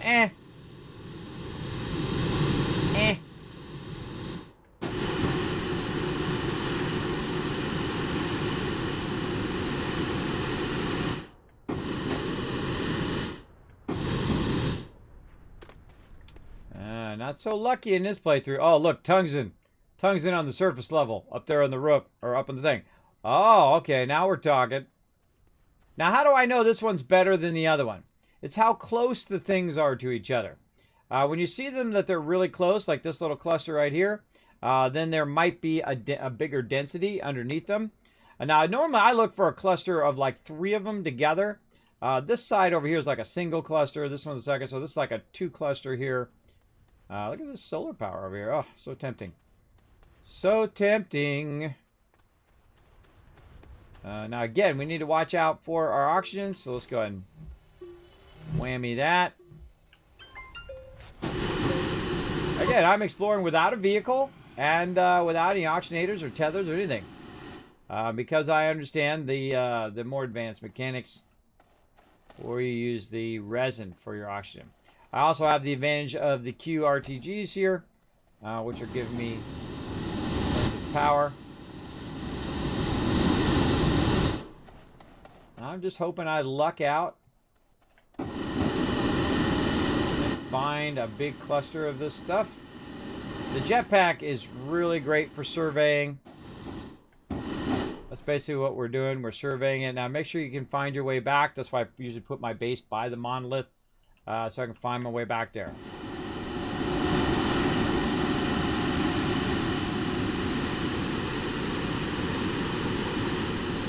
Same one, or is that another one?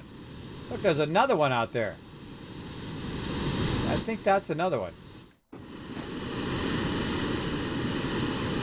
There's another base landing there. The other base landing is in this direction. Got a big arch there. Now you might notice that I'm going toward my vehicle. The reason why, I'm about to run out of hydrazine. I'm not too liking this area.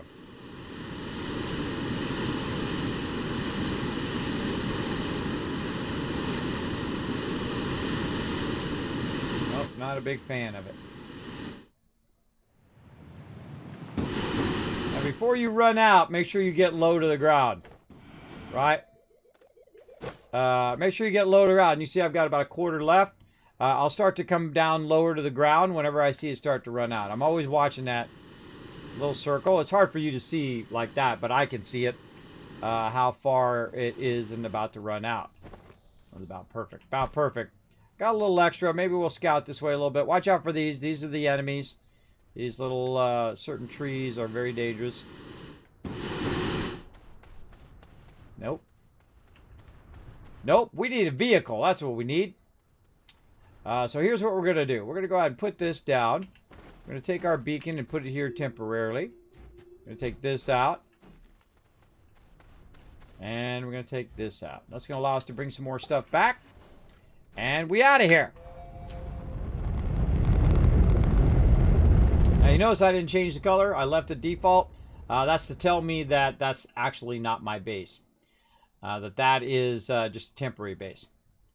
Okay, where to go? Right here? Nope. Over there? Nope. It's out here. Boom. Okay, so what we're going to do is go back to our primary base. We're going to go back there and we are going to... we're going to make ourselves a vehicle. And this way it'll allow us to drive around infinitely without having to worry about power and all of that stuff as well. Now, another thing you're going to notice as I come back here to my primary planet is that instead of it being on the side, like over here... Oh, let's slow down. It used to be right here. This is where I started. Right over there, right? So instead of it being on the side, it's now centered down the center, which makes it easier to click on and then also hit every time you come through. How do I know this is my central base? Because it has the green beacon up at the top. And here we go. We're back to the main base. And we need ourselves a vehicle. Let's do it. Let's do it. Let's see. We'll just go ahead and grab one of these ones. What did I do with that vehicle? I have it parked up on the other side. All right. Any more hydrazine I could use? Well, I could snag it out of here real quick.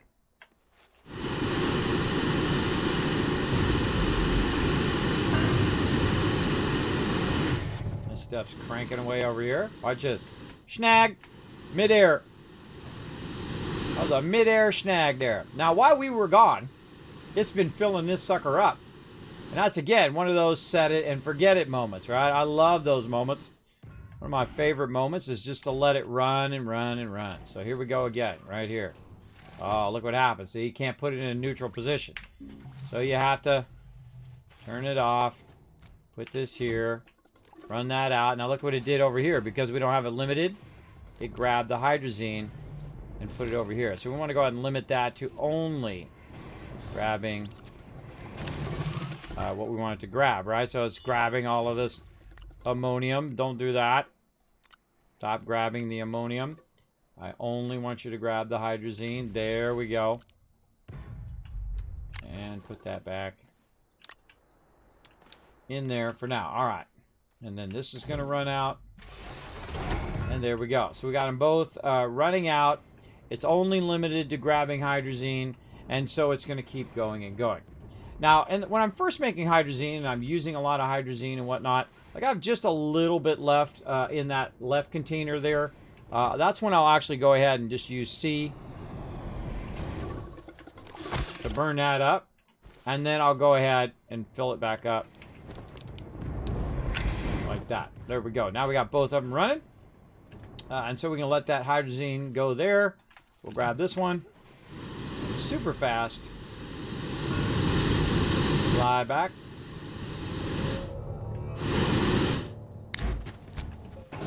And make sure this is on inputting. And so on. Alright, now we got some vehicles back here. With a bunch of trailers. Do I need all these trailers right now? Probably not.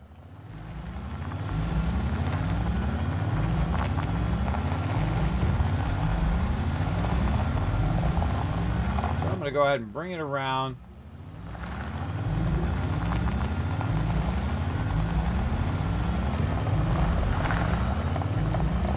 Eventually you want to make entrances on all sides just to make it easy for you to get there. I'm just going to bring it over here temporarily. And what we're going to do is we're going to go ahead and use one of these medium rows. Now I can make a new one if I want. I like to reuse stuff.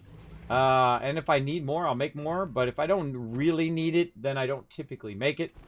So what I need to do is grab some of this graphite that I made earlier. And I'm going to go ahead and turn this into what's called a packager. Oh. Forgot they turned power cells into used graphite as well. Be careful there. Be careful you don't do the wrong one. Okay, so we're going to make a packager. We'll put that right there.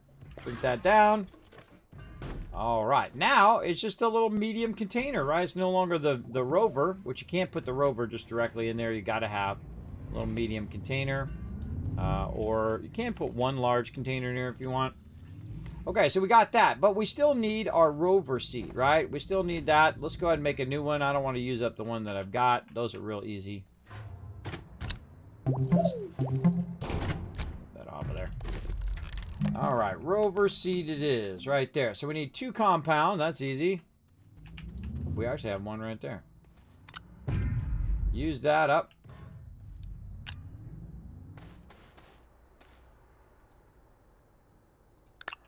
Grab the wrong thing. There we go. You can also shift click it if you so desire.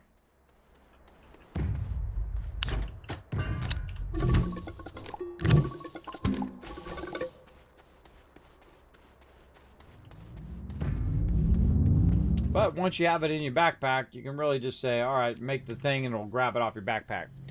That's much easier. Let's run it. All right, now we're getting somewhere.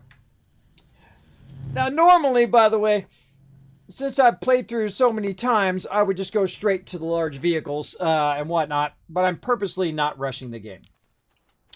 Just to add a little extra fun. Now, I can go ahead and put this rover seat in my backpack. One of the smart things I'll probably want to do is bring some extra hydrazine with me, so I can bring some this way. I can also just put it right into the ship here. Just turn this ship around. And let's say like that.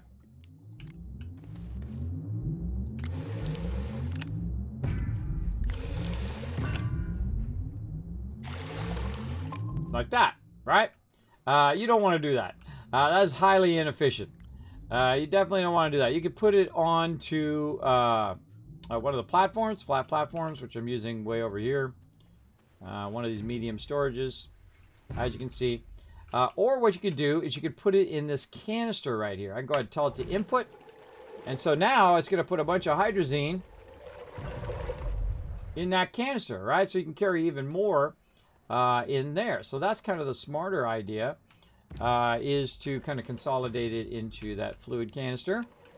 If you haven't seen that in the game yet, that is awesome. It's going to make a huge impact later on as well. There we go. So that is that. Now, we got the thing there, and then we're also going to need some tables, which we already brought. And then also another large one of these. So we need more tungsten carbonide, some steel, and all of that. But we don't have enough tungsten carbonide, so we'll have to come back to that. But we definitely want to get our vehicle going. So we got that in there, our vehicle. We've got some hydrazine. We've got the thing there. We're also going to need some power, which I'm just going to go ahead and use what I've already got on that. Let's launch to another planet.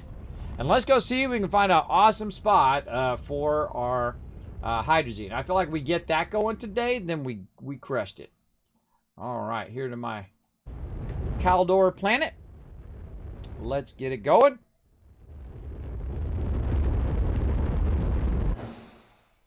All right, there we go. Now we're looking good. And again, where do we want to land? It really doesn't matter where we land at this point. I'm going to go ahead and increase speed. But let's just go ahead and land around the area we landed before, because some of our stuff is there, like our tables and things like that. And so we'll land right over there. And we'll go on a bit of a journey. All right, we'll get out of there. Get our vehicle, we'll extract that. Get our rover seat, doesn't matter which way it goes. You're like, well, Kismet, how are you going to power that? Well, I just happen to have these little QRTGs here. They're going to power this up nicely. Just like that. And we could even, if we want to, go ahead and snatch a thing on the back there. And now we can just, we're free to go wherever we want.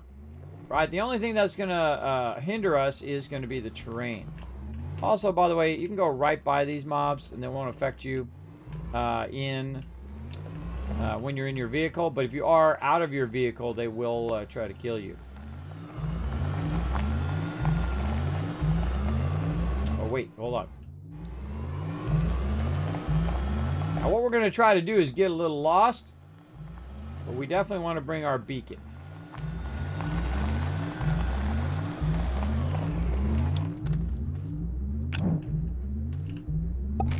Again, our goal is to find a ton of ammonium.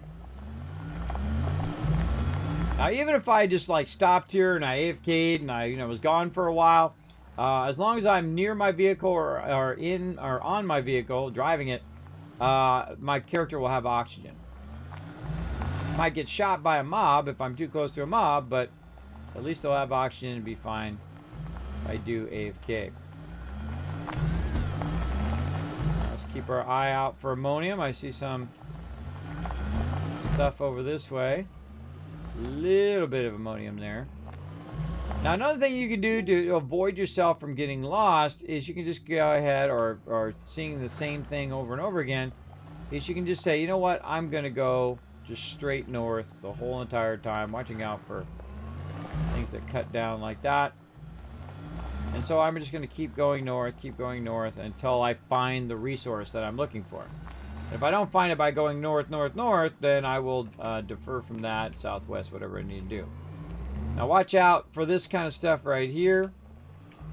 This stuff you can fall down in there, and then you got to try to get your way out of there.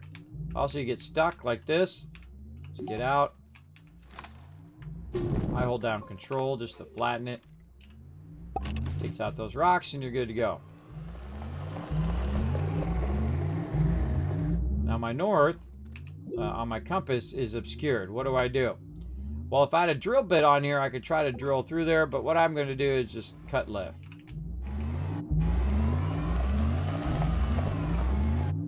I'm going to try anyway. There we go.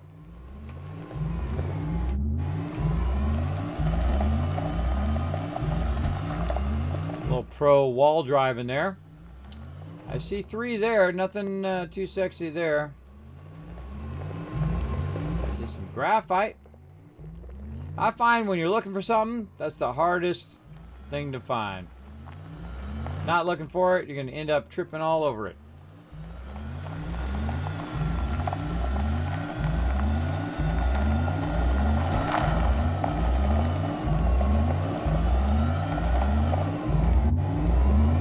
Alright, what am I going to do here?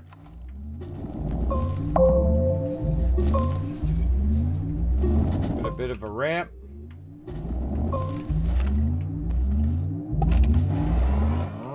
Right up the wall. Whoa! Catch us a bear. Nailed it. All right, more north. Yeah, it's really nice having the compass so you know which way is north. Normally you'd have to get out of your vehicle. You roll over your... Oh, hold on now. Hold on now. Look at this over here. Oh, look at this. Graphite node over there. An ammonium node over. Now this is a good potential spot because you never know. That whole entire thing could be full of ammonium. And there's also a graphite spot nearby. I could go ahead and power both of them at the same time. Build a little bit of a base here. Power both of them. Be extracting both resources simultaneously. Now that's not bad. Now you're never going to find your way back here. At least it'd be pretty hard to. So I'm just going to throw a beacon down there. I'm going to say that's a nice potential spot. But I never go with the first spot. I usually don't. I want to go ahead and see if there's something better. There's graphite I can get on another planet. But that is pretty convenient with it right next to each other. Again, I'm just driving along, looking around. Watching out for holes I don't want to fall into.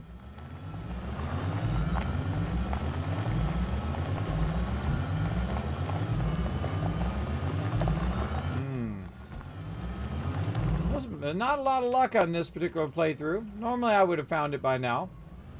But it's out here somewhere.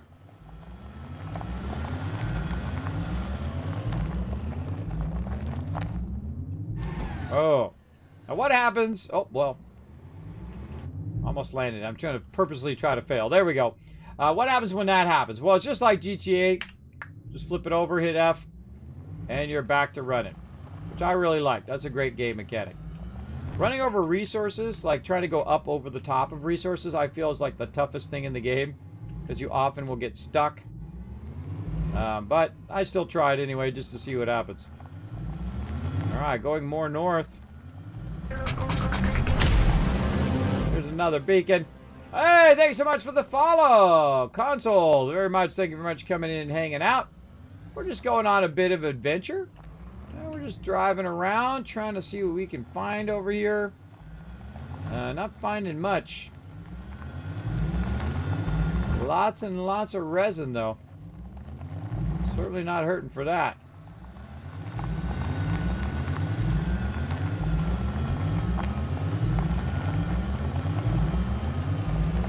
You might be thinking, Kismet, can you go and go across the whole world and cycle around the other side? You absolutely can. I've done it many times.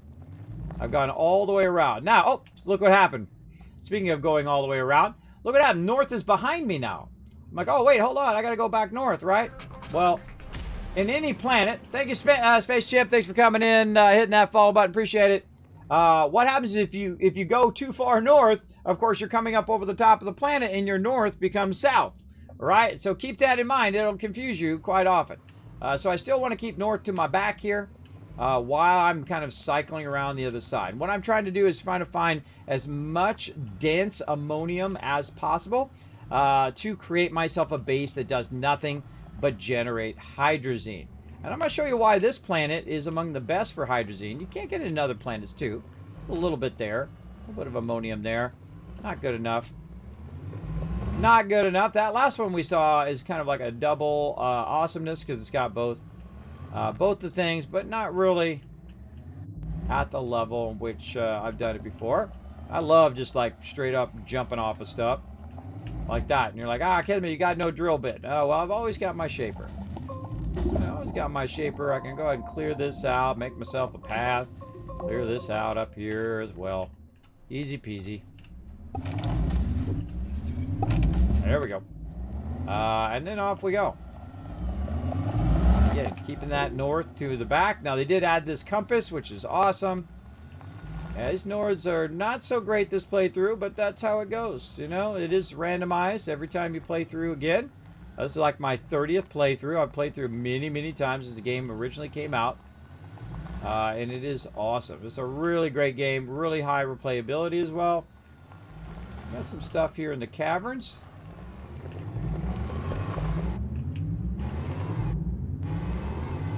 Yeah. Ooh, look out. Look out. Not bad, but not good enough. Oh, and again, graphite nearby. I can see it off to the right. Actually, the better of the two nodes is the graphite node. You can see it sparkling off to the side over here. Let's just get out and take a look. Oh, God, I'm going to fall. No, I got a jetpack. Look at this node. That's pretty nice. But look at up here. What do we got?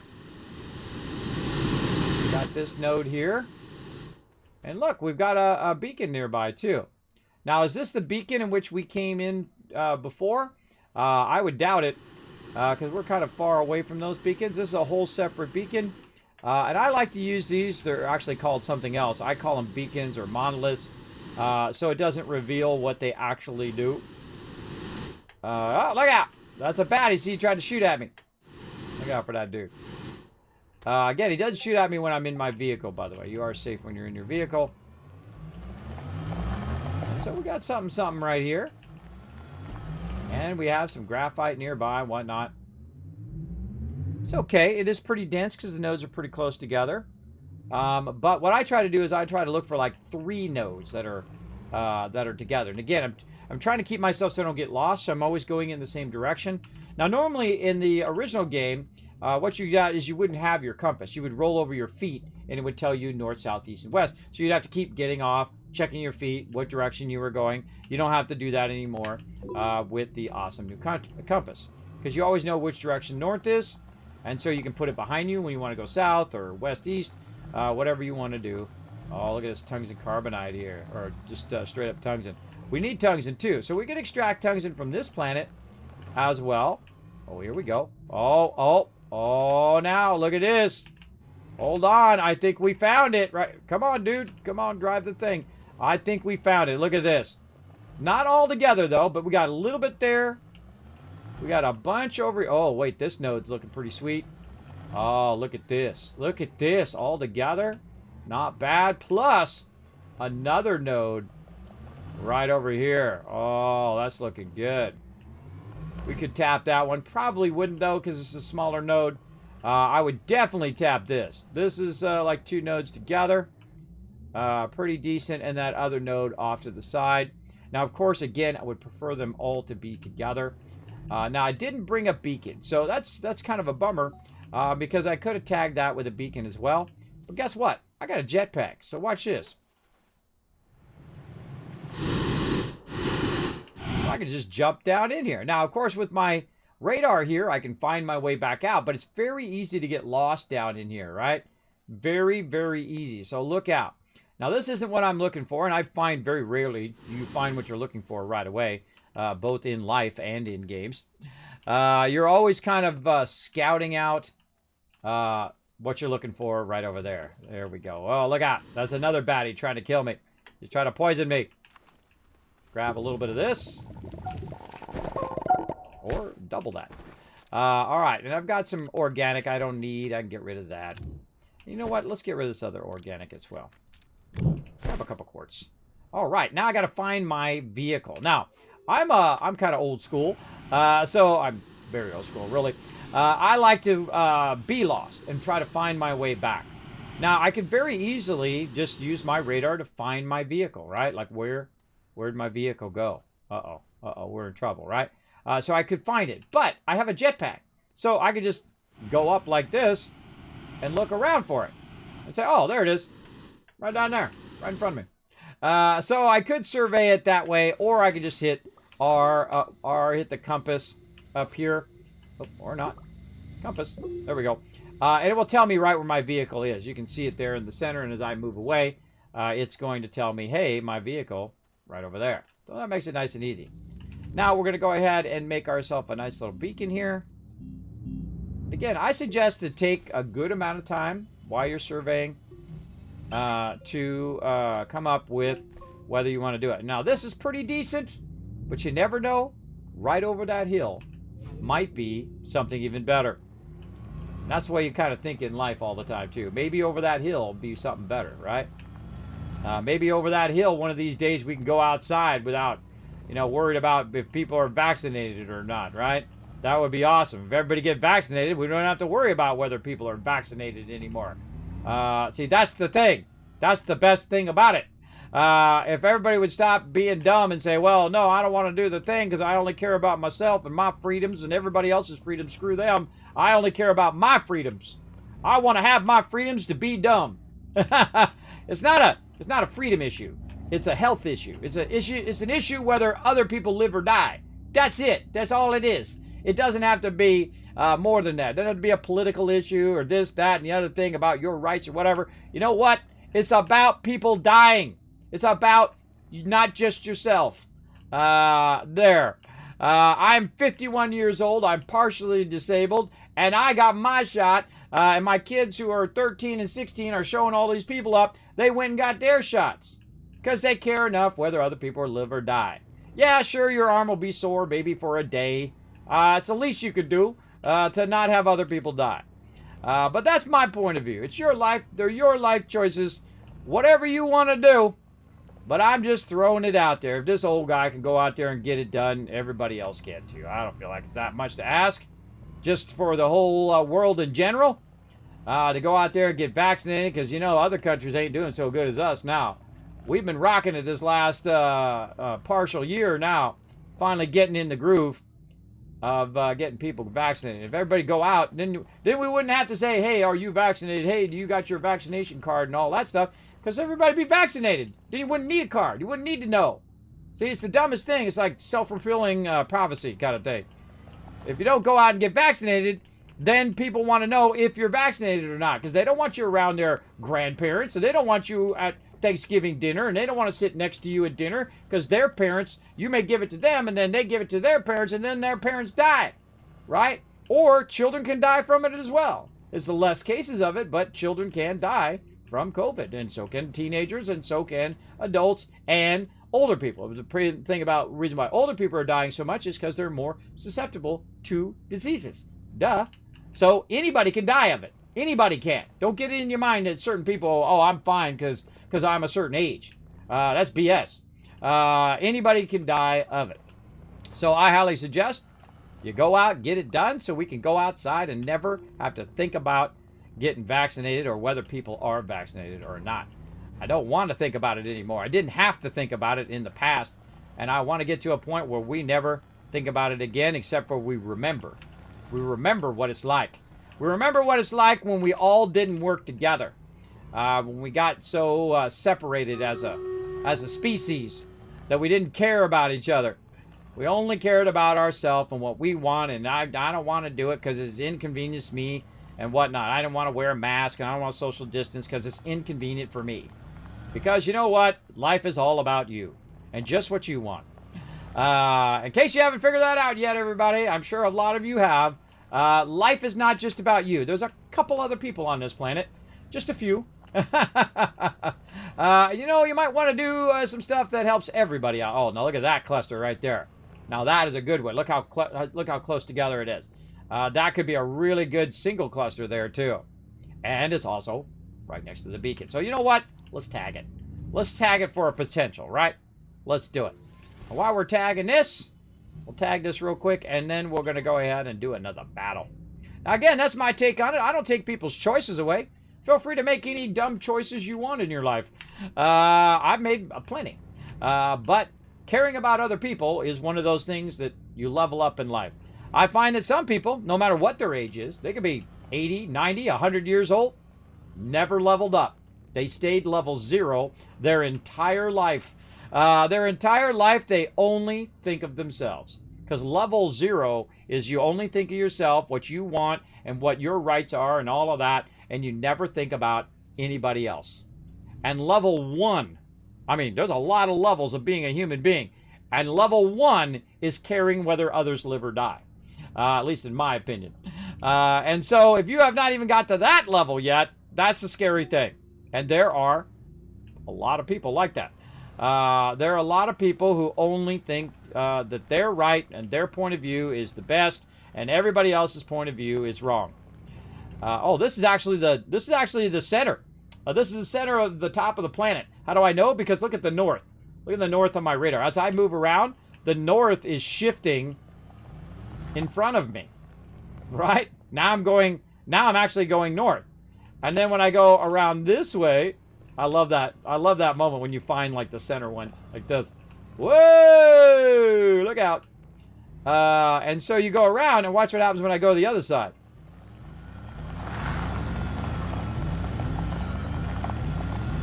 Now the north is pointing that way. The exact opposite of where we just were. I think that's funny. I don't know why I find it funny, but I do. All right, so there we go. So let's go ahead and do this battle here before we get too into that. Let's go. To battle! Again, it's kind of like a self-fulfilling prophecy or shooting yourself in the foot or making it take longer than it needs to, right? It's like that person where you're trying to get somewhere and they're blocking the doorway, right? They're blocking the doorway, talking to their friends and whatnot, and they're making it take longer for everyone because we're trying to get in the doorway and they're blocking our progress. And that's what everybody who's doing who is not getting vaccinated right now. They're blocking their own progress as well as everybody else's progress in life. So we can get out there and not have to think about it and go to the water park and go to the pool and to the beach and all of that stuff. Now, this ain't going to go away like that, because you got the rest of the world who still have the issue. And so they can keep bringing it back into the United States or into other countries as well. And it just keeps going on and going on and going on. So that tells you that our human race is all interconnected. So the less we realize that, the more it'll go on and on and on, and the more people will die from it, and so on. So we definitely want to get that going on, everybody. We want to get that going on. So again, you can go hug your parents and your grandparents. You can spend time with your friends and never have to think about being vaccinated again. Because hopefully we learned our lesson, which I seriously doubt, because humans are not inherently good with lessons. Sometimes they need that lesson again and again and again before they kind of catch on. And some people never learn the lesson. They'll never learn the lesson because they don't have the ability to move on. They don't have the ability to open their mind to other possibilities. They close their mind and their way is the only way. I'm never that type of person. Especially as an artist. It would be very difficult to be an artist that way because you would never progress forward. Your art would never progress. You'd never go any further than that. In my opinion, now again, they're your life choices, whatever you want to do. Let's see, Grand Super Awards. Let's see, Paul, LOC, Jaeger, and Rotisserie G all getting some love. Narelle Renmar coming in overall MVP with the 10 assists as well. All right, let's get back to the map. And sometimes I talk a little IRL, everybody. It's my stream. I can do whatever I want. Oh, my gosh. Look at this loot, everybody. Walking away with crazy tons of loot.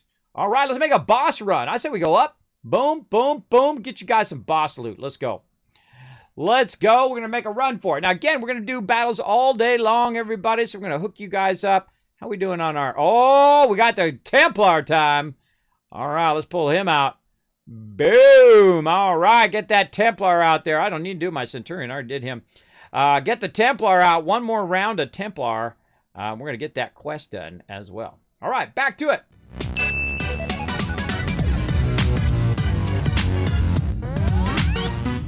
All right, let me catch up here.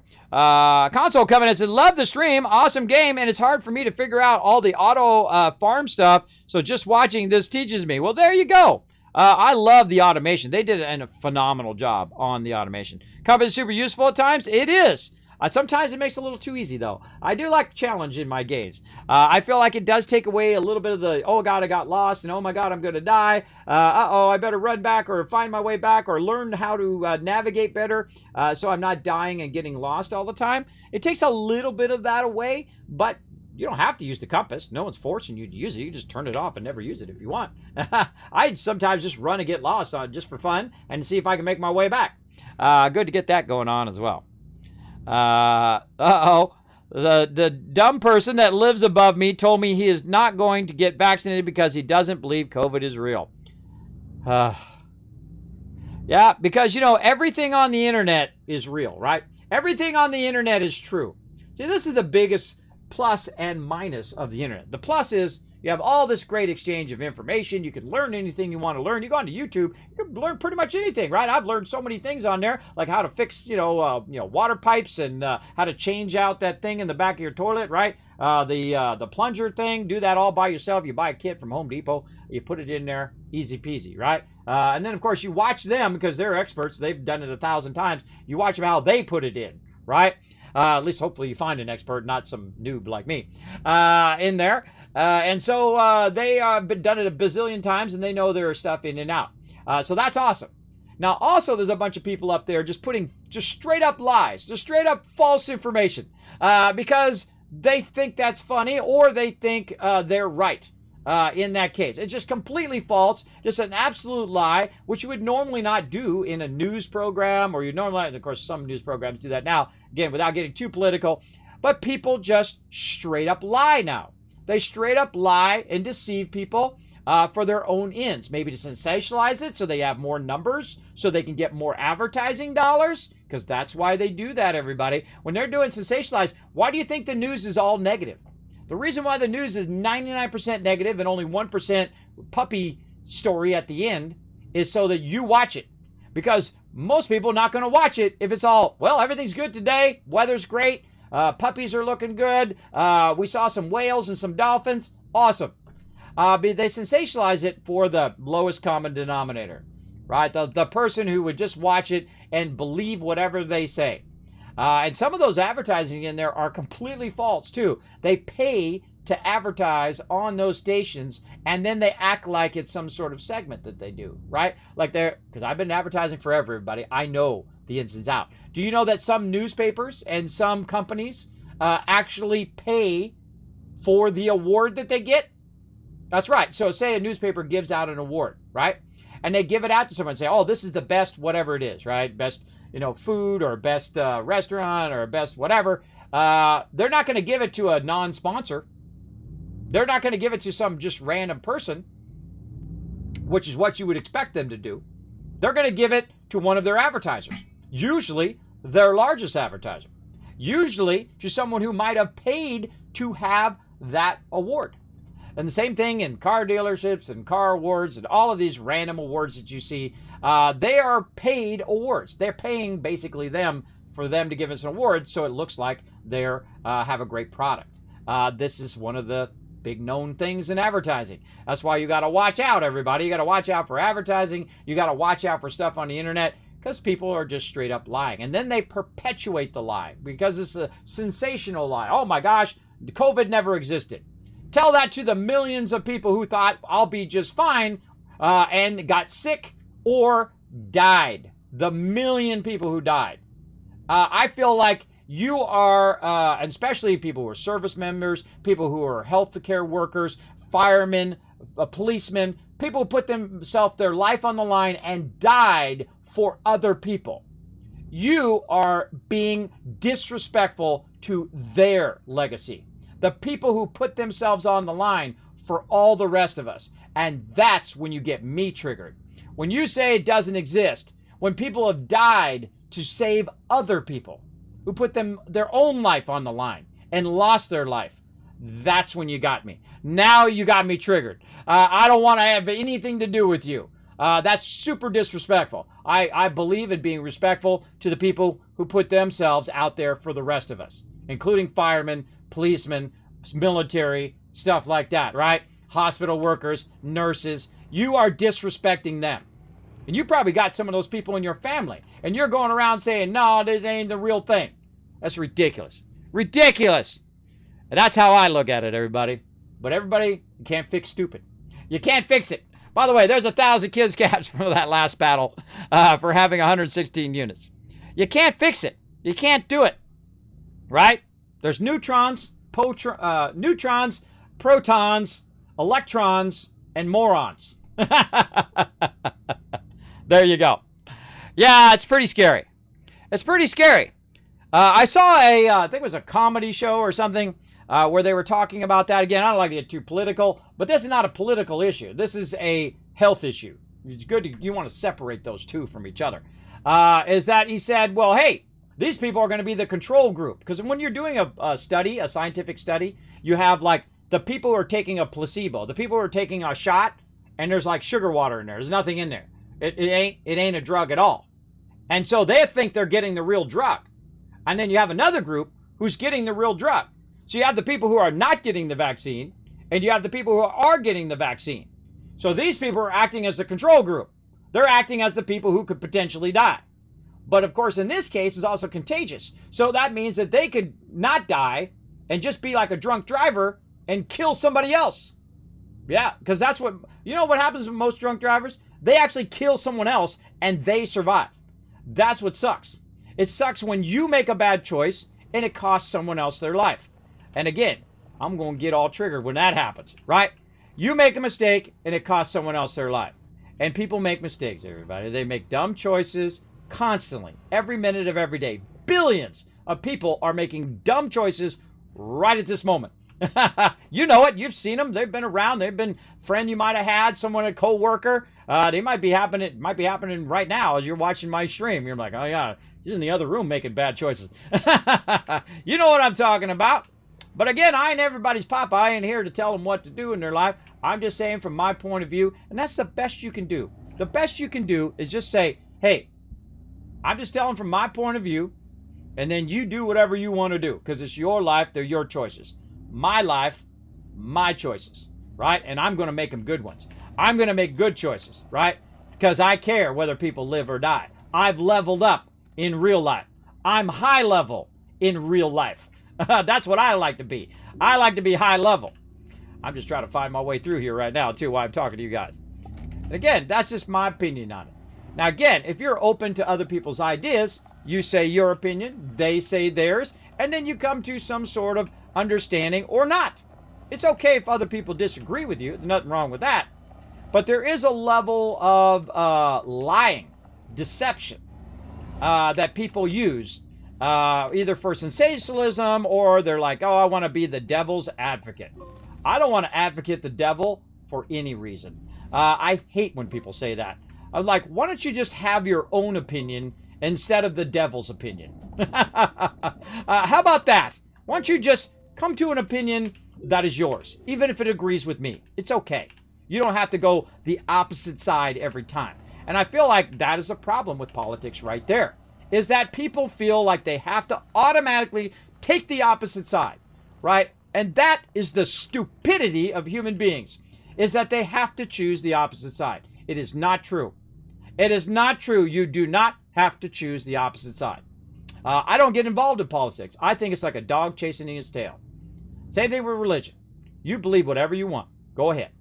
But if you get into a conversation with someone who has got a closed mind and just wasting your time, I don't talk to those people. I'll be like, nope, I can see your closed mind. You're not going to change your mind. You don't want to really discuss it. You just want to tell me your point of view. There's a difference between talking to someone and telling people or basically just wanting them to believe what you want to believe, right? And again, I don't telling nobody nothing. I just tell them my point of view. And if you want to have a different point of view, that's perfectly fine. Again, I'm not here to make you be anything you don't want to be. And so on, in life, in general. And if you got a certain belief and you believe that thing, hey, you found a spiritual belief or a mental belief, you found a scientific belief, whatever it is, however you came to that conclusion, awesome. But don't make it a lie. Don't be deception. Don't be deceitful, right? If you're deceitful, if you're hateful and mean and cruel to people, and you want to just have it for you, then count me out. Count me out of that discussion. I will peace out of those discussions all the time. People who are just like, no, this is the way it is and it ain't no other way. Well, there's one thing I know about humans, is they don't know squat. For sure, right? So you have your beliefs, and your beliefs should move, right? Just like you leveling up in real life. They should progress just like you do in game, right? You level up, you learn new skills, you learn new stuff as you go along. That is the real genius of human beings, is their ability to adapt and progress. And when you get stuck into just a one way is the way is when you get locked into that and you no longer progress. You're no longer leveling, right? In real life. You're just this level, and that's how you're going to be for the rest of your life. And that's the way it is. Too bad. I'm not going to listen to anybody else. I'm right. Everybody else is wrong. Also, being right all the time is not necessary. You don't need to be right. I'm wrong all the time. Especially, I find when I'm talking to my wife. Right? Right, guys? Right? It's okay. I gave myself the freedom to make mistakes and to be wrong. And then say, you know what? That was my bad. I was wrong on that. You want to be a real man? Do that. Do that, right? Be able to admit that you made a mistake in your life. Believe me, you made plenty of them when you're young. I made tons of them and still do. You'll see me screw up all the time here on the stream. And so, give yourself that freedom. It's like at some point, everybody around you expects you to be perfect, right? You got to have the perfect look. You got to have the perfect clothes in the car, and you got to have all of that. And the ladies even more so, right? You got to have the makeup, and you got to have the right outfit and a Gucci bag and all of that stuff. You know what? That stuff is irrelevant. It really doesn't mean much in the long run. It's just, if it makes you feel better, well, then awesome. But if you think that's a necessary thing, you have to have that, you got to always look perfect all the time, you're just making yourself a little prison. A prison for you to live in. I don't live in that prison anymore. I did when I was young. That's all I cared about. Money and looking sharp.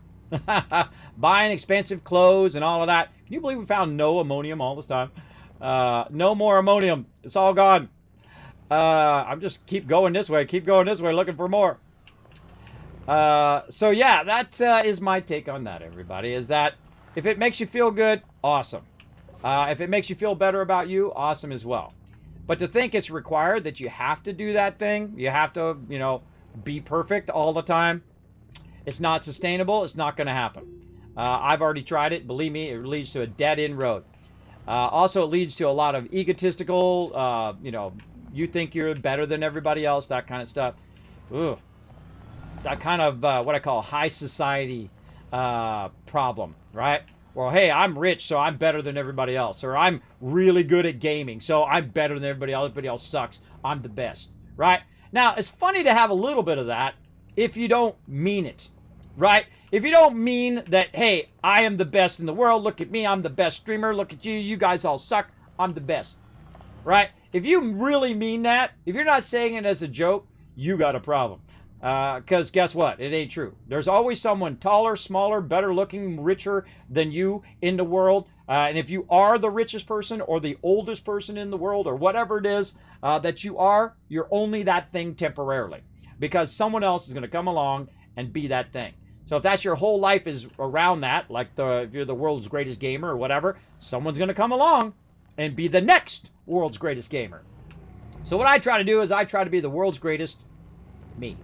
That's right, because there's only one of me, there's only one of you, so be the world's greatest you, in whatever form that takes. And again, I try to bring some positivity to your day, everybody. You're awesome just the way you are. You don't have to be nothing else than who you are right now. I don't need to be anybody. I don't need to do anything that I don't want to do.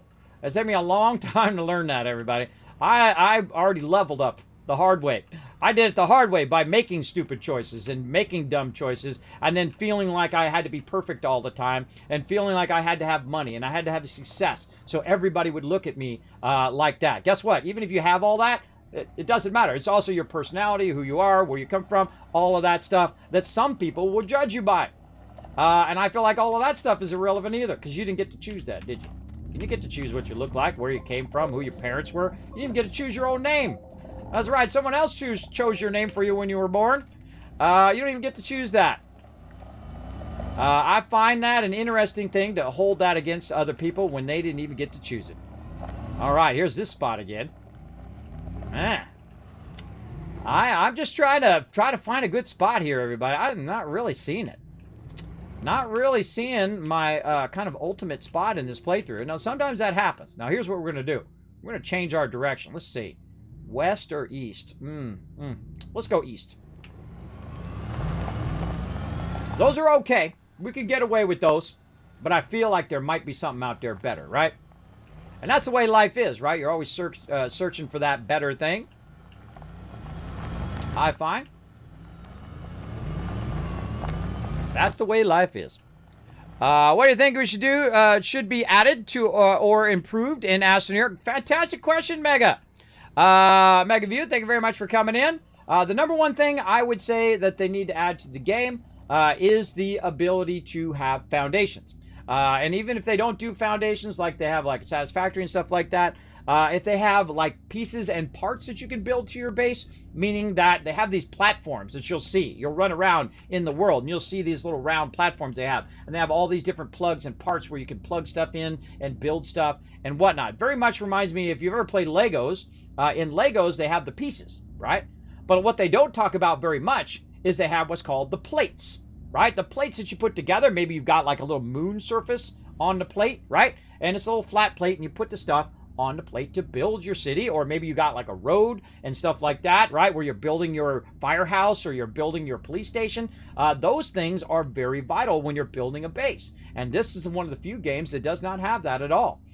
You have to actually flatten out the ground in some way, or you can build it on the side of a mountain, I guess, if you really wanted to, and so on. I feel like that's its biggest missing piece, is the fact that I can't build a base that just attaches to something and is nice and flat. That I can build. That's what I would love to see in Astroneer. All the other stuff that they have added is just awesome. Just very, very awesome. I really love this game. Again, I've played it through 20, 30 times now, for sure.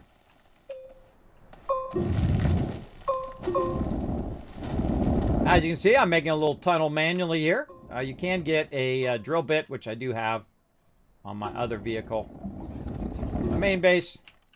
Hardest thing is getting it to match up on both sides, but I am an artist, so this very much feels like Photoshop when you're just kind of painting. It's really awesome, everybody. If you haven't even tried the voxel shaping in here, it is really, really good. Now I'm just kind of going in a random direction here. I really want to go a certain direction. I should probably straighten out when I get there. And what I'm doing is I'm looking for ammonium. Now, I think in every single playthrough, I have found... Whoa, let's try to get through there. I have found a really good spot here. I think this is going to be one of the playthroughs that I don't. Kind of weird. Kind of weird that I haven't found it yet.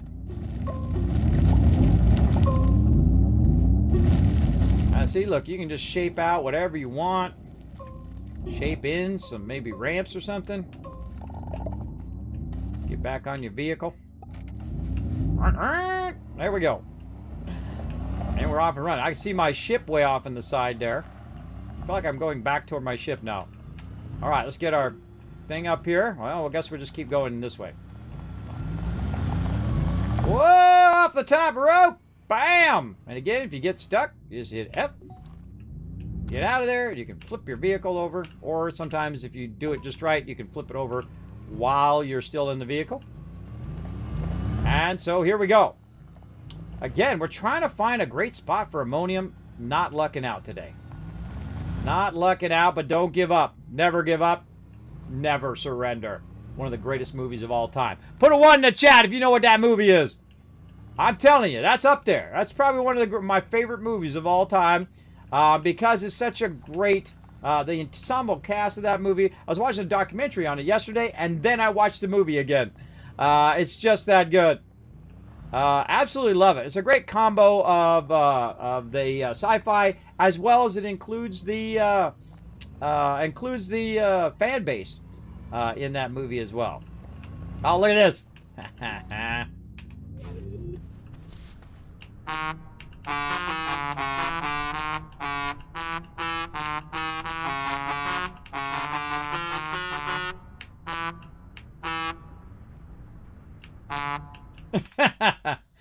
Gotta have a little fun in life, everybody. Don't forget that too. Jump in puddles, jump in leaves, have a good time. Be safe though. Be safe.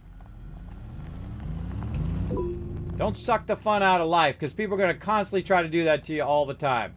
I'm going to say, oh, look at this. Look at this little node. Not enough, though. Not enough.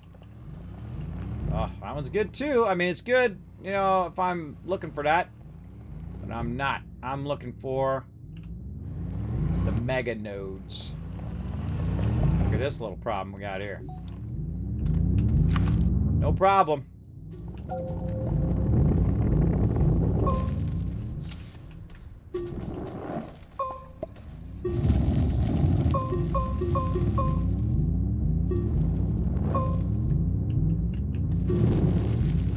Taking the dirt out.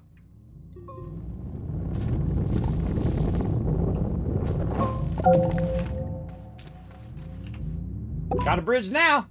That's why this game is awesome, everybody. I love the voxel shaping. It's super fun. Now, this is like your canyons here. You got to watch out. You will definitely fall down in there, and then you'll be spending some time climbing out of there. But I usually find there's some sort of way you can get across if you go the right way. I feel like we already been here. I feel like we already came by here. But then again, you'll get that feeling. I see some ammonium there. What we're looking for is big nodes of ammonium. That's what we're looking for. We're trying to go east here. Now remember that the north-south will flip at some point. The same thing with the east-west. Again, we can go as long as we want. As long as we got a vehicle, we got an auctionator built in. We can go for an endless amount of time. Driving through the desert. Something floating over there. Driving through the desert on our great search for ammonium. And I like to give it a really thorough search, too. Because this way I only need one spot. As opposed to running multiple extractors in different areas and running them across and all of that. Not bad here, but... That's very... Look how dense that is, too. Very dense together. Not bad. Not what I'm looking for. Let's keep going. Oh, here comes some. Up ahead here. It's looking pretty iffy to me.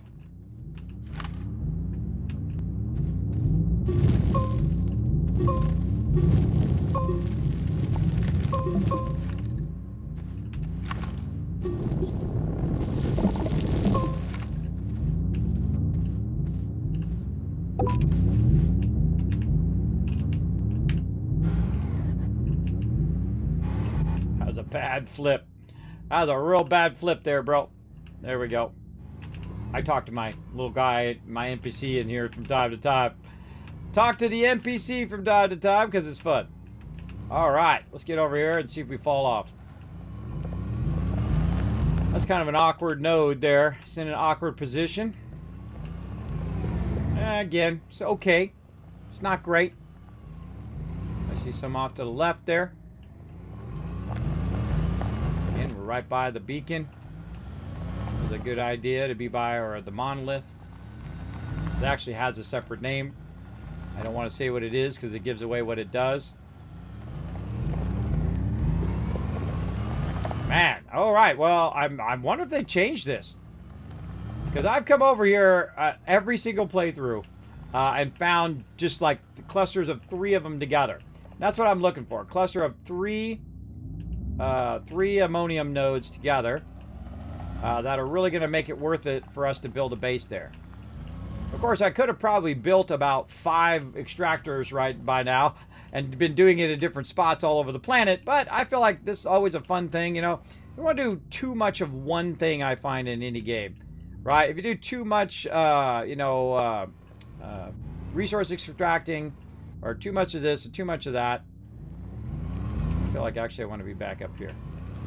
I find like it's going to burn you out on that game usually.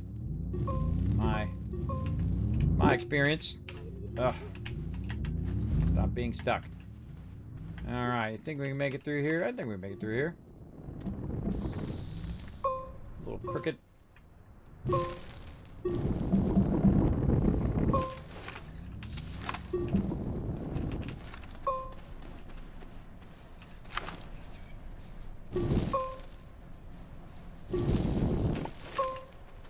Something like that.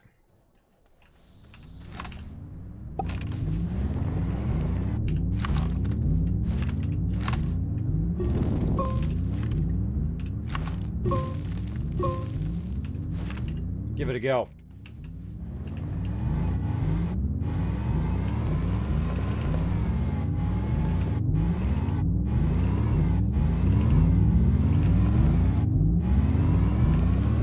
Ain't easy. That takes some practice. Sure, for sure. Alright. Well, I see some more off to the left there. Just trying to avoid falling down into a hole here. Alright. Sometimes, by the way, when you're running around, I like to turn that off and move my cursor out of the way.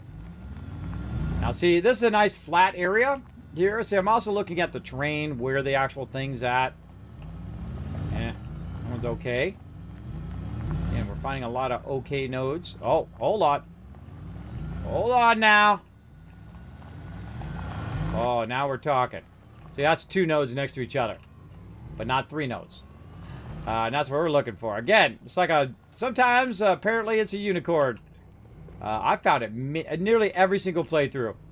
Usually pretty close to when I'm landing, because I'll land in different spots and look.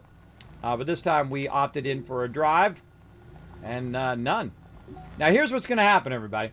I'm going to just go, okay, this is where we're going to put the base. And not very long after that, that's when I'm going to find the triple node. Because I won't be looking for it anymore. And when I'm not looking for it anymore, GG, there it is. You know what I mean? Like, hold on. Let's look for resin. Yeah, that's what we're looking for. We're looking for resin now. Right? We're not looking for ammonium. We're just looking for resin. We try to trick the game up. Except for the game knows you're not really looking for resin. It already knows that you're still looking for that ammonium. But you can try to trick it if you want.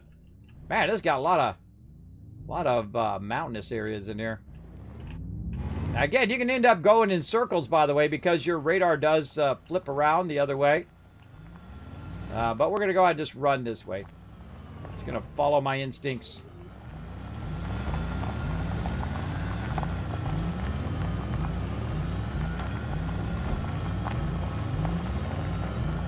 All right, lead me to the promised land of ammonia. Watch this trick. Ready? Get up there.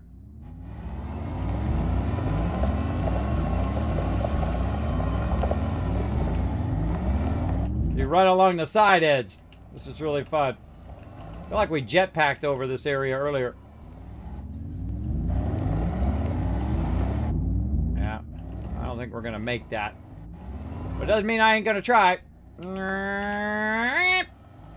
Oh, I did make it. Wow. I mean, I made it, but it still flipped over. But you know what I mean. I didn't know I was going to make it all the way over there. I notice these guys don't attack you. Whee! Off the side we go.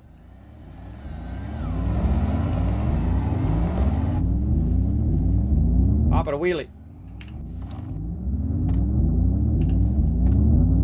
I gotta put it right on top of my head. Nice. Alright, I'm just going in a random direction now.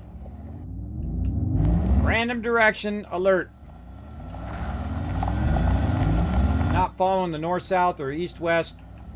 Random direction time.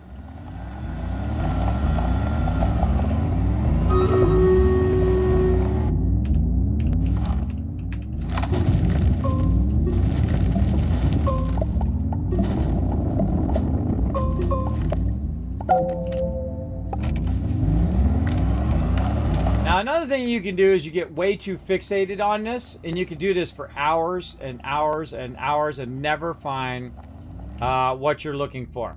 Especially in a game like No Man's Sky. You're trying to find that S node. Meanwhile, you could have extracted tens of thousands of resources instead on a lesser node. But you were just kind of going and going and going and trying to find that S node hour after hour after hour. This is pretty much what I could have been doing this whole time. Was just extracting lesser nodes and getting more resources. But then again, I'm not searching for what I'm really looking for, and thus I will never find it if I don't search for it. Same thing in love, everybody. You'll never find it if you don't search for it. That is for sure. And sometimes you'll find it when you stop searching for it. This one's not bad, but again, the terrain. Not a big fan of the terrain there. In my case, I was like, women are crazy, which is great when you're young. It's great to have the crazy ones, everybody. Great, the crazy ones are awesome. You ladies know what I'm talking about. Crazy ladies are the best when you're young. But when you get older, and you're looking for that special someone, much better if they're not as crazy.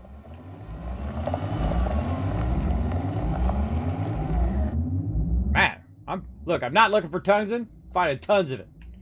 Maybe I should be looking for tungsten. Maybe it'll stop finding it if I start looking for tungsten. Here's some serious grippy tires. Tungsten.com right here.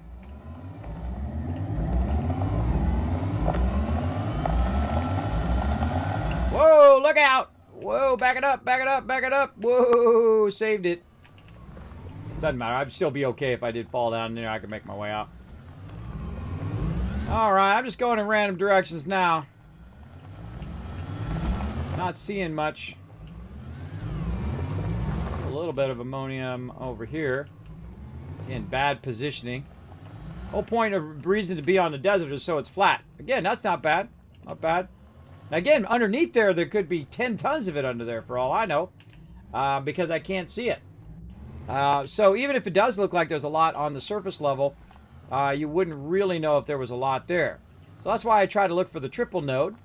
And the triple node gives you a higher chance that that's going to be worth your time.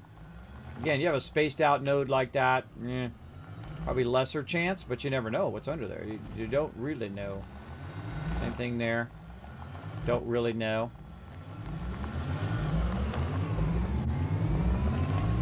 Alright, we're going to do this battle here in just a second. Get up here, park right here for a second. Take a look over the thing here. Let's do this battle. To battle! Alright, I'm going to boost you guys. Let's go. Let's get the loot. Let's see. Yep. Yes, indeed. Enhanced for buildings would be nice. Exactly. Galaxy Quest. Exactly, Mr. Magala. Incredibly fantastic. It also has the epic Alan Rickman in it. Oh, yeah, when I was watching that documentary, they got to Alan Rickman passing away. Everybody was crying. All the actors were crying. I started crying. My eyes started welling up. Yeah. Oh, 1,000 kids cats for 133 units as well. Murphy's Law, exactly. Have you started an ammonium farm? Just left for the bathroom. Nope, I haven't started. I'm still driving around looking for it. Again, sometimes I feel it's worth that extra bit of driving, and then I will eventually just choose a spot, I'm sure. Open the cabin chest. Bam! Yuck at all this extra loot. Jaeger, Subi, Slayer, The Last Flash, Rotisserie G, all getting some sweet loot. And Tensoner coming in. MVP. Tensoner. Yeah, Tensoner.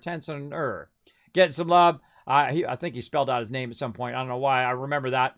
And then 9 assists there as well. All right, one more step closer to the boss. How are we doing on time? Oh, plenty of time. We're going to be doing battles all day long, too. I'm going to go into battle mode, where you guys will get tons and tons of that. All right, I think we can go ahead. Let's see. Who are we going to put down? Yeah, I'm just going to put down my tank to guard that guy right up there. All right, sounds good.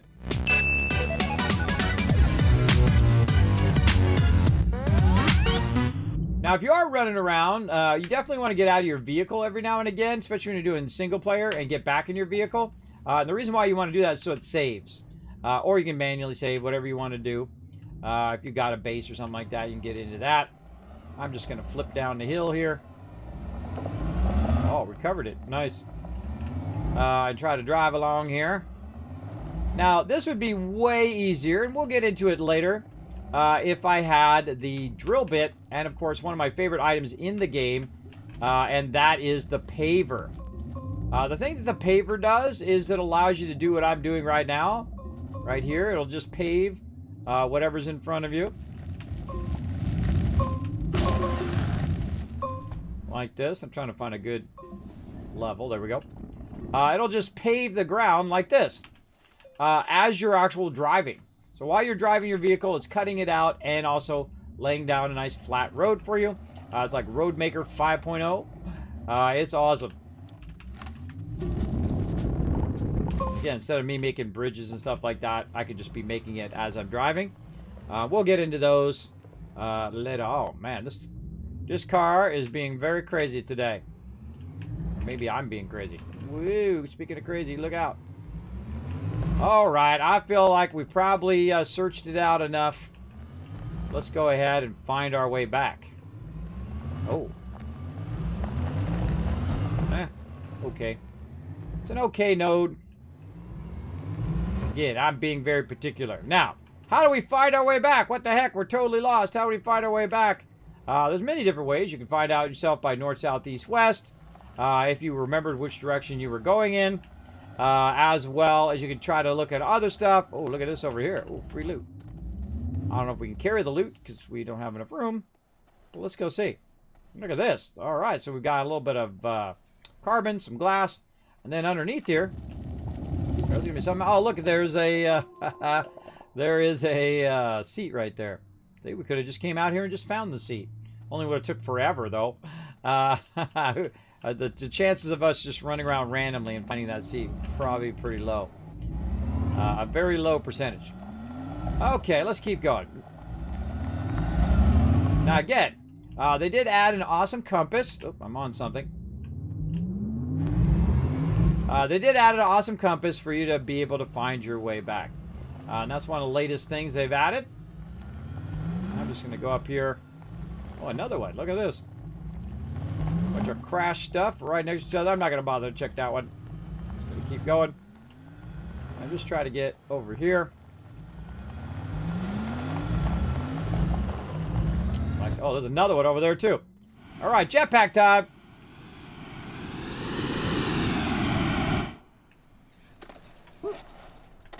One last little chance.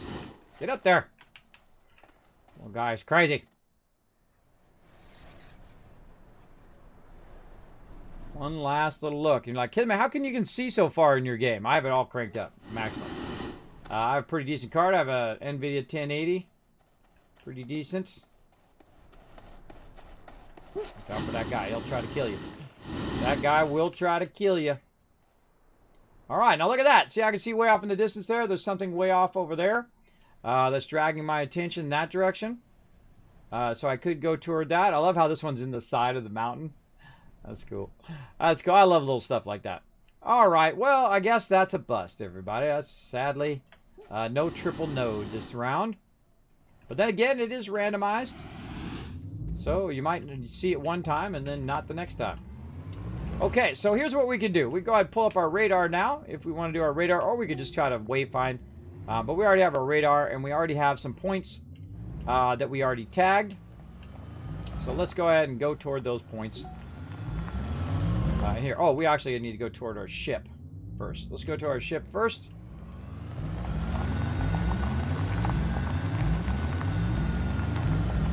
Now, it's on the outer line. That tells you that it's really far away. And so we're now looking for our ship. We are not looking for ammonium. Yeah, that's it. Not looking for ammonium at all. Ooh, what do we got over here? That's not bad either. It's not great, but it's not bad. All right, so again, now what I'm doing is I'm just kind of aiming myself toward my, my ship out here. I'm going to navigate through these little tricky spots. I don't have to shape as much. Whoa, nope.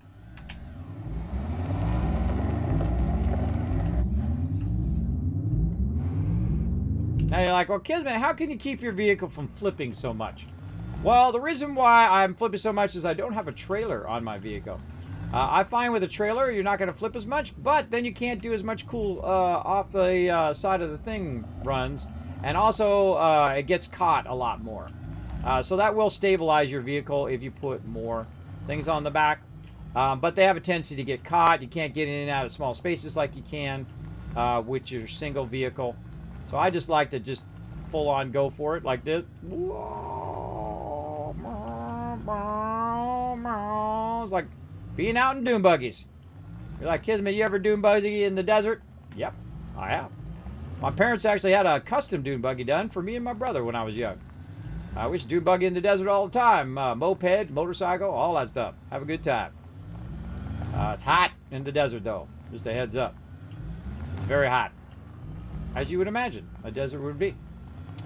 It would be hot. Alright, now we're getting somewhere. We're back to our little ship. Alrighty. Now what? Now what? Well, the first thing I'm going to do is take off all these other resources that I don't need. And I'm going to get my little RTGs back there. For sure. Now, what I want to do is I want to go ahead and take this stuff right over here. Put that back in there. Where'd you go?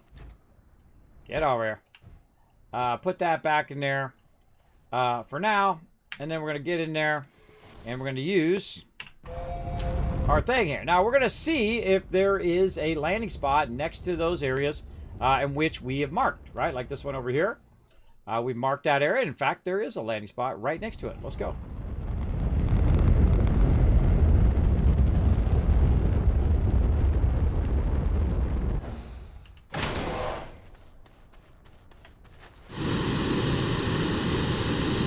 This area. Alright, this is the area that's up against the edge of the thing. It's an okay area. It also has the graphite nearby, but you know what? I'm going to count that area out. So I'm going to go ahead, take the beacon down, and say, you know what? We're going to eliminate that as one of our spots.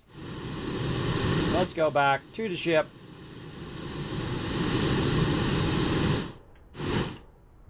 Take off again. So the whole point of what we're doing here is I'm showing a bit of hydrazine, how to get around, how to navigate, how to find stuff you're looking for, how to put a beacon on it, and then come back and find it later and try to set up some hydrazine. So our big goal today is to set up some hydrazine. Oh, there's one way off to the side over there, on the side of the planet.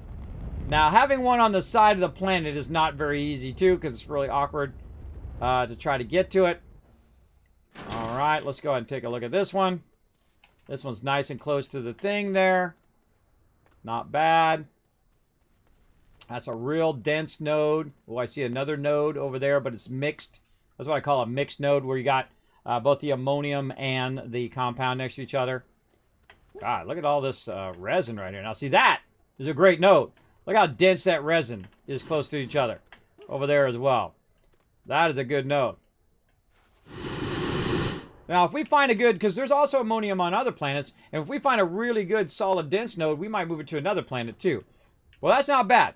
Well, it looks like a pretty good node there. I like it, but it's on the side of the planet, so we're going to count that one out, too. Let's see, what can we get rid of? I don't think I have anything I can get rid of. And, boy. All right, let's just grab it. Move it closer. One of my favorite things is to jetpack and grab stuff while you're jetpacking. And just like snatch it up while you're flying. I don't think I have any room in there either. Alright, how to make this where we can't pick it up because we don't have enough room in our inventory. But how to make it so we know don't go look at this one. Well, we'll change the color, right? We'll change the color, say to black. Or no, we'll just turn the beacon off. I forgot. There's an off function. I forgot. I didn't even know. I didn't even remember there was an off function. All right, we'll just turn it off and leave it there. All right, awesome. All right, oops, I pressed the wrong button too. I pressed the wrong button. I hit V instead of C. V is going to make me want to do it. Now, if you do accidentally do that, you can just go ahead and click right back on the planet. It puts you right back in orbit. All right. Well, there's a spot right there, but look, no landing spot by it. That sucks, Ors, man. And I think that's our last beacon that we put down. But there's no landing spot. So that's going to make it tougher. For surezies. Uh-huh. Yeah, see, look, no good landing spot nearby. We'll definitely want to probably run out there. Here's what we want to do. Let's launch to another planet. I got an idea. let's go ahead and go back to our primary planet. And we'll do some stuff over there. Get it going on. Let me catch up on the chat. Hey, what's up, Gear? Thanks for hanging out. On a world far, far, far away is Senior Tycoon Kismet spreading his business where others haven't. There you go. Is your Fallout 4 playthrough on YouTube? It is. Allow. Yes, it is. Right there. In fact, it's in its own playlist. You can find a playlist of my Fallout 4 playthroughs. In fact, there's many of them in that same playlist. There you go. So you can get started and become a wasteland tycoon like me. Make millions and billions of caps. All right, let's land this baby. Over here on our kind of updated base that we moved. All right, and exit. Okay, now what we need is we need a way of doing this. So we're going to take the tables out. We could have left the tables over there. We need a way of landing next to that ammonium. And we already did it earlier. You guys saw me make it. And that is the landing pad here. So we need ceramic and aluminum. Over here, I believe I have my aluminum. What did I do with that ceramic? It's got to be around here somewhere. Normally, I just put it nearby. These tables out of my walkway. See, look, I knew I put it nearby somewhere. And so we'll put it over here. Take the small out of there. Run that out. Run that out. And make me a landing pad. Now, actually, at some point, I will actually make a landing pad next to all of these. Unless it already has a landing area there. I'll put a landing pad next to all of those so I can land at them at any given time I want to. You can put different resources there, or there's another reason why you would want to do that later on. Makes it super easy. Super, super easy. So, Kismet, how's the O2 out there? It's pretty good. I like the O2. Tastes like victory. That's what we do. All right, so we need a landing pad. That's what we need. So we've chosen the one that's kind of more in the center, by a beacon, potentially, and then the one that was way off on the side. It's just annoying to have to fly around the side of the planet every time you're trying to land. Now, if the node was good enough, then I would have done it anyway. But I don't feel like the node was worth it, even though it was pretty dense. Now, again, this node that we think is dense could be shallow underneath there for all we know. Let's go ahead and put this in here. Let's take a look at our fuel. Fuel's looking good. How about me up here? Looking good up there in fuel. I got an extra fuel as well. Let's go back. All right, let's launch to another planet. And we'll build that up more and more and more as we go. All right, back to Caldor here, man. We got to get busy here. We're going to run out of time. Come on. We got to get busy. We want to get this going.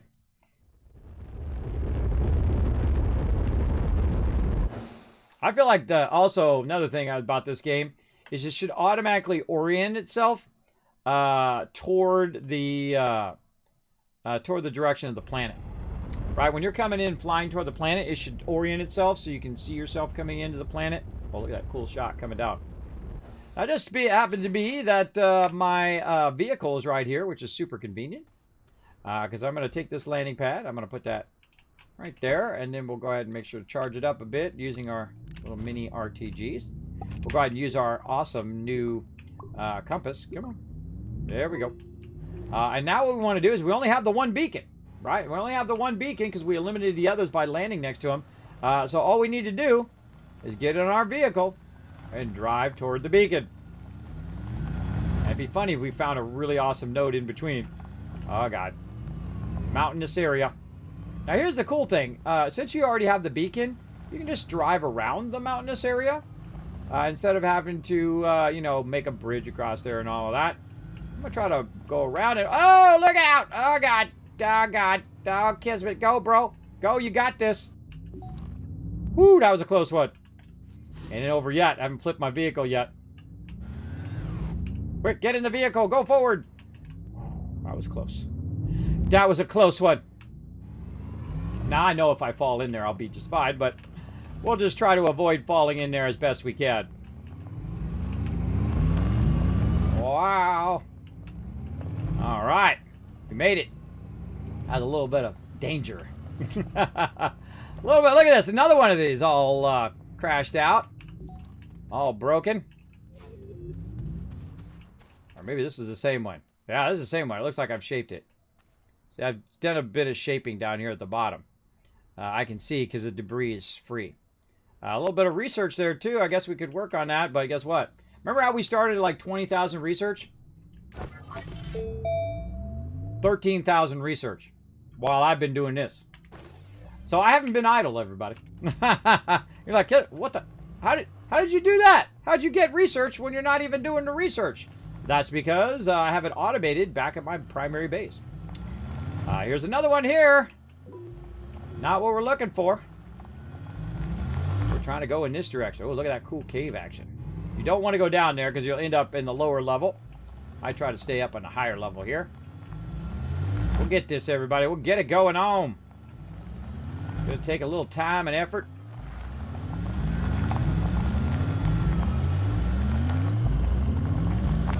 Catching a lot of air. And we'll just drive around because we know kind of where it's at. No reason to go through if we don't need to. Take the time to shape it all out. Oh, that one's... might be enough for me to do it, but you know what? I'll just drive around. Again, we have our awesome compass, which is pointing us in the correct direction. Even if we do go the wrong way a little bit, we can always just readjust. And now we good. I'm just hoping to find a better node while I'm catching up to it, but if we don't, then we'll just go with this one. Good enough.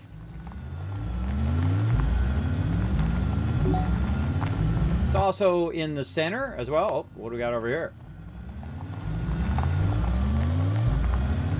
Okay.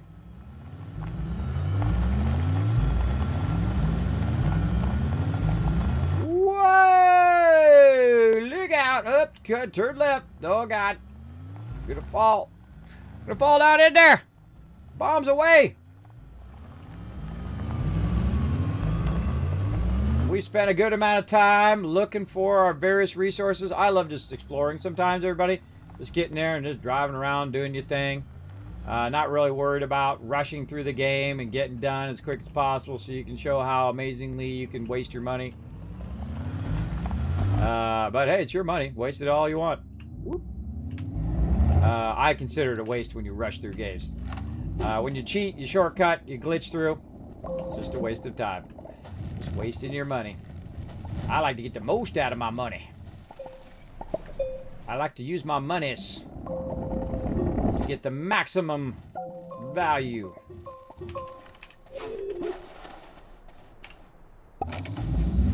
Keep on, keep it on.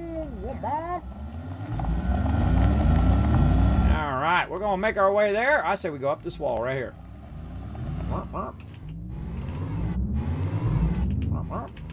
Turn left.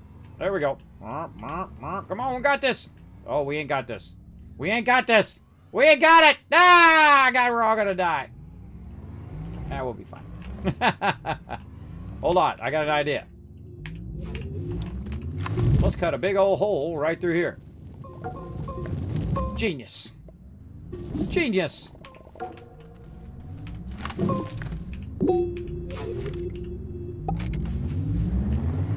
Oh, hello.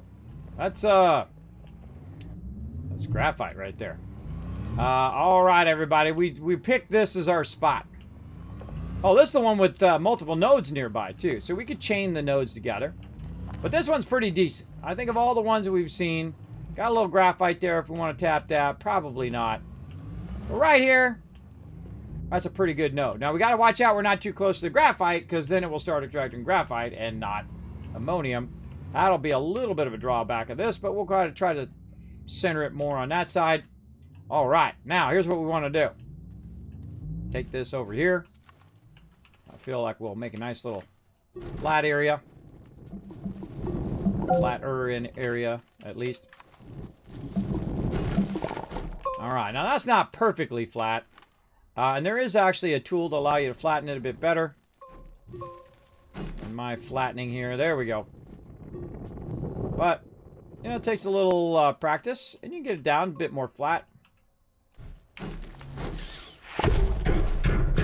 Now make sure that you don't just do that. You got to actually open the thing all the way up. Otherwise, you're going to be taking a trip back over here. All right, so there we go. We got that going on. And oh, now we'll go ahead and activate this as green. Now green means that's where my base is. All right, that's where I'm going to put my base. Right there on this planet. Okay, now for the journey back. That's right, we got to journey back so we could use our vehicle to fly some resources over here. And you're like, well, Kismet, your vehicle's going to be over there. True.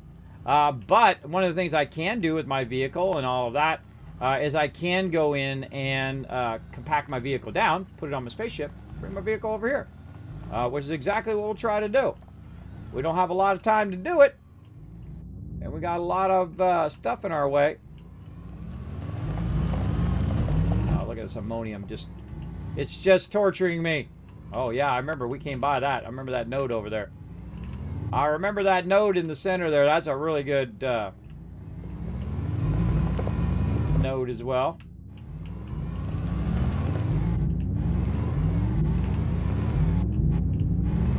Come on, tire. Just not enough to get up on that ridge. No worries. Got a shaper. All right, let's do this.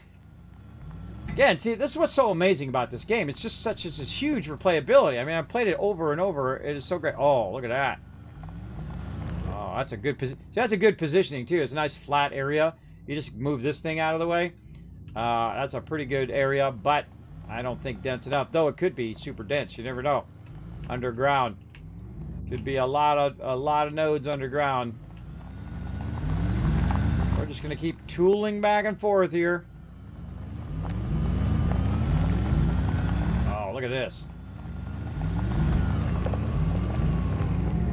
Oh. That's it. That's it right there, everybody. That's 3 nodes together. I could potentially be 4. 1 node, 2 node, 3 nodes. Change my mind. This is where our base is going to be. Right there. And so I'm going to turn it to red. So that I know the difference between the green one and the red one. And again, so here's what we're going to do. We are going to land at the green one. And then we're going to move all of that stuff over here. And move it to the red one. Because that is the node I've been looking for. Again, I stopped looking for it. And that's when I found it. That'll be the node. Right there. All right. But we got to get back to our ship first. Let's do that. We got lots to do.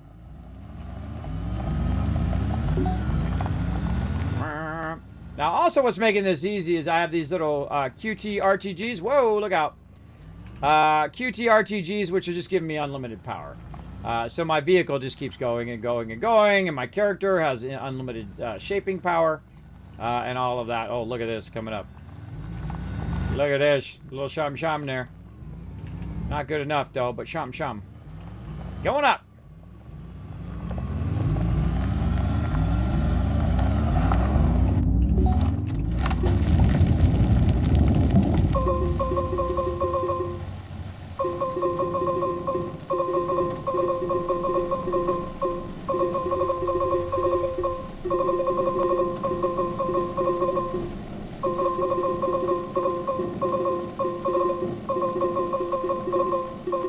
Holy mackerel.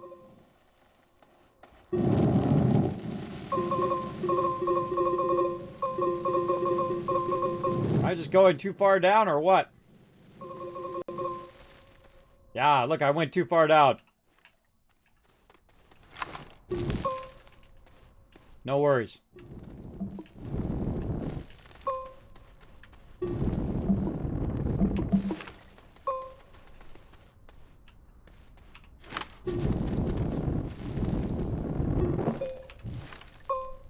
We got this.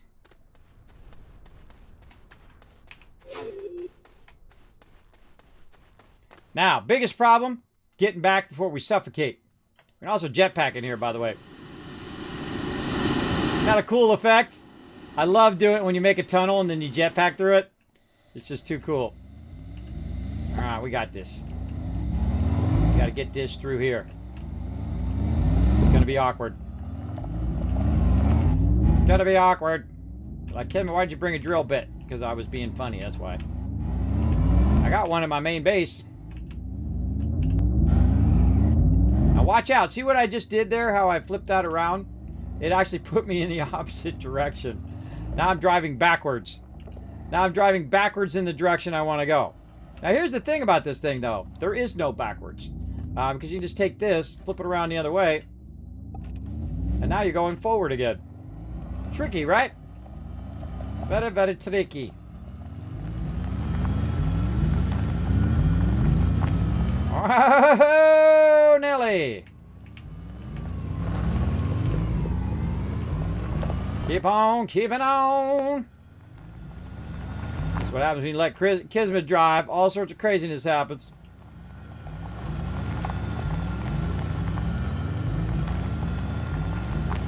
Whoa, X-Base. What's up? What's up, little X-Base? Alright, now where the heck is our ship? I think it's over this way. Where are you hiding, ship? Good question. Where is it? Aha! It's ahead of us. Oh, it's just over that ridge. Just over that ridge. I saw it just as I turned the radar on. You're like, Kismet, I don't see it. Oh, it's there. So just a glimpse of it.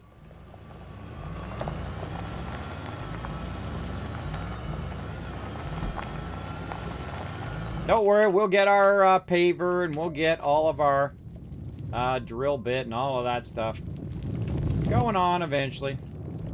Again, I try not to rush the game too much. Where, you know, just like, I'm just going to go to the highest end planet and get all the stuff and have all the research and unlock it in like 5 minutes.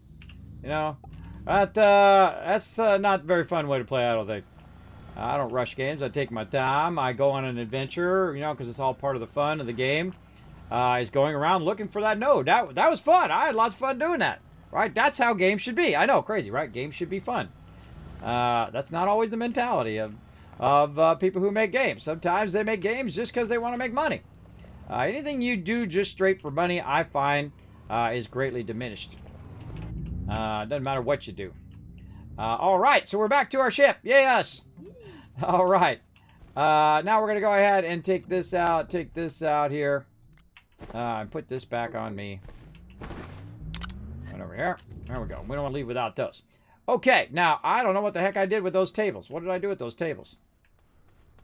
I put them somewhere. Oh, I left them back in my primary base. That's right, because I brought the landing thing over here. So, let's look at our fuel. Yeah, fuel's looking good. All right, let's go to our primary base, and we'll come back.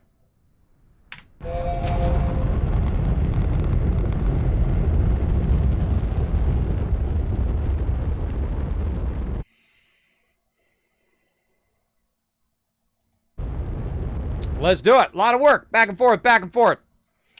Driving fantasy look fun on the lower gravity worlds. Are they all like this, or are there heavy gravity as well? They're all pretty much like that. The thing is if you want it to be, where it's not flipping over as much, you definitely want to put the trailer on there, no matter what planet you're on. But it does drive a little different here on the main planet with this one than it does on the other, but not by much. You're still going to flip over all the time over here as well, because it's like low atmosphere no matter where you are, right? The cars pretty much are the same on different planets, but it does feel a little bit different on this planet than it does on that one. I already had one in there. Well, that's my research thing anyway. All right. Now we got to watch out we don't run out. You know what? Hold on. Let's run some of this out.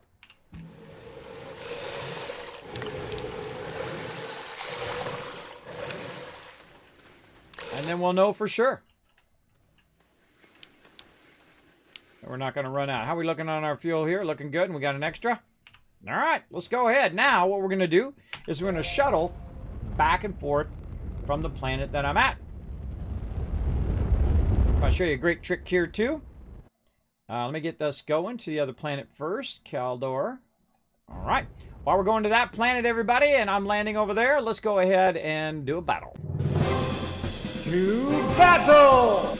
All right. Oh, I don't need to fast run you. I don't want to keep doing that. Stop that. No fast run on this battle. Let's go. Boom.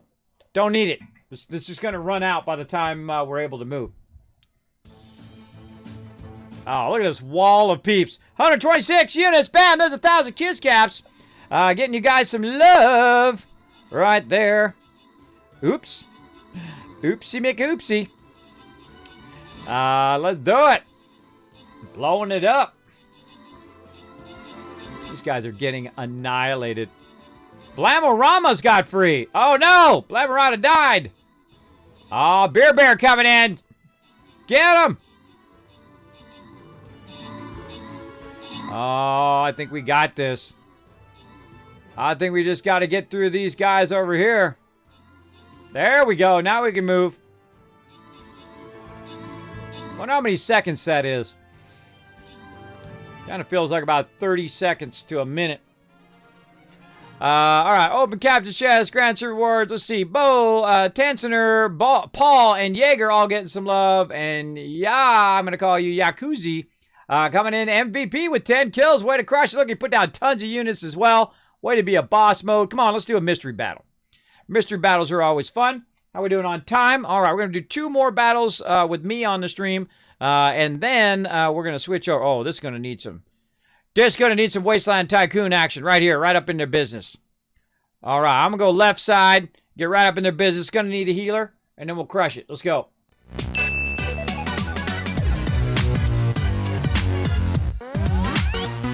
All right, now here we go. I'm going to slow down. There's that one that we have the beacon down next to. And then nearby is our red one over there. Now, it's not as close to this as that one is, but that one is a much better node. In theory, right? Because of the terrain of where this one's at and all of that, it does make it more difficult. It's also a combined node. So you know what? We're going to pick that up if we can. What do we got? Take that off. Put that down there. There we go. So we're going to pick that up, put that in our backpack. So you know what? Changed our mind. We're not going to do that. Not going to do that. And also what we're going to do is we're going to take this off here. We're going to put that right there. We're going to compact this back down again. And here's what we're going to do. We're going to take this, since we have a jetpack. We're going to look at where the red beacon is. That way. And we're literally just going to fly it there. Now we could package it back up and fly it, which would allow us to go way faster. We look around, maybe find some, back that way. Now, here's what you don't want to happen, everybody. You don't want to end up way up here with no fuel. So I'm watching the fuel. And then when I get close to no fuel, I let go of the thing. And I'll get much lower in case I do fall. What it should automatically do, there we go. Is it automatically kick in that other thruster? Which it did. Automatically put the hydrazine on the thruster when it ran out. And again, this is slowing us down by holding it with our little anti-gravity beam. But look at this. Look how nice and flat it is. Again, this is all the stuff I take into... I still hurt myself. This is all the stuff I take into account, right? Like, how easy is it for me to flatten out a little area here, right?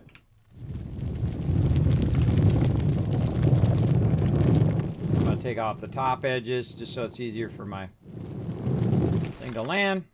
Now, we only got so much time. We can't sit here and fiddle-faddle all day long. We got to do this. Now, here's what I need to do. I need to find some resin, and I need to find it fast, or I'm going to die. There it is. Get it. Get it, Kismet, quick!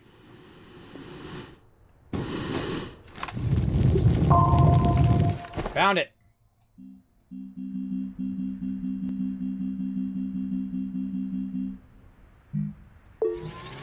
What I'm doing is I'm making an oxygen filter because I'm about to die. I don't have enough oxygen. Woo! Close one. Great thing about the jetpack's got you back. Okay, so we're good. Now, we have moved it over here by the red beacon. Now, before I leave, I need to double check that I expanded it, and I did. So I'm good. Now, I got to find my vehicle. Where the heck is that? I don't know, but hey, guess what? Compass, right? Okay, it's off in this direction. I'm going to turn the compass off. And away we go! Dun, dun, dun, dun, dun. Superman action.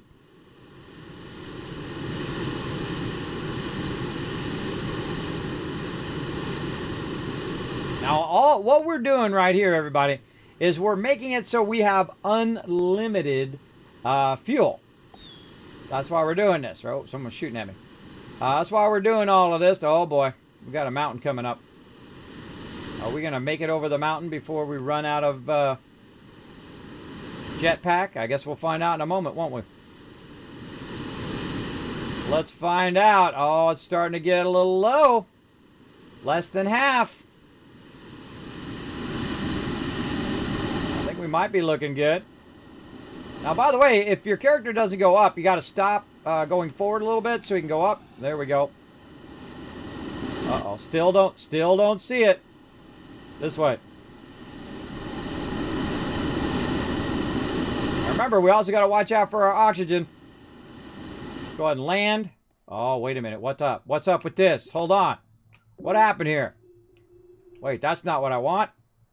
That's what I want. This way. Oh, God. I went totally the wrong way. Let's see what happens. Wait, we got resin down here. Hold on. Let's take a little stop.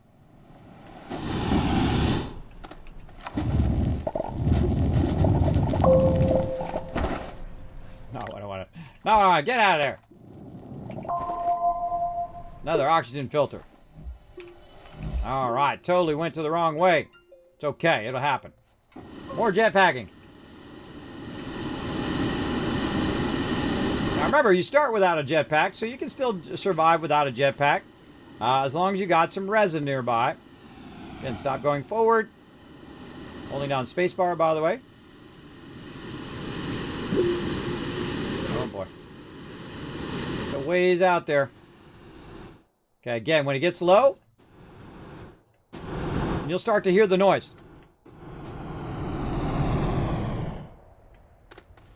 No more jetpack. Now it's just us versus the elements, everybody. Let's go.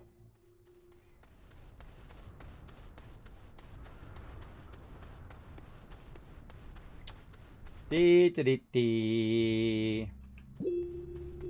Way out this way. Now, we could have grabbed our vehicle and drove our vehicle over here, but sometimes it's fun just to run out in the middle of nowhere. Now, one of the problems that we have is we can't survey anymore. So if we don't run into some resin, we're going to be in some trouble. Now, I just happen to see some up on the wall here. Again, we need that resin.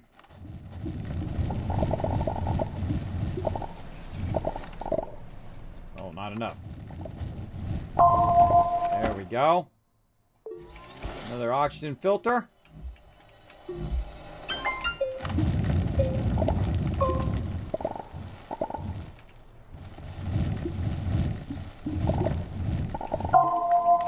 Now see how that dropped on the ground? Watch this little trick. Ah, get in there. But now I got a backup. Not only do I have the one that I have, but I also have a backup of that one. And again, oh, it's getting closer because you see it move closer in the line. Oh, and there we can see it up over the horizon. Again, this is why I don't use tethers, so that when I am in mortal danger, I'm not so relying on those all the time. Don't need it. Don't need it. I can think on my feet. Use the oxygen filters and the other things that we might need. Oh, look at this. Look at this right here. Don't have enough room for it. Bummer. Always get plenty more later. Alright, I think we got this. Don't run over those. Those are like Venus flytraps. Not good. I love it when he starts sliding. Sometimes actually you can die because he slides and you can't get out of it. You're about out of oxygen. Now again, the ship also acts as an oxygenator. Without the oxygenator in there, you don't have to have an oxygenator in the ship. As you can see, I don't have any oxygenator at all. It by default acts as an oxygenator. Now, I'm going to go in here. We're going to tell it to launch into orbit.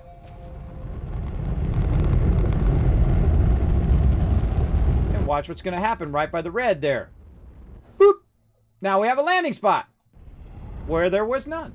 And actually, we're a little bit closer to our original landing spot, too. All right. Now, finally, after all that hard work and searching and doing all of that, we're going to get to work, everybody. Let's get to work. 1, 2, and 3. There we go. Let's get them out. Now, I don't want to disturb the node at all.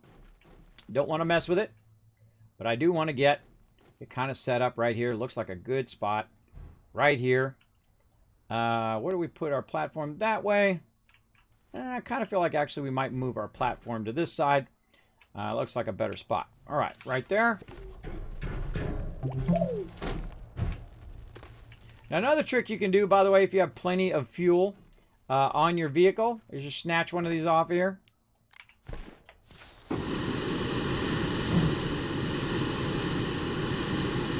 A little dangerous, though, because if you do use it all up, then you'd be stuck here. But not really, because you can actually make a solid fuel booster and all of that. I've tested it on every planet. Can you start from scratch with nothing and get off the planet? The answer is yes. You absolutely can. Okay, so what I'm going to do is I'm going to position these so they're kind of all three kind of aiming in the same kind of direction toward the top of this hill. And I'll have to fine-tune these later. But pretty much something like that. Looks good. And now we're going to go back. And we're going to go make some more stuff. Let's go. Let's do it. So what we're going to do is we're going to set up some automation for it to automate our hydrazine production on that planet. Not, I'm going to get the hydrazine and bring it back to my planet. It's going to do all of it right there on that planet. Which is going to be awesome. And then whenever we need a massive tons of hydrazine, we go over there, we grab it, we can bring it back to our planet. Now, meanwhile, by the way, while we're off doing all of that, over here, it's got plenty of hydrazine, right? Where we had before. Let's grab one for a jetpack, maybe a little extra. Oh, there we go. Maybe a little extra right there, and actually we'll run that in. Meanwhile, while we've been doing that, over here,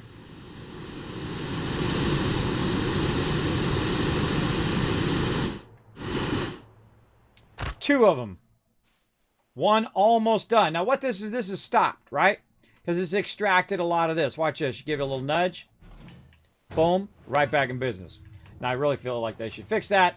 But I'm going to show it to you anyway. Let's go.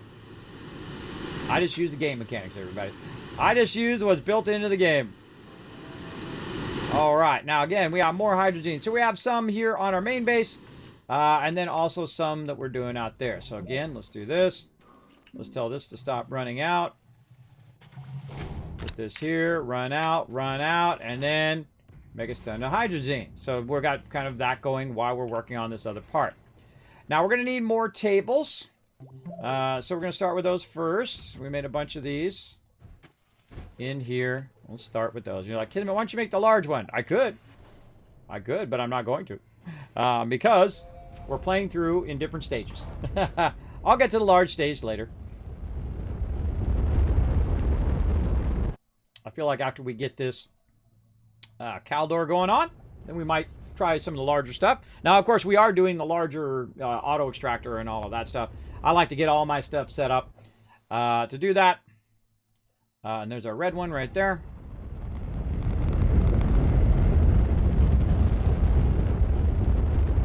Oh, and I was going to move that thing. I forgot. Let's do that while I'm thinking about it.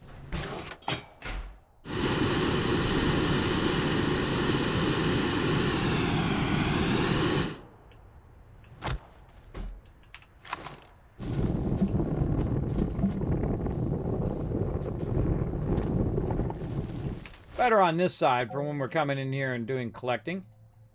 And sometimes I change my mind. That's okay to change your mind.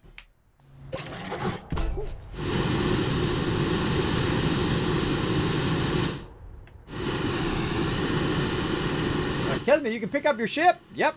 Do a little anti-gravity beam. Put it right there. Nice. All right. Again, jetpack really opens the game up. Once you start to get your jetpack going on. Once you get your infinite fuel going, you're going to be styling as well. All right. Now, right back here in the back. Put that there. We're going to need to really go to town. Oh, what? What's the deal? Something weird going on. There we go. Wasn't giving me the unpack option. You'll see why I need all this here eventually. Might not get to all of this today, but we're certainly going to try getting that going on. All right, leave that. And how we doing on our fuel down here? Kind of feel like we'll In another one. Just in case. And off we go again. Back and forth, getting this geared up. Gonna definitely be worth it. That is for sure. Alright, back to our planet again. Again, this was so cool about hydrazine. You go back and forth, back and forth. You can do a bunch of stuff. You can use your jetpack. You saw all the different ways I was using my jetpack to help myself out on the planet there. Super, super useful. Let's make this go faster. Go faster. Boom.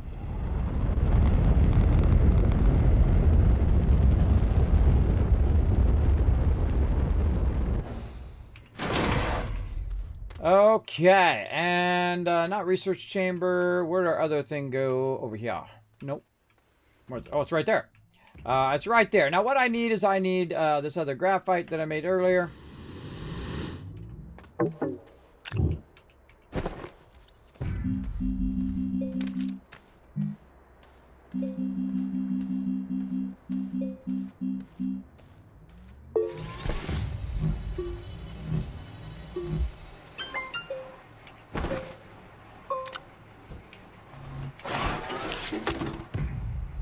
Alright, we need our chemistry station. Chemistry station, and we need one of these atmosphere condenser.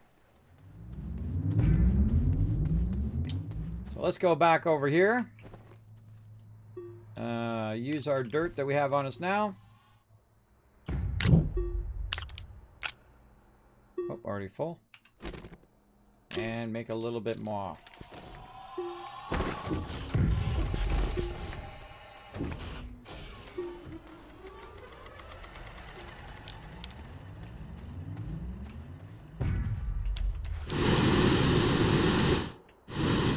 Same thing here. Nudge. Bam. Watch out you don't cut your power like I just did.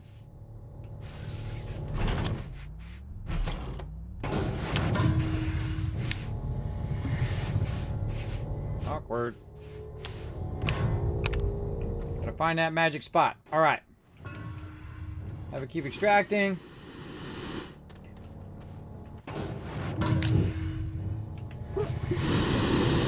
The cool thing is it's actually on my home planet. So if you can find, that's actually a really good node for your home planet.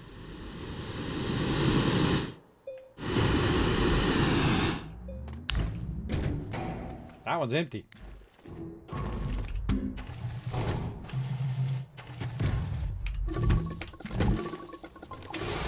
Go to it.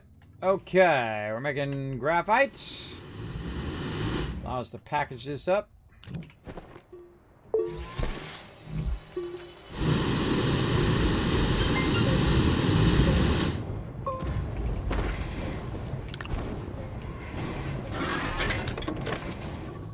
Okay, I love the packaging system. Just genius. Genius idea. Alright, what else we need? I think that's about it. Okay. Now, we're going to go ahead and we're going to have to think about how we're going to do this. We're going to need some power. Let's look and see what power is being used. What's the best power for Caldor here, right? So we can look at our various different power. Sun is very high, and wind is low. So when we have lots of sun, we're going to have a very high amount of power for that. What do we got for some sun? Well, we got this new thing right here, large solar panel. So maybe we want to go ahead and get that going on. This right here is going to be 8 as well. So let's fly back over here and get our graphite. Do that.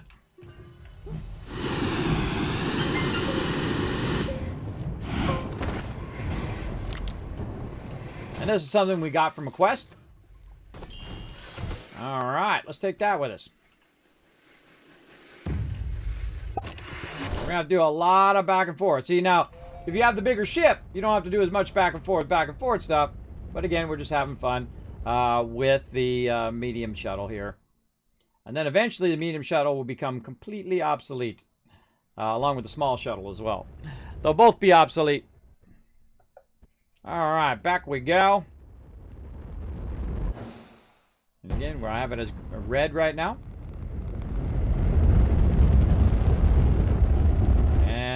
back we go right here. Exit. Let's get our solar panel out. Just going to start powering that up. And then we'll go ahead, put our atmosphere condenser. And let's say over here, our chemistry lab. All right, so we got our power. We have our atmosphere stuff. Actually, probably want to turn this around the other way because we'll face these toward each other. Because these two are going to work together. Now, again, what we're trying to do is we're trying to make hydrazine. So what do we need for hydrazine? We need ammonium, which you have a big node there that's going to do it, as well as we need some hydrogen. Now, actually, this so happens on this particular planet, you can extract hydrogen. So that's why I use this planet. Now you know. And we're going to go ahead and put that in a loop. And then we're going to go ahead and start to connect all of these together. Like this. I'm sure we'll fine-tune this at some point. But you get the general idea. And there it goes. So now we can hear it starting to extract those resources and get that going. So what else do we need? Well, we're going to need some extractors, right? So let's go ahead and work on our extractors. Back and forth, back and forth.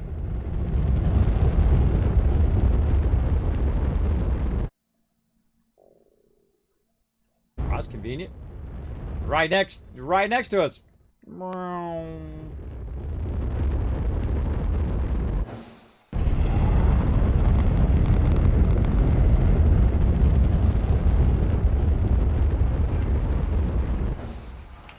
Okay, so we need another extractor. What are we going to need? We're going to need a lot of stuff for that, that's for sure.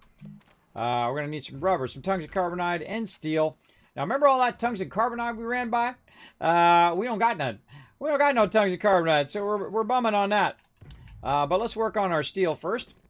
Titanium alloy. Steel, so iron, carbon, and argon. This is nitrogen. Where did our argon's right here. Argon, steel, and carbon.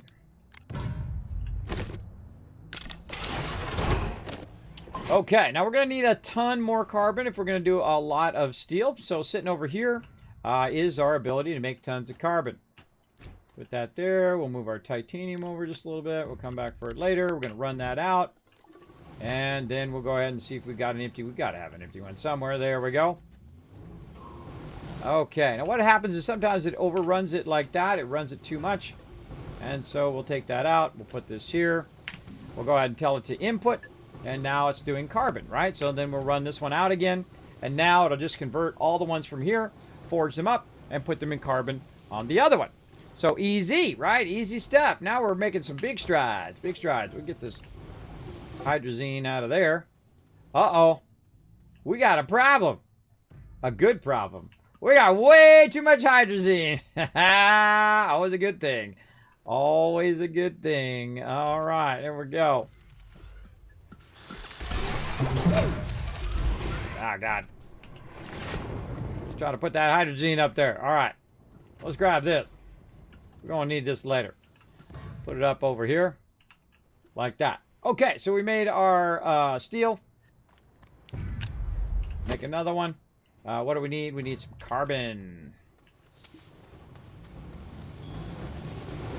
Ah, some right here.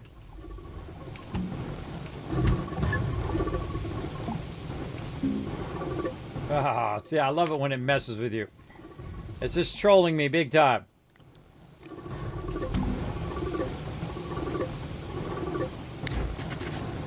It's trolling me. It took the carbon out and put the titanium in. All right, carbon. Turn around here. There we go. Carbon.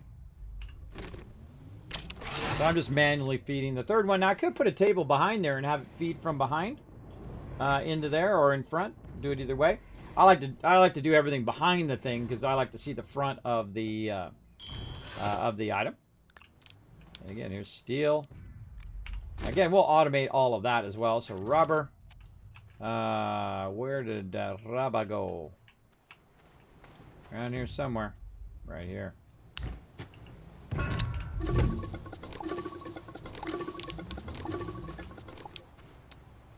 there. We got something sitting on there. Ceramic.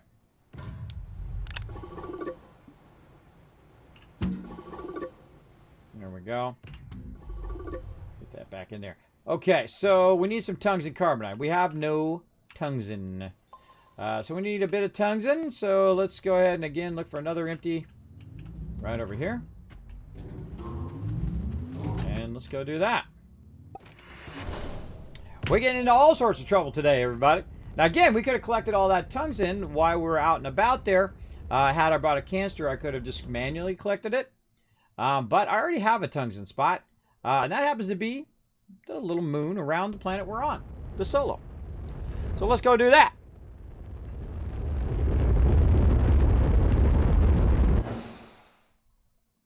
All right, behind us. And so we're going to look for a little base. We see a red marker over there. And we'll come around. There's our base. All right, awesome. Let's see what vehicle we got. All right, we got this little vehicle right here. Now, one of the drawbacks of this vehicle is the fact that it doesn't have a trailer. And so, probably a good idea to bring a bigger vehicle here or whatnot. But so you can see I've got a bunch of resources here that I was using to get back and forth, including an extra solid fuel thruster there. We had some of these other jetpacks, a solid fuel jump jet that we were fooling around with and whatnot. Got to hydrate. Wow, that's that is like right on point. But we're gonna go a bit longer. I'll probably take a quick break here in a second. How long have we been going? Oh man, another 3 hours. Man, time goes by so fast in this game. So what I really want to do is bring a bigger vehicle so that make this easier. But what I can do is just put this on the front of here. Oh, put this on the front of here, which is going to make this super funny. Because this vehicle is just going to be flipping over all the time.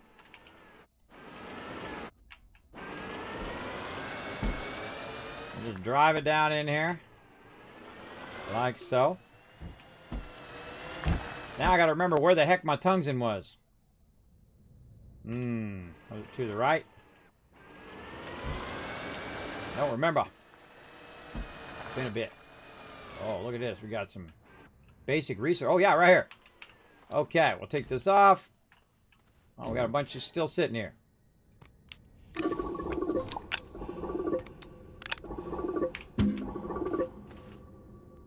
All right, now this is called manual collection.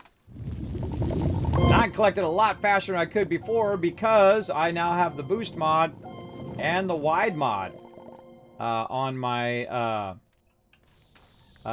character. Also, I can just go ahead and just hold down shift and do that. So I can literally just hold one of them. That's all I can hold. Now, here's a great little trick, by the way. Create a little divot and then stand up on the divot edge like this. So behind you, you've got a little area for it to drop to.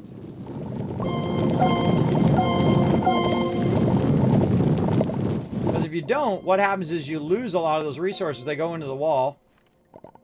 And then you actually lose them. You don't want that to happen.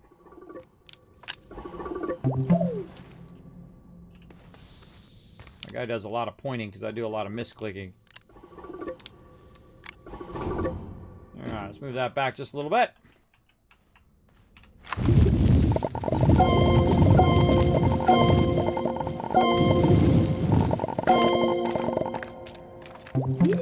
It rolled under there. Where are you going? Get back here. Ah, tried to click it. It's rolling down to the next level. Oh well. Oh well.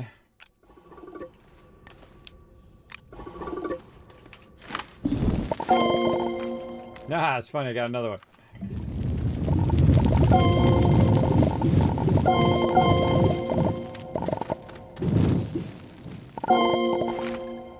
Again, I'm just trying to hit them down there so they'll come up here.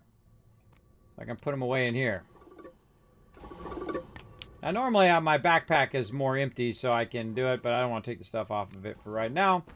You can see I've got a bunch of stuff on there. And again, you want to just kind of keep backing this away from here. Or you'll end up Your stuff will fall down there. Might fall down to the next level. All right, let's keep...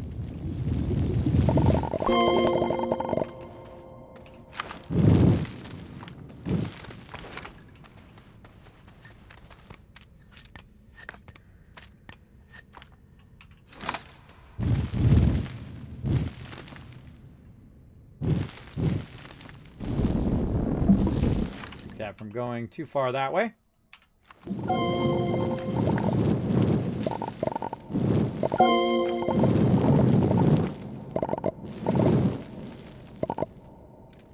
Yeah, about good enough. Put that up there.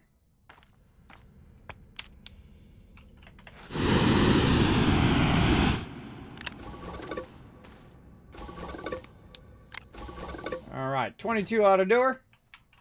Let's go. Now, just happened to be, we're lucky we found that tungsten pretty close to the entrance.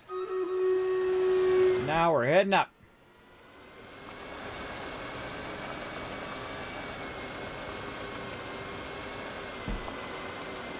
Oh, we run out of power. Now, the biggest problem with that is that you can run out of power really quickly. So watch out for that. All right, back we go.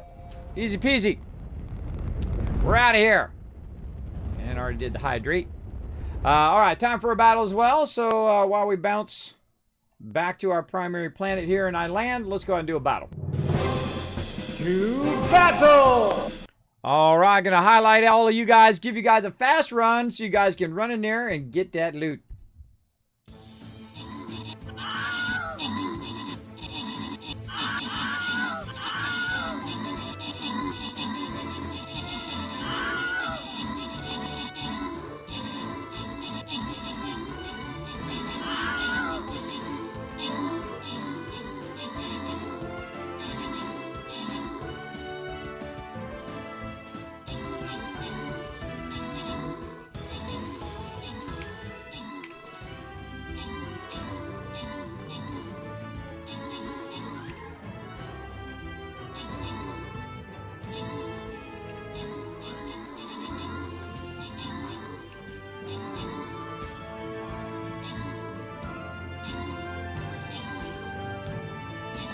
Oh, man, that's a long battle.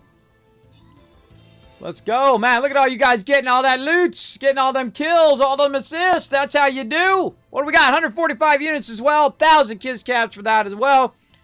Way to crush it. Oh, yeah. Look at this loot. All right. Epic Scroll, Flying Rogue going to Paul. Tansener as well as Jaeger. And the last splash walking away with 50 gold there. Rotisserie G putting up the big numbers right there. 18 kills and 22 assists, MVP of that round. And here we go, everybody. All right, we're going to do one more live battle.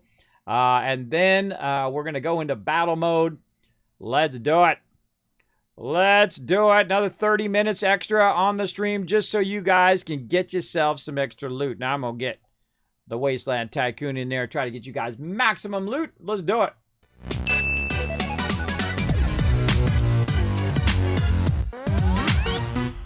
All right, I want to see some big amount of units on there, everybody. I want to see as many units placed in Stream Raiders as we possibly can. Get it fired up. Now, what I did right here, I landed on the planet over there, walked over here. I had already converted that carbon that we were converting earlier. I used the empty canister to start some tungsten. So I'm going to go ahead and run that tungsten out.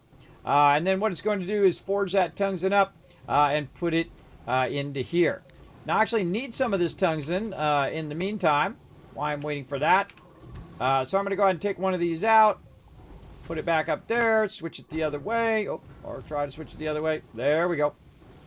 If there's one at the bottom, it won't let it be at the top. There we go. We'll grab one of these. And we're going to run back over here. And we're going to go ahead and switch this. Tungsten carbonide. That back up there for right now. Put that up there. Tungsten. There. Now what we really need to do, and this is something I usually do, but I haven't got to it yet, is I get every single resource running. meaning that I have plastic and rubber and steel and whatever it is. They're all running simultaneously and basically converting tons and tons of all of this so I don't have to make them one at a time, which is basically what I'm doing now. Get in there. There we go. And that allows me just to make a ton of each thing, drop it down, make tons and tons of other things, in the case of making some extractors. Now, I actually want to make 3 extractors. That's right. We're going to really go to town on it. So we're going to go ahead and need more tungsten and more carbon here. We're going to tell this to run back in, tell that to run back in. Here, put this here. Grab this argon that we have sitting back here. We got another argon awkwardly sitting there. There we go. Get that to go back into there. Take this off temporarily. And again, we need carbon.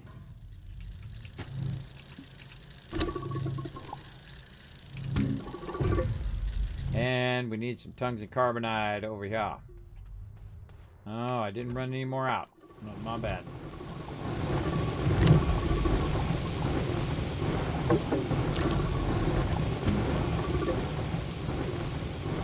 No worries, we'll let that run while we're over here doing our thing.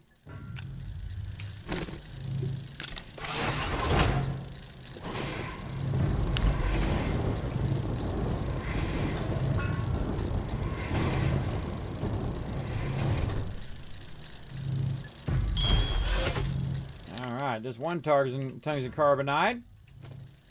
We need a little bit of this carbon to run out. And we can just make it from what's on my backpack.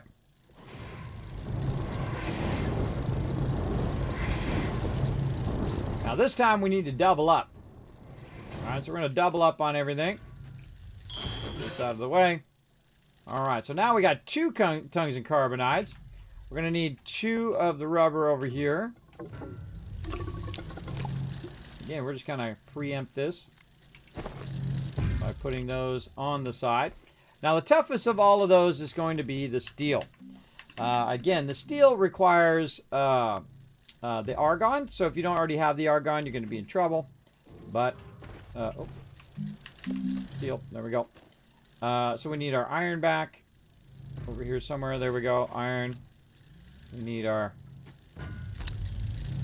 argon here. Now, the interesting thing is you can just run the argon out and then take the argon off because it has 5 charges. So here's another great little trick. So you use argon and you use carbon. Now, we did run a bunch of carbon down here that we're going to use earlier. Oh, I put it right here. About 27 carbon. Run that in there like so. Now, what we're going to do is go ahead and run that out, run this out. And now what we can do is just run about 5 of these all in a sequence. Because it's automatically going to just go ahead and run and run and run it. Now we got one of these ready to go. We try to put that up in our vehicle. But as you can see, it doesn't fit in the vehicle.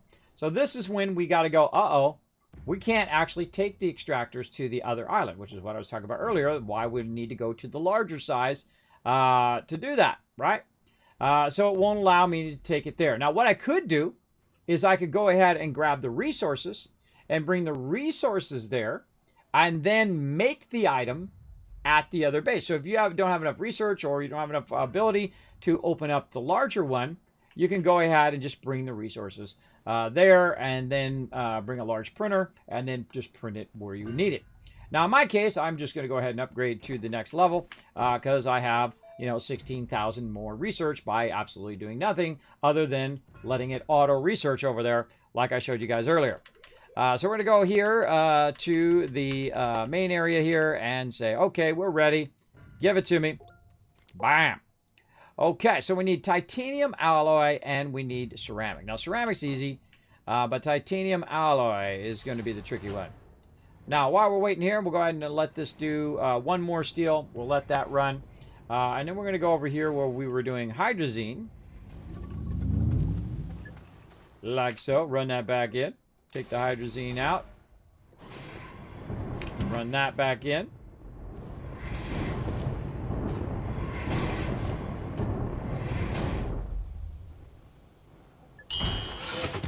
All right. just kind of clear that out for a minute. Let's go ahead and take this over here. There we go. All right, now it's going to make me a second one.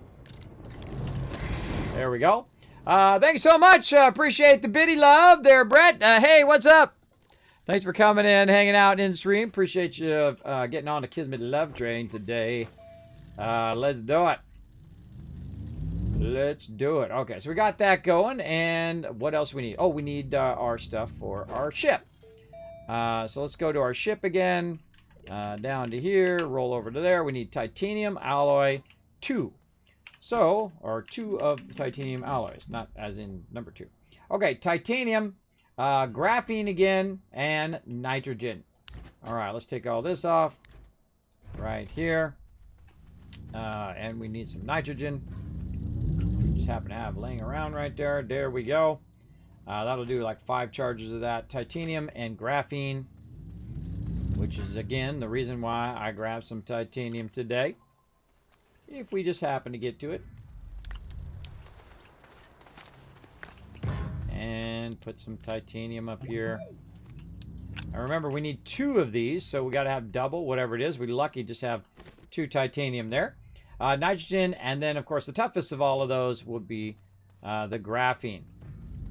Now, let's see. We've got 1 there. We need 1 more of these.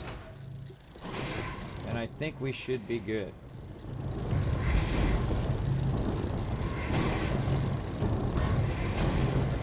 Nope, while waiting for this, we could go ahead and clear out our canister.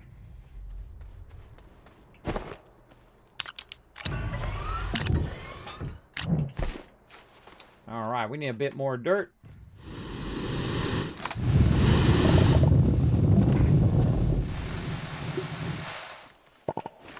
Easy. Like, why did you dig down like that, Kismet? Because eventually I'm going to go right over the top of it. And it being under there be just fine. It'll be fine. It doesn't undercut your base where your base is going to fall down. All right, there we go. More graphite. Definitely going to need that. Okay, this one's almost done. Ready for the next one. There we go. Perfect. Okay, let's turn this off loop, though. Turn that back. Turn that back.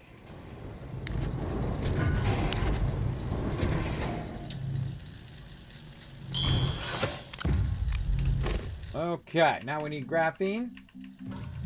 Right here, so we need more hydrazine, which I currently don't have on me.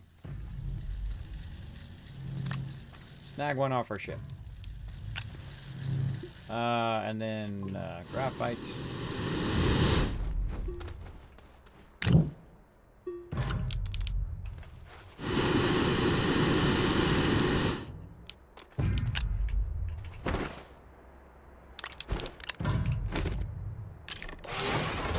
That graphene.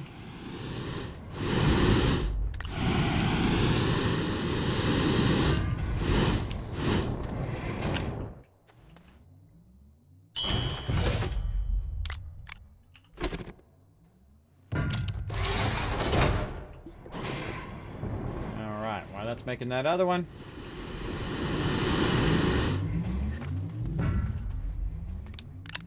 Right here. All right, so titanium alloy.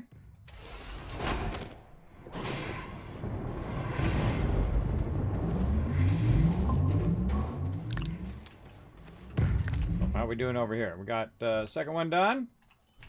And now third one. Again, you're going to see me get a whole bunch of stuff going at the same time. If you have any questions, feel free to ask in the chat. If you missed a part of what I'm doing, and you're like, Kismet, how the heck do you get to where you're at? Feel free to ask away. All right, this looks pretty similar to Subnautica, but I haven't played that one either, so maybe not. I would say it's pretty different than Subnautica, but I can see some similarities in the way that the research or the resource collection and then conversion and all of that stuff.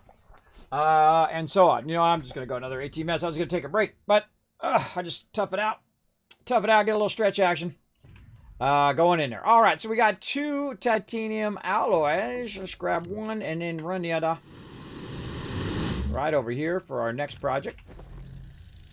Right over there. Okay, so while that's running, I can actually make another thing, too, if I want to. And I need 2 ceramic. Now, remember me throwing my ceramic around somewhere. Right here behind me, I think. Just run that out. And then we'll put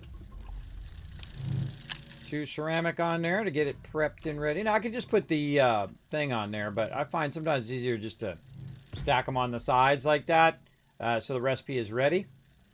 Actually, while you're watching this, I think I will go AFK real quick. You guys can watch that go, and I'll be right back. Perfect timing.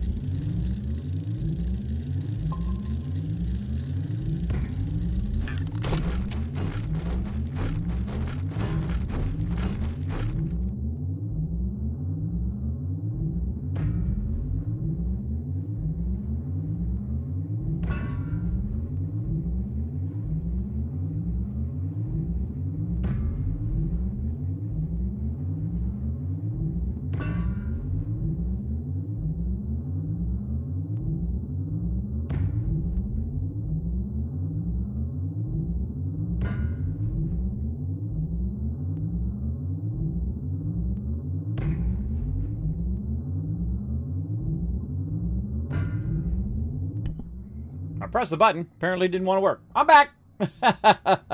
All right, there we go. So we let that run for a sec. And now we've got number 3. All right, that's looking sharp. Oh, now we want to switch over here to our next thing we want to make. And that is our large shuttle. All right, off it goes. Back over here. We could use some more dirt. Actually, let's just do this.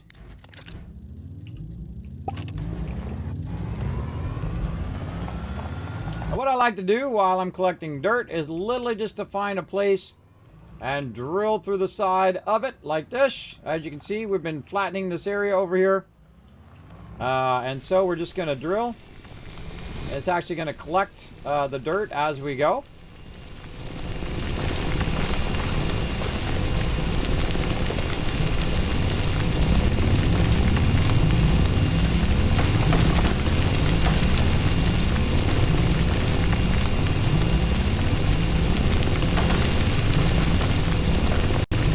Really super fun, by the way.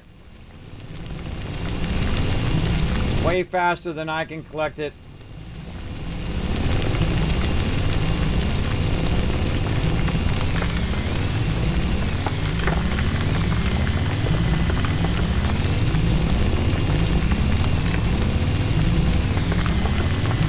Now you hear it slow down when I'm really going through the mountain.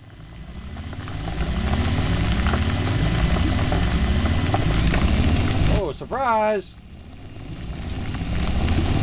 Oh, a little surprise copper there, too.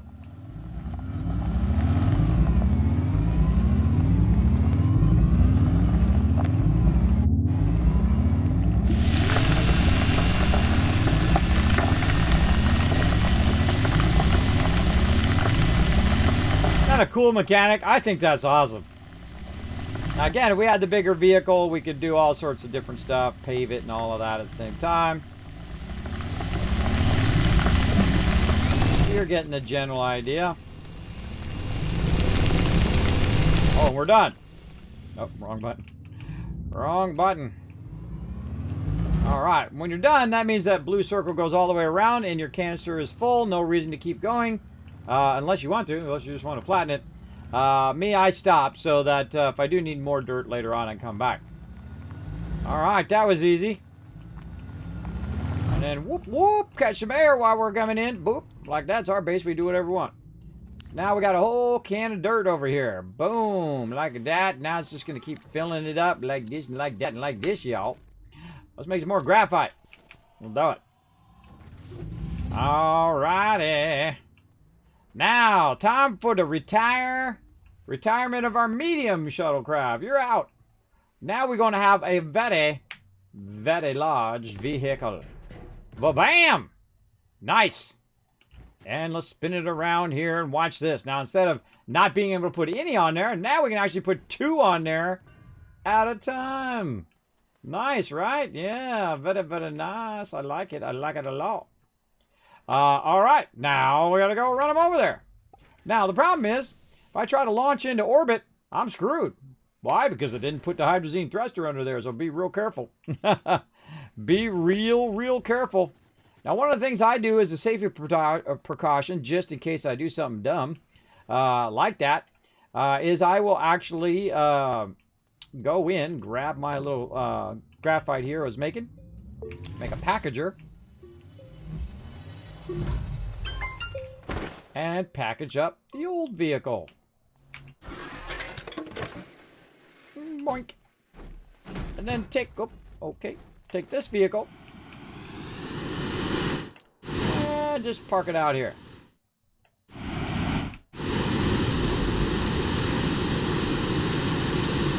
All right, looking good. Now we need to fuel it up. Oh, now we're on like Donkey Kong. Let's go, let's go, let's go. Like this. Get in there, you. All right. Now I'm also going to scalp some batteries right here. Right there. And I'm going to leave it fully charged. And we're out of here. Going to another little planet. Again, the large vehicle, of course, you can carry a lot more, and there's actually even more ways of making even more and more, and before you know it, you got like a bazillion tons of resources. I like to have a bazillion. That's just me. I like to have a lot. Make a ton of progress. Yeah, I'm telling you. Valuables turned into space junk, or space junk turned into valuables, depends on how you look at it. Sounds like the Hoover Dirt Devil. It kind of does, doesn't it? It does. It's like a big vacuum sucking up all that stuff. There you go. Yeah, we're going to play some Subnautica Below Zero tonight at 9 p.m. Eastern Standard Time as well. We're going to get into that. Now, here we go, everybody. Now we're bringing in the big guns. Now, one of the things I do when I find me an exceptionally nice node, which this one is not an exceptionally nice one, but it is decent enough. And we're going to try to check. Oh, God. It's not even that great. How do I know? That little green thing's telling me, nope, it ain't actually that great. It looks like it could potentially be great, but it is not. Nope. It is not a great node. Ah, that sucks. That sucks big time. Bummer. I probably took that other beacon off too. This is not a great node. How do I know it's not a great node? It's not a great node because this green line is not going way up here in the top. And that's basically what I'm looking for. So what I can do is actually take a little survey of the area.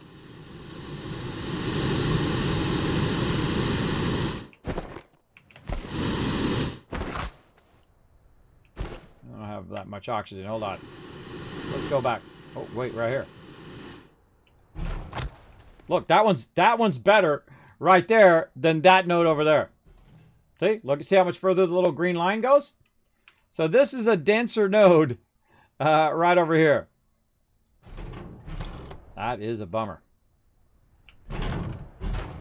Alright, well. You try, everybody. You try. You know, sometimes, you know, you try to make a call on it. A little bit more surveying.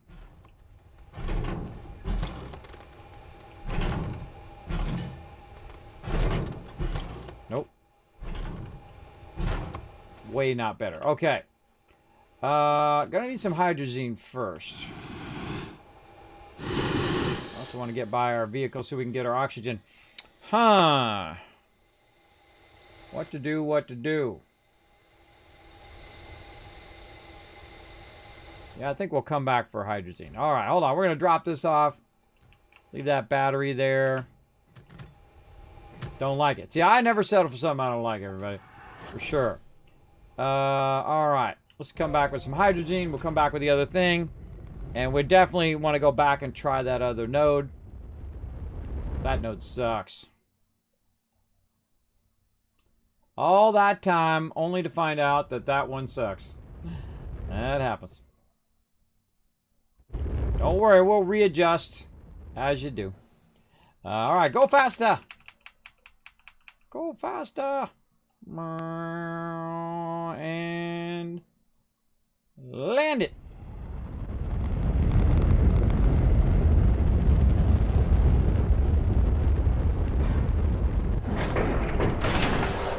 Out we go. Alright, we'll get that in there.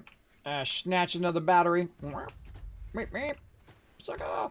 And then we're going to snatch all of our actual solar power from our primary base. Like this. And we can take all of this. You're like, well, Kismet, what about your primary base? Well, my primary base is going to be styling here in a minute. You'll see. Then also grab all this extra wind power. Like this.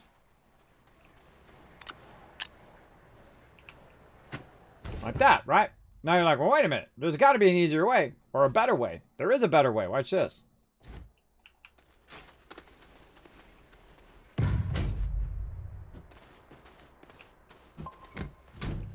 Snag it like that, right? You can snag it like that. You can also take this medium battery.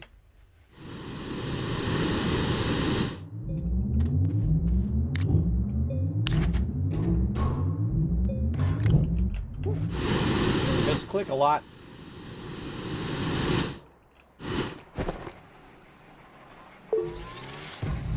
Get the packager, though it's going to lose its power when it does. And then we can package this up. Instead of using it in there, I can go ahead and use it in my backpack. And thus, I can also bring the small solar in there as well. Because science. Alright, we're out. What else do we need? Hydrazine. Ooh, almost left without my hydrazine. Alright, we're going to need some hydrazine. We really need two. What to leave behind? Alright, we'll leave one of our QRTGs behind. Oh, I think we have some room in here. Hold on. Ah, there we go.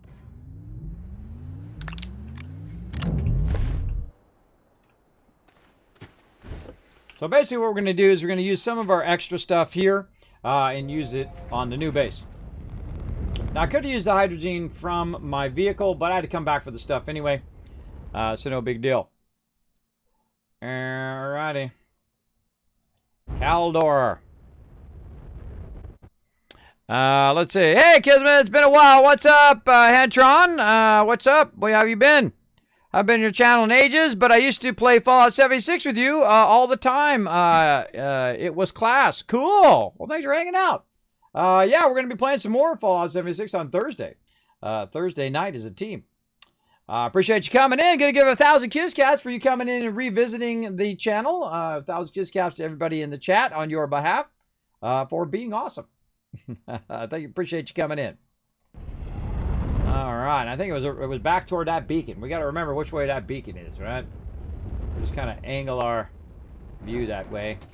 Oh, it's kind of like toward, from the ship, toward this red beacon here, toward that way. Okay, so now I've got some extra hydrazine on me. I'm going to leave the battery here for now, not bother to expand it. I'm going to go ahead and grab this out of here. Alright, everybody. Here's what we're going to do. We're going to grab this auto extractor. Actually, we'll just grab the one that's extracted already. We're going to go for a little flight.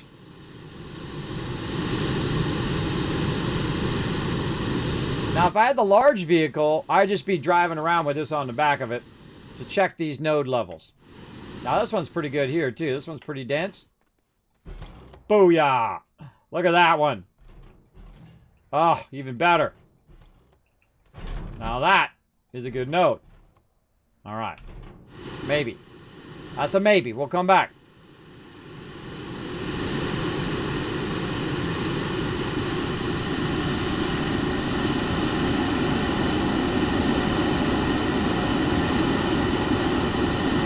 All right, we're getting there now. I don't even remember where that node was. It was kind of up here in the valley. Over here.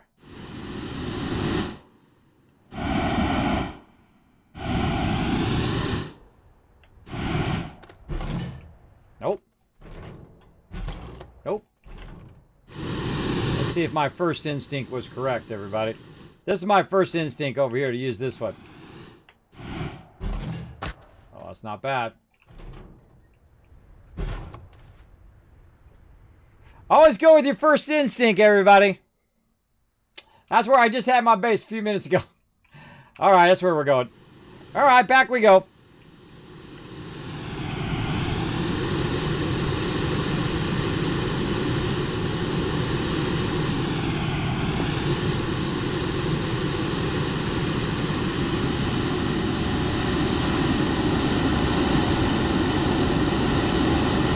Gonna be close.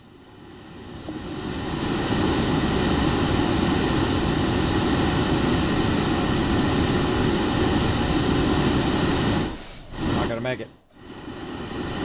Not gonna make it.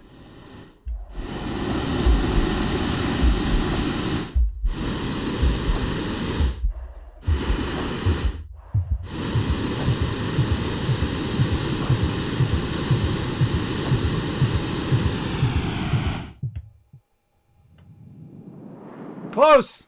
Very, very close. But that's okay. Right there. Now, what's going to happen on your radar, you can see when you die. Now, I never worry about dying. I literally died right there. So close. So close, everybody. But that's okay. If you die, no big deal. It's not like you lost anything or anything like that. You can lose your stuff. But what I do is you just go in there and you just go, you shift left click it. Come on. And you put all your stuff back on your backpack first. You put all your stuff there. And then this is the most annoying part, that it just goes into your backpack instead of going into your actual thing. And then, of course, we need to get over here so we don't suffocate again. There we go. That'll fill that all back up again. You go ahead and put your drill bit back in. I got the wide mod and also the boost mod. There we go. And then that's it. You're right back to it. No big deal. Easy peasy. Now the tough part. The tough part is this stuff is already expanded, so that's going to make this really tough to move this stuff now back and forth, back and forth. But I do have an idea. All right, that's still... Oh, there's stuff in there. Okay, we'll come back for that. I do have an idea. So first we're going to take our vehicle off. We're going to compact that down. We're going to look at how we're looking here. We do have some soil. Looks like we're going to probably run out of hydrazine again. How are we looking over here? All right, we'll just pull one of them. Oh, and we should move our beacon.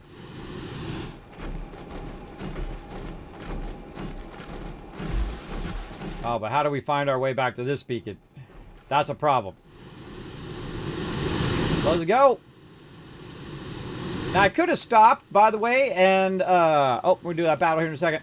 I could have stopped and got resin like I did before, and you got oxygen that way, but I just wanted to see if I could make it.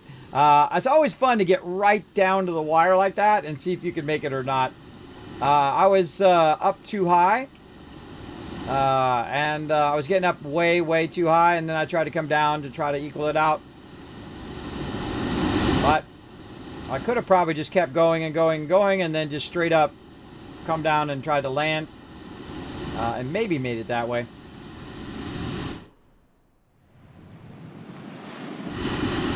I could have done something like that right over the top of my ship.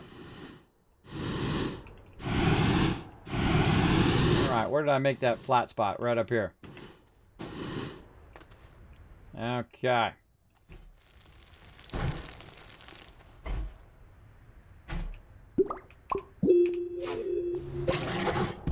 Where my button pressing is terrible. All right, back we go. Now we're going to go much slower. We have only one going on. So we definitely want to take our extra time to get some resin this time because we know we're going to die. I mean, we're going to die before we even get halfway there. And then...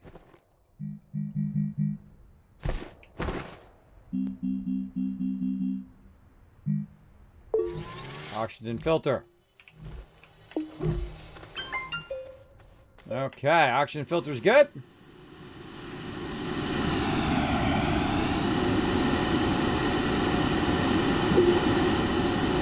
See which way we're going.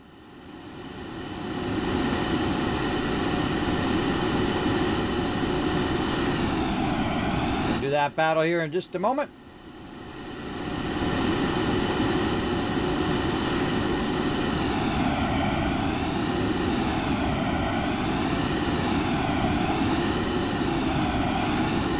There we go.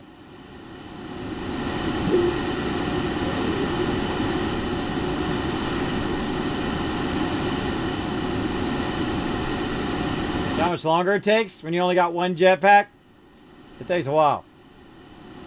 But it's better than walking.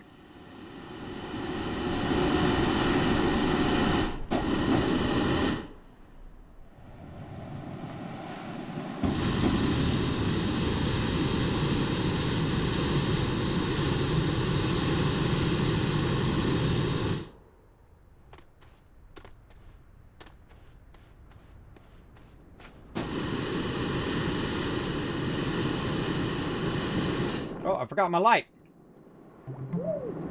I can see it on there. There we go.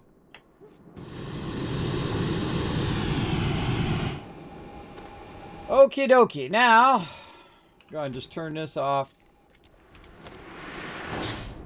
Now we got to get this over to there. Let's grab what we can here. Go into here. And we're going to go ahead and go into orbit. Now what's going to happen when we go into orbit is this one over here is going to pop up as an option. Oh, I just missed it. It's going to pop up as an option as we go around.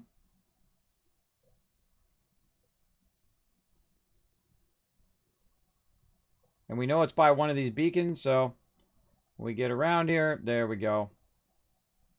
Right there.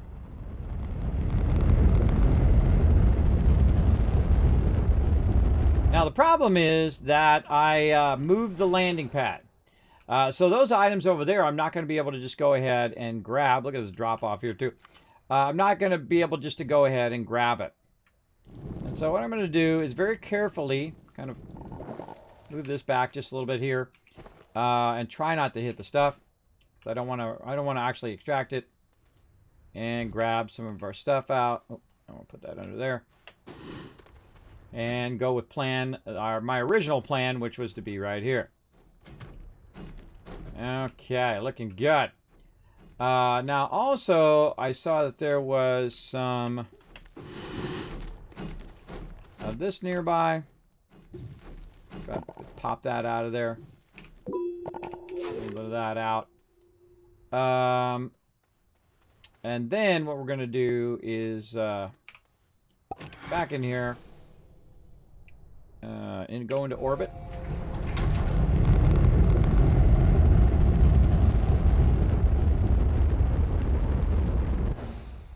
And then go back to our other base here.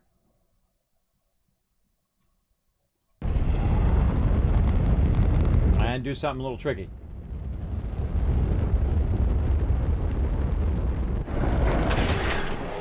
Okay, first thing we're going to do is grab the thing and just put it right in there. Then we want to grab this vehicle here. Now, what we want to do is look around for some graphite. Now, of course, Kismet's law of gaming is whenever you're looking for something, you cannot find it.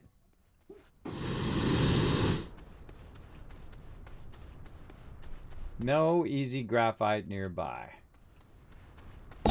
Oh, geez, God, it guy scares me every time. See me jump? Told you I jump scare easy. Holy mackerel, I totally didn't see him. I was looking at the terrain. Ooh, that was a good one. All right. Well, that's not going to happen. I thought I'd just do it real quick, but that's okay. We're going to do a battle here. Let me go ahead and launch back to my primary planet, because we're going to need more hydrazine, and we're going to need some graphite and all of that. So while I'm doing that, we shall do a battle. Where are you at, planet? That's not it.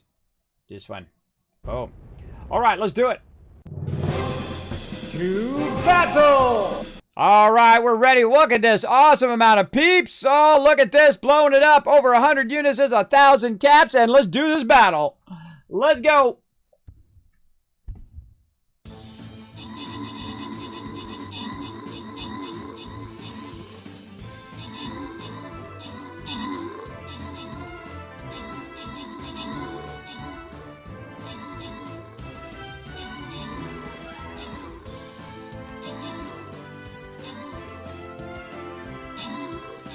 Really weird playing a game. I'm like landing on the planet and all of that. It's really weird to do that without any sound.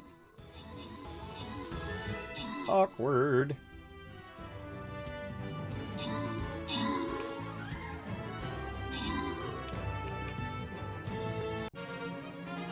All right, there we go. Boss win. Bam! I'm just going to call you Tan for short.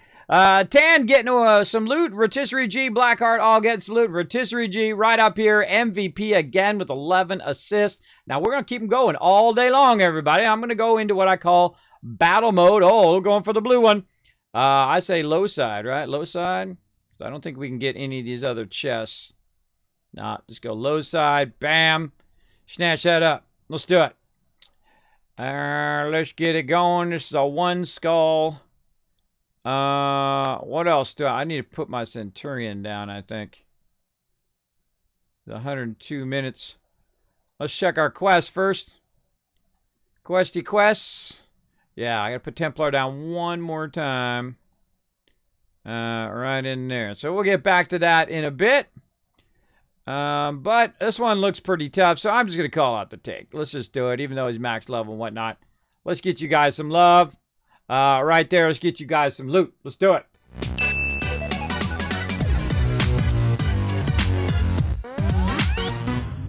All right, everybody, I've got this going on over here. Now, what I'm doing is I'm going to go ahead and tell this to go ahead and make as much graphite as possible. I've now put it on loop. I say take all that dirt and burn it up into graphite because I done chose unwisely. I chose wisely first. I went with my instincts, and then I changed my instincts, and it came back to bite me. As sometimes happens, everybody. You know, your instincts are not 100%, I find, perfect every time, but sometimes, you know, it does help out to just go for it, right? You just go for it, see how it works out. No big deal. Now, I've grabbed a bit of my vehicle here, and I'm going to go ahead and utilize that vehicle here in just a moment. I'm going to let this run a bunch of these out and whatnot. Now, again, feel free to join us for the battles. Now, at some point in this particular battle, I am going to... thanks, Kismet. Love the stream. Love the loot. Well, there you go. No worries. Now, again, at some point between now and the time we start the next battle, I will go into what I call battle mode. That's where you won't see or hear me, but you will see, continue to see the battles for Stream Raiders. And it's a bonus stream. It does not replace any other stream that I would have done. I would have normally be offline, not streaming. But I do love to do that during events so you guys can get maximum loot as well. Oh, look at this. Look at the power getting run down because we took all that power away. Let's go ahead and give it a little extra something right here. With our little power guys there. There we go. That's what happens at nighttime. And when you steal power away from one, oh, look, now we got excess. Steal power away from one to do another. Plus, we also have a bunch of researchers going out there. How much we got now? Oh, my gosh, look at that. 12,000 research by doing diddly squat. All right, I think that's probably good enough. Let's go ahead and run some of this out real quick. And then we'll go ahead and... Do we have another empty one? What are the chances? Yeah, right here. All right. Let's grab another empty one here. Actually run that in. We'll wait for this to go one more time, and then we'll grab it.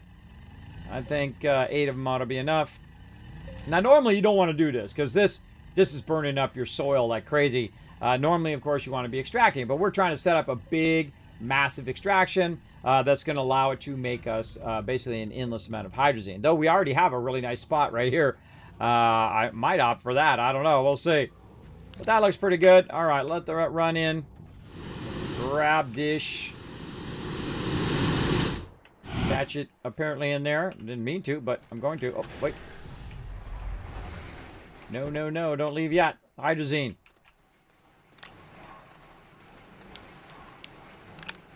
Get that going.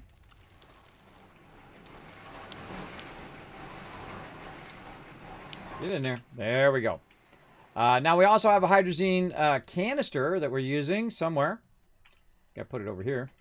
Yeah, there it is. Another hydrazine canister right there. One of the interesting things, it'd be great if you had like that thing where you can put this on here and then you can run it out and it auto refuels your vehicle every time it lands, right? Wouldn't that be awesome? I wonder if you could do it right here. Hold on, let's try this. Take this out. If I run this out, does it go to the bottom? I don't think I've ever tried that before. The answer is no. It does not. That would be awesome if it just auto refuels itself. If you have a canister there. That would make another great addition. Actually, let's just take this with us. Screw it. We have plenty of fuel. Don't have to worry about it. Well, let's go. So we're taking a whole fluid canisters because they added fluid canister. The soil canister is also a fluid canister now. They added that a while ago. And very, very fun because you can take a bunch of fuel with you. You're hiding, Caldor. Way over there. All right, let's do it. Would be a cool idea, right? Yeah, I think so. Again, that's the big thing I hope they add is the foundations. Ooh, we totally not anywhere close to that. Oh, wait, we're going to our ship anyway. We're going right here. Going to our vehicle first. Out we go. What did I do with it over here? Need my backpack? Nope.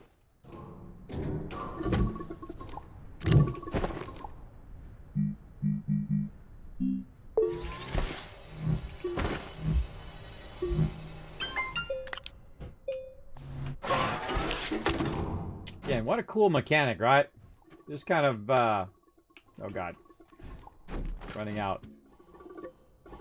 You can just kind of shrink your vehicle up, and then put it on your ship like that. Maybe you can grab some of this organic that's just sitting around here. There you go. Put that right there. All right.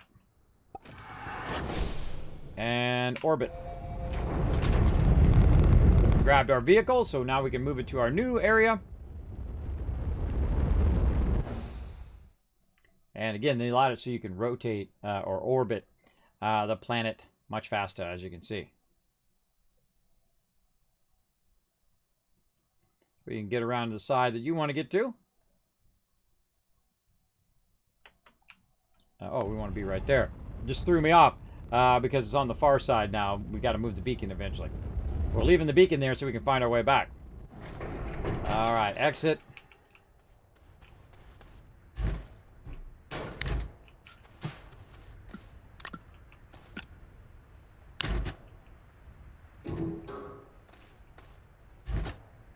Okay, so the great thing about the medium vehicle, by the way, as you saw, is that it fits in there better instead of taking up a full entire area. Let's go ahead and use our... Nope. Not what I wanted to do. There we go. Also not what I wanted to do. All right, there we go. Okay, now we got this going. We're going to go ahead and get our graphite here. And we're going to go for a little ride.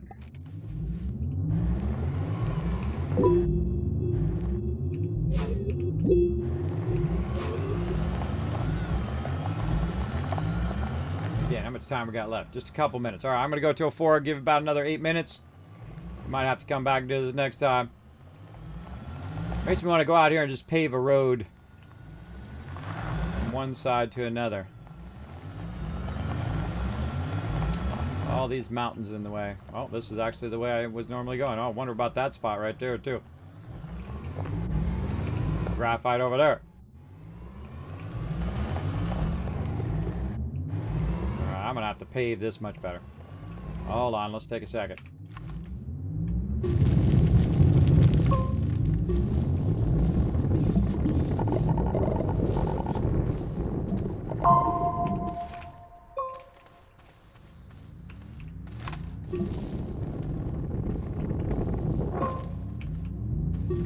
I'm grabbing dirt from over here, or soil, and then I'm going to go ahead and shape this all in, grab more soil. And again, they have an awesome paver that does this for you.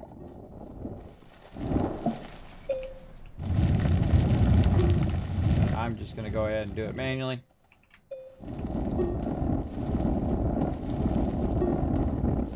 Now also, when I'm using control to get this out over here on the left, it's actually adding more soil to my canister.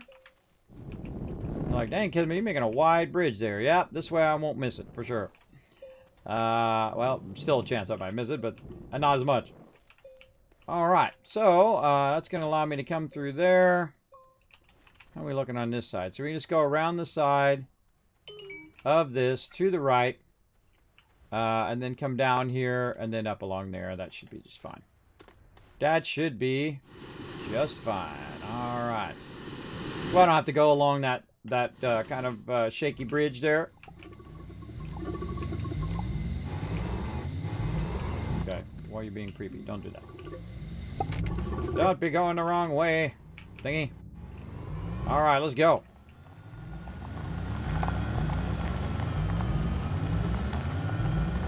Hopefully we're clear sailing from here.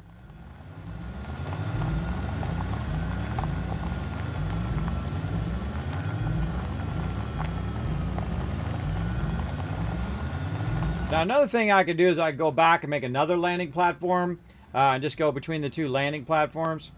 It's really up to you. However you want to solve this issue. Again, the issue is that I now have all my stuff over here, and I want to bring it to the other side. So what I'm going to do is run this out, package some of this stuff back up again. Like this.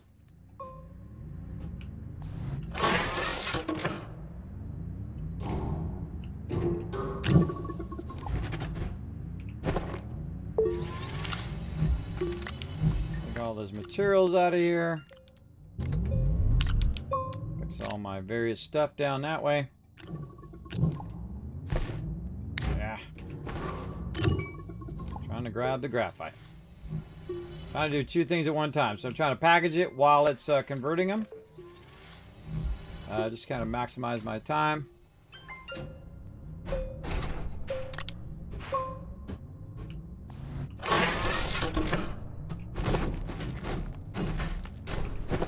This is going to just allow me to move it back and forth easier. Like this. Alright, that's looking pretty good. All that's pretty well packaged. And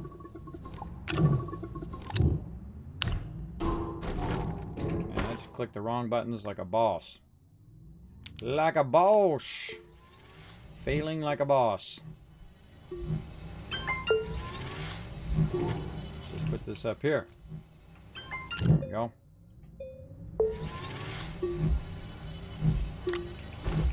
Okay, now the other thing we got to do now is get our tables as well. This over here.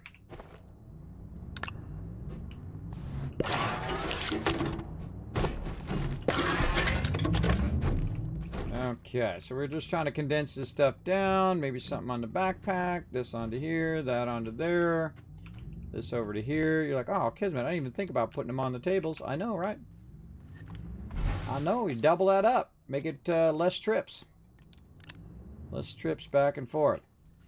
Alright, so we can go ahead and put this, because we're going to need to get the vehicle back later. Put that on the front. Alright, so how many trips is that, everybody? 4. Right? 4 trips back and forth. How's it 4 trips? Because I can pick this up, and I can just jetpack my way back over there. Since I know exactly where I'm going toward the beacon. Now, one of the smart things we did is we brought a bunch of hydrazine with us, right? And if we have a bunch of hydrazine, then what we can do is we can use both jetpacks there and back again. Right? But be careful that you're watching your jetpack because that hydrazine runs out and boom, you're dead. Down you go. Now, one of the odd things about it is he doesn't always fly straight. He will fly up most of the time, kind of up at an angle like this, constantly. So what happens is you're going forward, but he's also going up, up, up. It'd be nice if you could, tilt him forward a little bit more, I think. But here's what I'm going to do. Just go as fast as I can forward, and then hopefully not plummet to my death. Let's find out.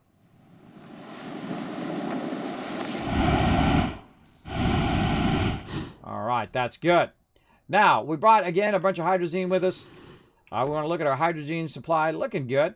Go ahead and drop off this battery, drop off this extra hydrogen, grab some hydrazine here, run some out. Let's keep nice and stock on the hydrazine. And, oh, we got to stock up our oxygen. How's our oxygen looking? It's maximum. There we go. So you guys thought I was going to drive it back and forth, didn't you? No. That's way tougher. I made that ramp for when I come back at the end.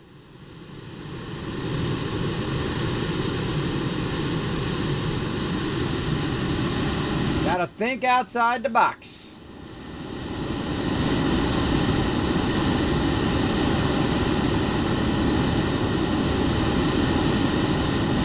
Lots of flying around today.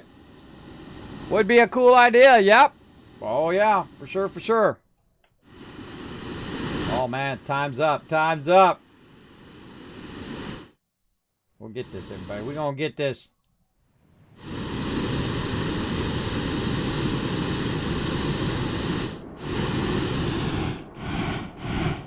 Grab it. Oh, it's locked. Can't grab it when it's locked. I'll be back.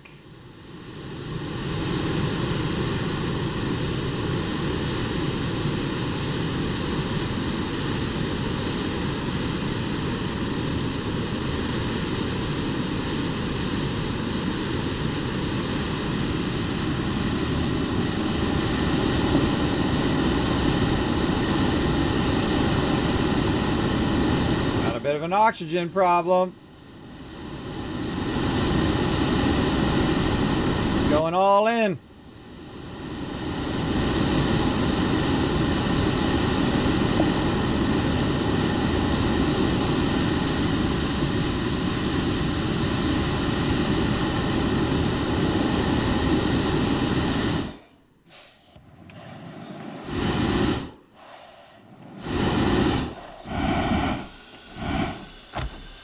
You don't get any closer than that, everybody. You don't get any closer than that. Now, again, I could make myself another oxygen tank. That would help me as well. But I just find that kind of stuff fun. I find it fun to just ride it right to the edge. All right, maybe a little bit more hydrazine here in case something crazy goes down. Like this. And go. Now, what I could have done to make it less scary, because I did have to stop there because the thing was locked, was I could have just went by my vehicle. And my vehicle would have went me full oxygen, so it wouldn't have been so right down to the wire there. But that was fun. Sometimes I just do stuff just because it's fun. That's it. Yeah, that's what I do. That's pretty much what I do all the time, just because it's fun. That was my bad. I saw there was another node on the way back here. It looked like a better node. It looked like a cluster of 3 nodes together. It was not better, as we find out. Now, it'd be nice to go around and have like a survey device that wasn't the entire thing, right? Where you can go around and survey the area, which would give you the size of the overall amount. Like a little survey thing. Again, I can just go over here to my vehicle, because my vehicle acts as an oxygenator. I just redo that so we don't have to ride it so close on the way back. All right. Couple more trips and we got this. Well, maybe we'll do another battle on stream. This takes too long. So I'm just going to move all this stuff over here. And then next week, we'll go ahead and assemble it and put it all together and go ahead and build up our hydrazine. I was hoping to get it done today, but best to, pick a really good spot. This way, you don't have to worry about your fuel anymore. And it will just automate itself. So you come over here every now and again, you grab an insane, you're going to see how I'll build it up, and I'll build it up, and I'll build it up even more until it literally is like a gas station. It just does nothing but produce an insane amount of hydrazine. And that's why I picked this particular planet, is because not only does it have a lot of ammonium that you can farm, but it also has hydrogen, which is you want to combine the two together to make hydrazine. And so it'll do it all on this one planet without me having to come back and actually grab the ammonium and then convert it to hydrazine. And one of those things, too, is you want to see, is it worth it for you to make it here? Or is it more worth it for you to make it back on your primary base? If you brought the raw resources back, would it be easier to do it that way? Or would it be easier to bring back the finished product as well?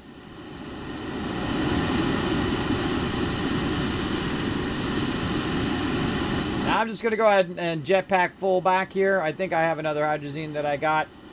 So I should be fine. Now the reason why I'm going to do that is because in the next trip I'm not actually going to jetpack back. Because you can't pick up your vehicle unless you... I guess I could package it down and then carry it. But you can't pick it up once it's in vehicle form. Oh, one of those is running down. Yep. That's okay. Got us this far. And I'm not trying to climb. It just is climbing. But I'm trying to go at least in this direction as fast as I can.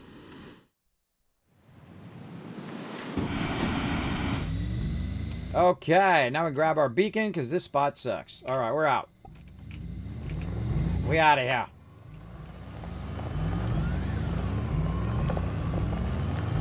Again, because your vehicles act as oxygenators, you don't have to worry about running out of oxygen now.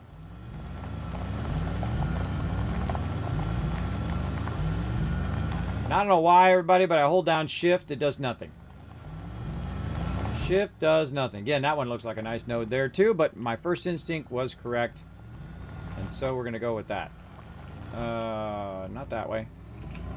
This way. This way.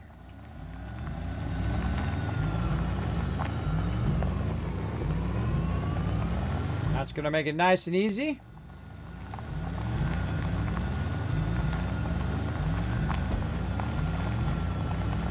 Drive this on home. Alright, I guess we will make it in time. Whoop, whoa! Nailed it!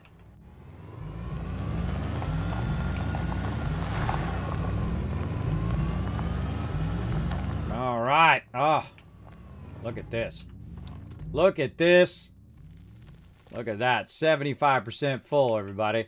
Now hold on a second.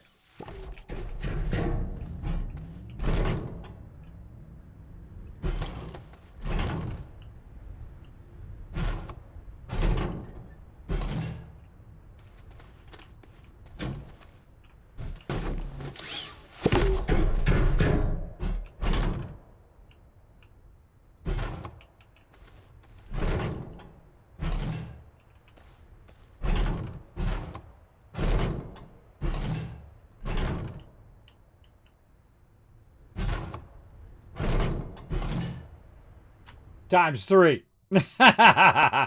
That's why, everybody, because it extracts it much faster if you're using 3 times the speed, right? And it has a ton of that. So that's literally going to be hundreds of this ammonium. And then while it's extracting that, I'm also going to be having it draw out, of course, all of the hydrogen at the same time. So yeah, right there. I know you're like, oh, Kismet, come on, finish it up, bro. Nope. Cliffhanger. Next time. All right, let's go into our vehicle right there so it saves the game. And then we'll come back to that next time. We're going to go to my office, give you guys some love. And then we're going to go ahead and go into battle mode.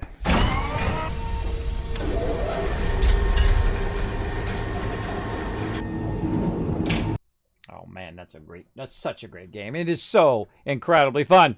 What's up, Kylo? What's good? All things are good. Being alive is good. In my case, Because it was a time in which I was very close to not being alive. All right, let's go ahead and give you guys some love right here in the chat. First, I'm going to tell you guys a bit about my schedule. I normally stream from 9 a.m. till about right now, which is about 3 to 4 p.m. Eastern Standard Time. Then I take a break, and then I'm going to be doing some bonus streams, not only later tonight at 9 p.m. Eastern Standard Time, but also an additional bonus stream. So that's like 6 bonus streams in a week for you guys. We're going to go ahead and go into what's known as battle mode. Now, battle mode is where I keep the battles going every 30 minutes in Stream Raiders, and I'll switch over to that category here in just a second, and let you guys go ahead and get as much loot as you can from the battles. Now, remember, put down as many units as you can so you're maximizing the amount of loot. All right. As well as you can go ahead and check out my social media right over there. Do me a favor. Take a minute right now. Go over there to the YouTube channel. Hit that subscribe button. It does help out tremendously. I do appreciate everybody who does subscribe. I got a video coming out every single day. 1, 2, or 3 videos every single day. And they're already queued up all the way into September. Yeah, that many videos. I know I work hard. I work very, very hard here on the stream. You can also check out the Twitter over there. Hit that follow button over there. It does help me out as well. Now you can check out my other awesome stuff, including my website, kismet.gg, and my Discord, which has a bunch of info over there, including a whole bunch of consolidated info of a bunch of different games like Astroneer and Subnautica and all of those that we go ahead and pipe into kind of a bit of a news feed where you can get it all in one spot as well. Now, also up there, I do have an area for making people's day about posting your pet picks and all of that fun stuff, as well as game deals. Right now, you get Frostpunk on Epic Game Store, unless it's already over. You can get it for free, so go over there and grab it. That is a really great game. I played it on stream. In fact, I premiered that game before it came out here on the stream. I hope you go big, bro. Well, I've been big before. I've been 5K in my channel before when I was on the homepage a few times. I do appreciate that. But, you know, my thing is not about making money and being the thing and feeling elite and, you know, say, hey, look at me, I'm just #1 streamer and I don't care about anybody else anymore. Mine is all about not dying. And I'm not kidding. I'm not joking. I do have sleep apnea and vertigo. My everyday is a dizzy, tired mess.